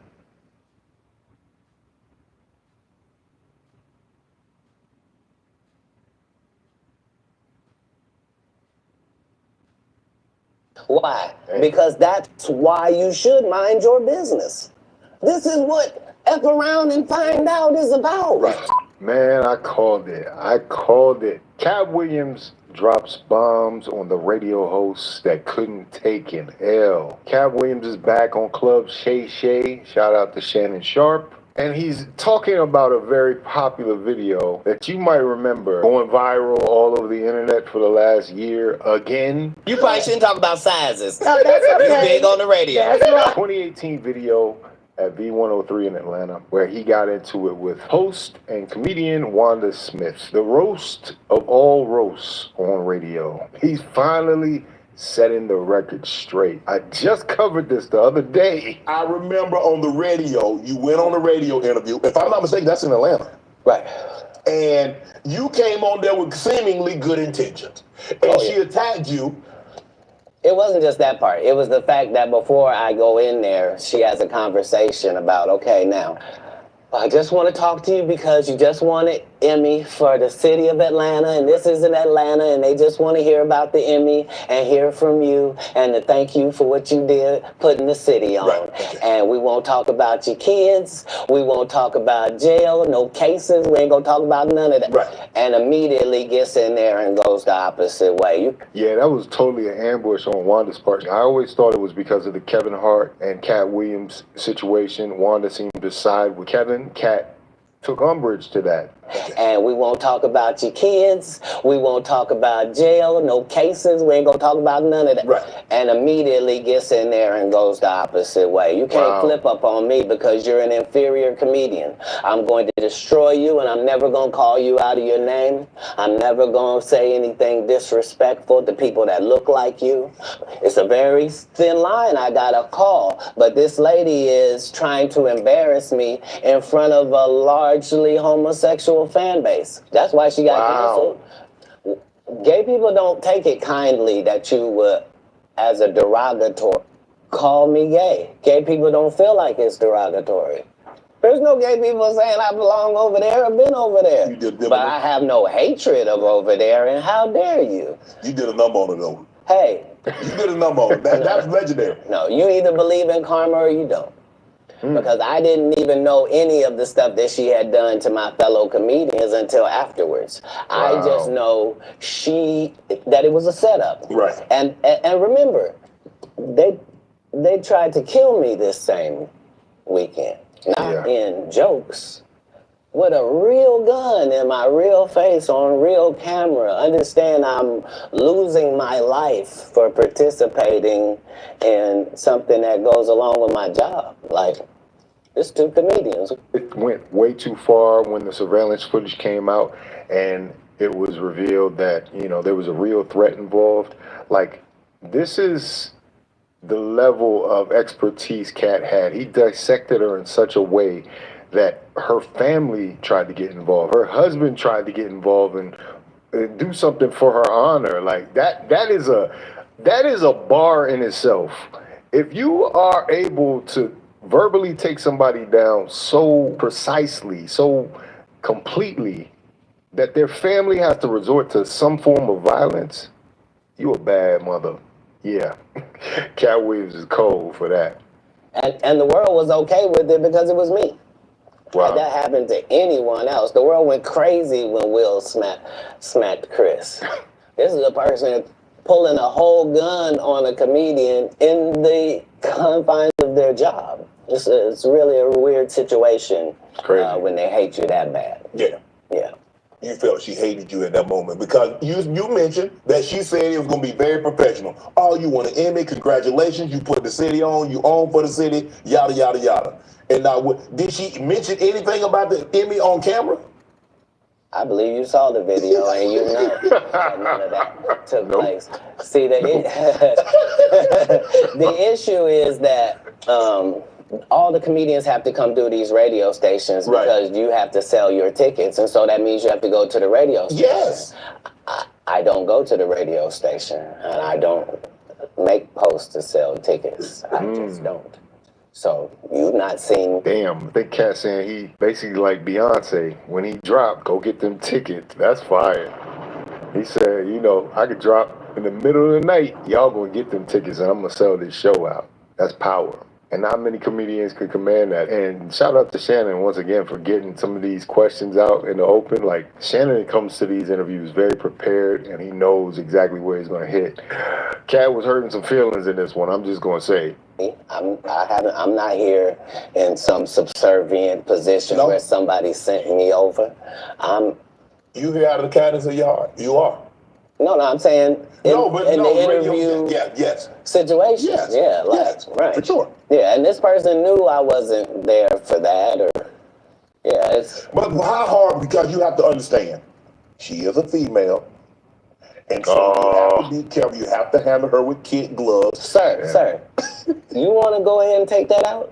You don't want to be against equality, do you? No. What you just said was very unequal, sir. But you think maybe you've had enough of this?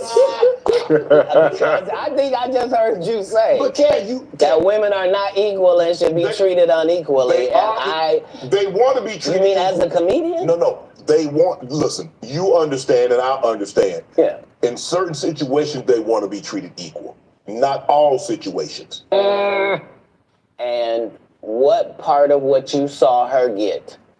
She deserved everything you gave her. What part would have been different if she was a man? It would have just been more vicious. Yeah, I That's took, my I took point. all the vicious and venom away because I didn't have any. Plus, I understood I'm not trying to offend black women with short hair. I'm not trying to offend heavyset women. I'm not trying to upset fellow comedians. I'm not trying to do any of that, and I am qualified to be able to do none of that and still eviscerate you because I'm smart enough to know that I need to say that you have gnarled fingers because I know your limited education means you don't know what the word means. So you can't possibly respond to it. You're not sure of the meaning. Your hair is kind of... That joint was... My hair is 19 inches long and I have no perm. You don't? Oops. Oh, that's not a perm. No, it is not. Nice lady. That's natural. Come run one of your gnarled fingers. While you on air. So they can hear you live. You can't possibly respond to it. You're not sure of the meaning. And I'm going to continue hitting you because this is what comedians do. Right. You've been masquerading that you're a comedian too. And that's the fallacy. Nobody in boxing fights out of their weight class. If you're a 130 pounder, you don't just show up with the 160 pounders. You stay in your weight class. That's right. What you wanted to do? No. That she was out of her league when it came to... Because I didn't want to do any of it. I know you didn't want to, but once she took it there, did you feel that you had to go there? Oh, you go where? You could have said, Wanda, I didn't come here for that. I just want to do the interview. I just want to talk about what happened. Oh, but she forced his hand. He didn't have no choice. you misunderstand my job. My job is to be funny. My first job is to be funny. My second job is to be respectful. My third job is to be immaculate and Gaza strip it. Huh? That's non-political. I'm saying, if you do it, you let a terrorist accidentally touch over here, and I won't stop burning you down until there ain't nothing left. It'll literally be rubble on top of rubble, and I'll still be bombing. Why? Because that's why you should mind your business. This is what F around and find out is about. F around and find out indeed. The definition of it. That roast right now is still making the rounds around TikTok and YouTube and different places on this channel. Like, it's taking off again. Like, it's a moment in time. It's exactly how you should handle yourself in that situation. I mean, like, as far as like as a comedian, because that's exactly what it is. You know, Shannon bringing up the fact that she's a woman. You know, when it's comedy, all bets are off, right? You're not supposed to be sparing anybody's feelings. Everything is equal. It's an equal playing field. So therefore, you're gonna get these jokes, and that's what Kat said. He was relentless in dropping bombs on Wanda that day, and I don't know why she barked up that tree. I don't know why she felt like the need, but he definitely told her, you F around and find out. You really gonna find out, you know. So much so you're gonna have to call somebody. Like, no, you didn't just do that to my wife. Yeah, man. Anyway, Cat Williams, consummate professional. This interview was amazing on so many different levels. Did he ruffle a lot of feathers? Absolutely. That's why I suggest you go over to Club Shay Shay, Shannon Sharpe's channel, and check out the full interview in its entirety. It's about almost 3 hours long, but I'm telling you, it's going to be worth it. You're going to hear some stories, some history. You're going to hear some old stuff that he said, you know. Like, I heard stuff about his childhood that I had never heard. I was like, man, this guy's really, he's been through some things, man. And he talks about, you know, Friday After Next and that situation with Ricky Smiley and the issue there, because all these comedians that he's referencing have been on Shannon Sharpe's couch here on the Club Shay Shay. And they had a different telling of the events that Kat is telling. So, you know, it's 3 sides to every story, but at the same time, Kat is going down the list and checking them off. Brilliant, funny comedian, genius. You know what I'm saying? Like, I heard some stuff, like he said he was reading at the age of 3, like admitted to college at the age of 7. I'm like, what? I'd never heard that fact. I knew he was like super intelligent, but that's crazy. That to hear that is insane. But it explains to you so much about why Cat is such a complete entertainer. You know what I mean? Why he's so brilliant, and that you know, certain times you don't really feel that from your comedians. You know, people don't think of comedians as intellectuals, but you know, to be able to cover a wide range of subjects, it takes a lot of brain power. Anyway, yo, that was amazing. If you like this video, like, comment, subscribe, hit the bell notification for all uploads. If you want to watch more, please watch one of these videos down below so you can watch more and support the channel and keep things going. Make sure to join the Patreon. The link is in the description. This is Fawcett Media. If you buy 2 packs of Newport 100s, they will give you everything Wanda has on right now for $7.99, and it comes with a free car wash. Won't you come on down?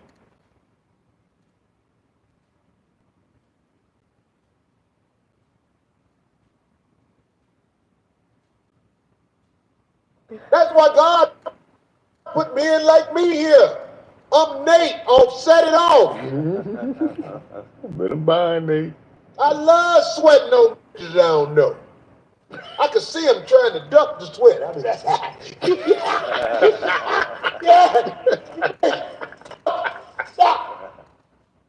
TMI. Tyrese's ex-wife Samantha Lee just revealed that she'd consider reconciliation if both are willing to work, and she says that she regrets letting outside influences lead her to divorcing him. Let me tell you something. In order for them to go down there and start the divorce with a lawyer, they have to do things with the intent to destroy you. Don't ever let no woman tell you, oh, I wasn't trying to destroy you. They don't want you to still have a life after they're gone. That woman realizes Tyrese still has a life. Right. That is why she is acting like she regrets it. If she had totally destroyed the brother, she'd be like, oh, he can get on that. Yeah. That woman ain't. I know what it takes to fill out the paperwork to go down there and divorce, aka destroy a man. Especially a brother who come from the hood, who come from nothing. We don't have it like that where we need to be in a courthouse trying to come up with every bit of information of everything we do. But the evil, because it takes an evil to run you through a courthouse. It's too late for her. I wish the lead attorney was still here so we could get his opinion on this. Shout out to the lead. The lead attorney need to be a regular correspondent on the Corey Holcomb 5150 show, man. I like to see that. I like the lead attorney to come back like at least every month. Because it seemed like there's a topic that comes up that, you know, they will work. And the chemistry was there, man. We could have got his. He's in the chat. Izzy, in order for a woman to go through a divorce with a lawyer, she has to wish you bad. I believe she's come out of it. She realizes Tyrese is not finished. So she's trying to see if he will fall for it again. Brother Tyrese, let me tell you something. You a big, tall, black brother. Them a dime a dozen. Just like that. They a dime a dozen. You fell for it, G. Maybe more than once you fell for it. But now you at an age, my brother. Well, you got to realize, dog, you ain't nothing but a target. You a famous black man. To find something that's really there for you is impossible. Maybe if you lucky, God will bless you with something that's worth a dime. Wow. But going out here with these, trust me, they're not even mentally stable. They are brick wall at 100 miles per hour running into. Them just gouge righteousness. And I feel like, Wow. I'm sorry. Did he? Because I feel like, after that divorce, sorry, What'd he say? I think that he's actually, sounds like he's getting, how you say, stronger, right? Yeah. He said what you said in his own words. He basically said that, hey, what is she talking about, man? She waited till I left town, put the whole divorce thing together.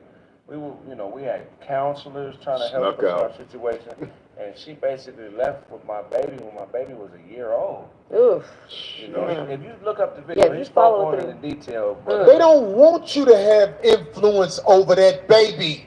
They want that baby to be under their tutelage, to grow up and be an ain't mother again. I'll tell you, man, mother don't know. It's the worst thing God put on this planet. You know what, T? You're speak something up. else. That's too much. If you know what I mean. It's the worst thing God put on this planet, and he's gonna get offended. I wish him well, though. And like I always said, I think Tyrese is super talented. I love his singing. Anyway.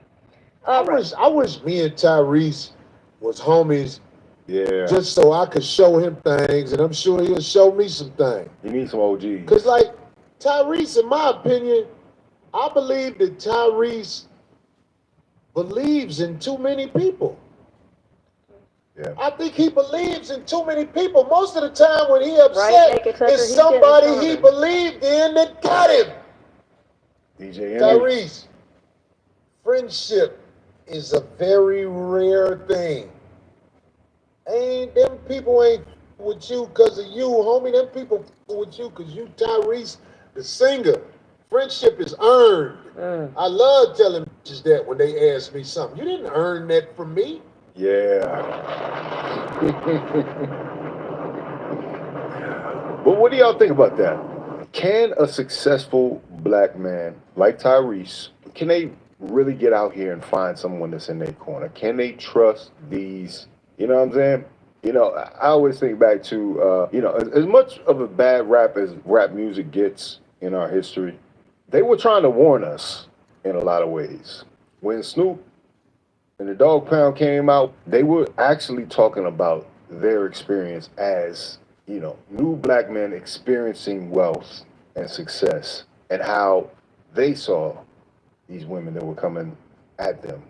And I think that's the funny thing about it. A lot of times it gets misinterpreted and people like, these rappers are always calling women B's and H's.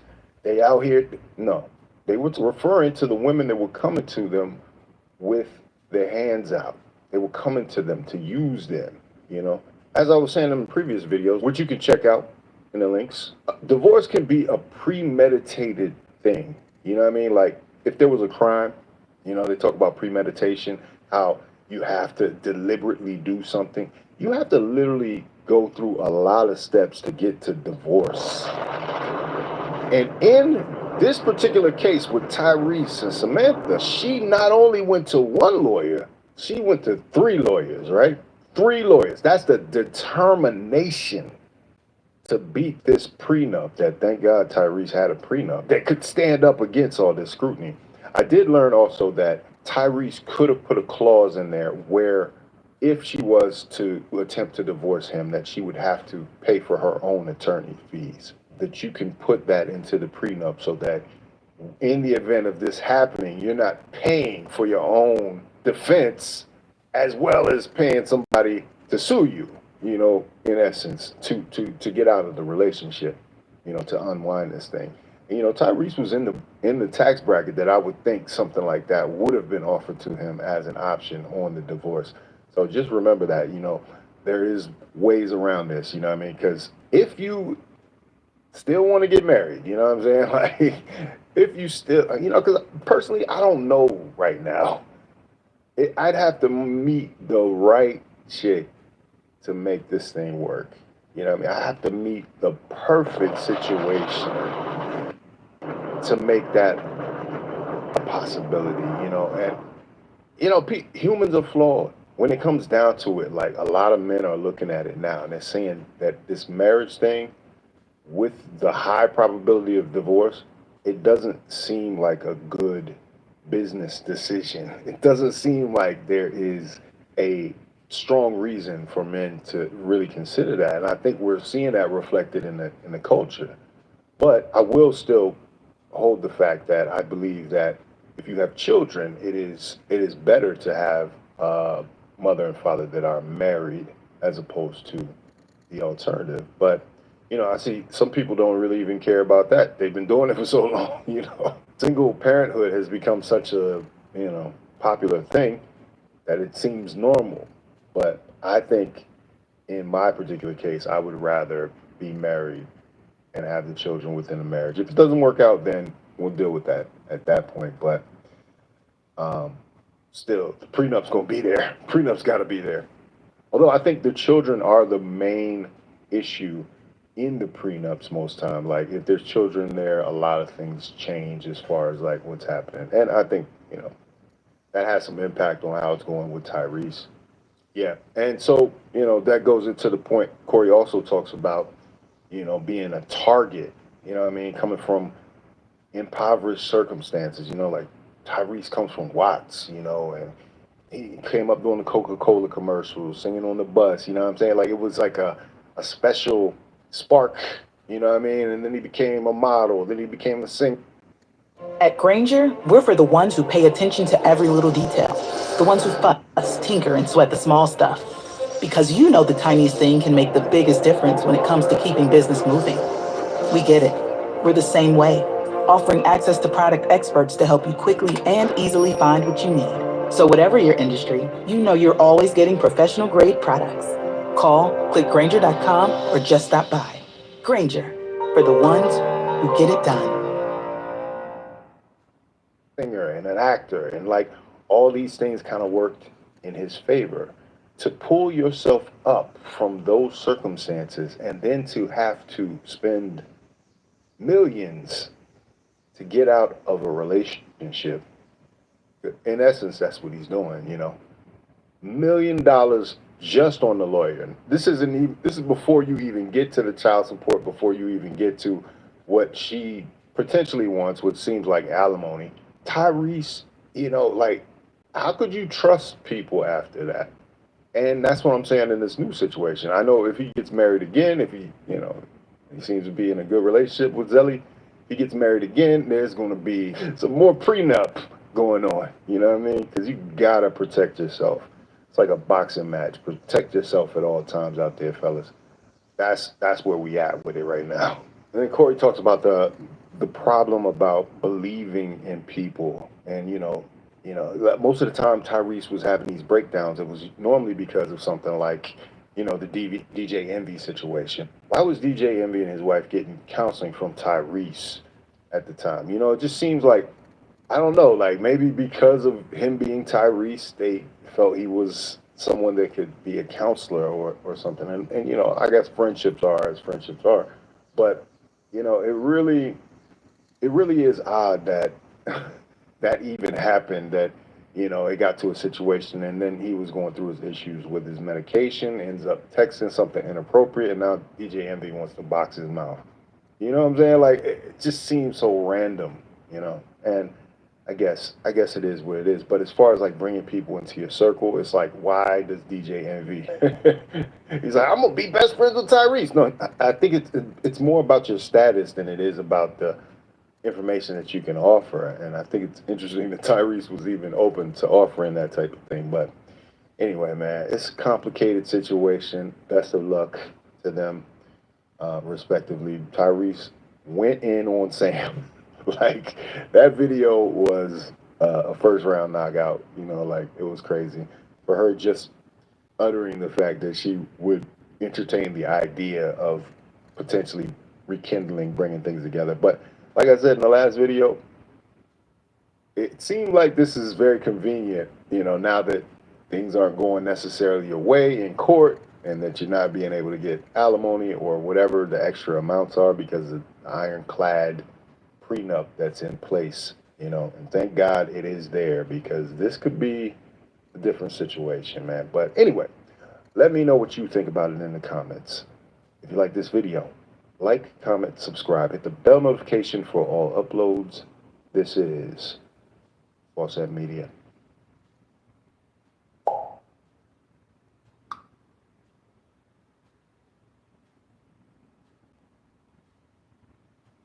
That makes me think about the conversation of only like one black comedian at a time we've heard. I might even go as far as to say like there's like one maybe leading black male actor. Now I want to go into black female comedians. You're a female comedian. Tiffany Haddish. Conversations about what she represents. Hold up. Do you think one can be too black for Hollywood? And do you think that? Oh yeah, You think if you maybe would have danced a bit differently, absolutely, opportunities would have? absolutely, Yeah. absolutely. There's a comedian, and when you said that, I'm trying to think of his name. There's a comedian that I met in LA. I think he's from Chicago, but that's his moniker, if you will. That's his byline. He said, "I'm too black for Hollywood." Shout out to Corey Holcomb. You probably talked about Corey. You know, it's either too real or too black. I think it's too black for Hollywood. You got to read a book called An Empire of Their Own: How the Jews Invented Hollywood to really understand what the deal is. So I ask oftentimes people who are in the industry, "Have you read this book?" And when they have not, I just go, "Well, maybe you should." Yeah, I haven't read that book, but it's on my list, and it's also a bunch of documentaries that I've seen that kind of examine what's going on in the book. So yeah, I'm aware of how the origins of Hollywood and what it means. Because it really explains they didn't create this for any of y'all, any of us. Right.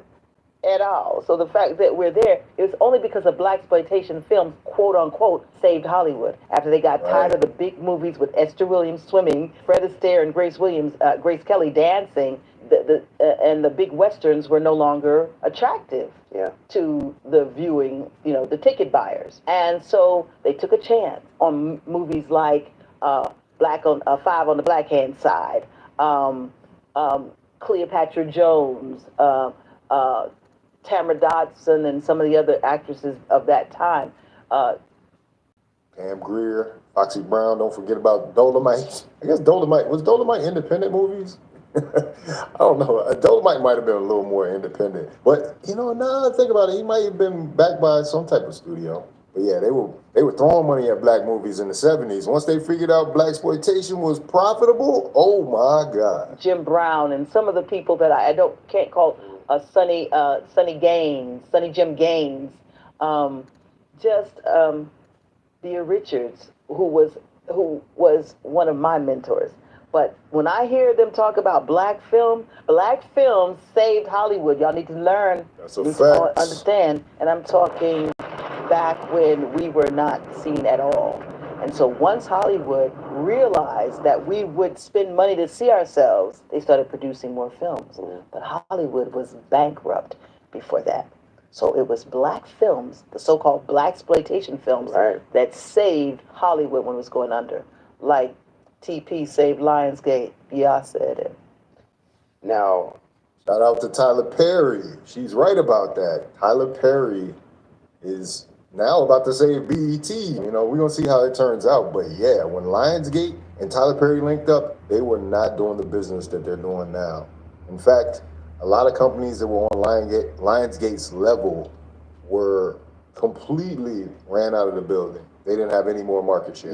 Even talking about that, right? As far as the empire of their own, which alludes to the fact that they control the industry, or let's say the others control the industry, which is their game of Hollywood. That makes me think about the conversation of only like one black comedian at a time we've heard. I might even go as far as to say like there's like one maybe leading black male actor. Now I want to go into black female comedians. You're a female comedian. Tiffany Haddish. Conversations about what she represents. Hold on. That's some sub vocals for you if I've ever heard it. She doesn't give me a Phyllis Stickney in terms of energy. Is that Hollywood choosing someone like that? Okay. Yeah, let's keep 1,000. We ain't playing. I mean, why? You know, All the I've been in the game opportunities. 40 years. I don't. My heart pumps no Kool-Aid. In case you needed to know. Okay. So the truth is the truth. It's evident. Not taking. There's some that are extremely talented, but you have to look at who and why they choose what they choose. That's going to be somebody. So I'm not going to be your favorite spot set. There was a comedian that I know.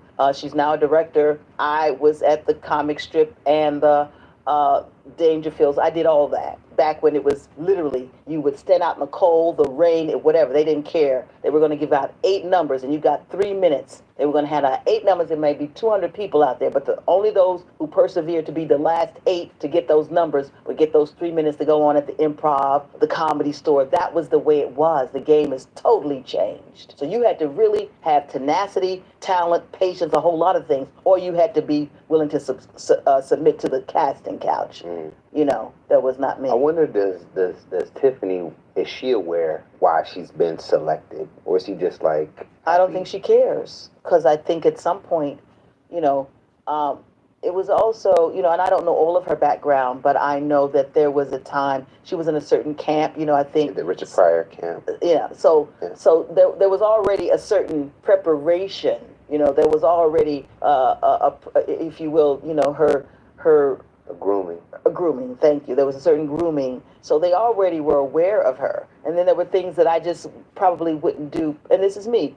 So I know about the camp that she's talking about, and really it was more of an outreach. I mean, could it be, it's definitely a connection to the industry, but I don't know if it's necessarily like a one-to-one in the grand scheme of Hollywood. Was she on somebody's radar from that camp? Potentially, maybe, but she did it when she was like in high school and like, you know, as a kid, you know. So I don't know if that's necessarily what is the one-to-one on her career, but I do know some people that she was on their podcast, and I think they pulled some strings for her, like in those early days when she was still living in her car, you know, because that was part of the episode. You know, you were just like shocked that this woman that seemed so funny and full of life was really struggling out here, you know, and that might have been the push that I think pushed Tiffany over the top, if I had to guess. Her. And then there were things that I just probably wouldn't do. And this is me. I'm not going to be, you know, passing gas. Flatulation is not funny to me, especially being a female. So certain things you're not going to be able to talk about me and around me, and I'm going to kiki with you. It's just not going to go down like that because it's disrespectful. I'm not going to let you... Yeah, was Tiffany doing fart jokes or something? Like, but I'm glad Phyllis here, who, you know, like I said, she's been in the game for a long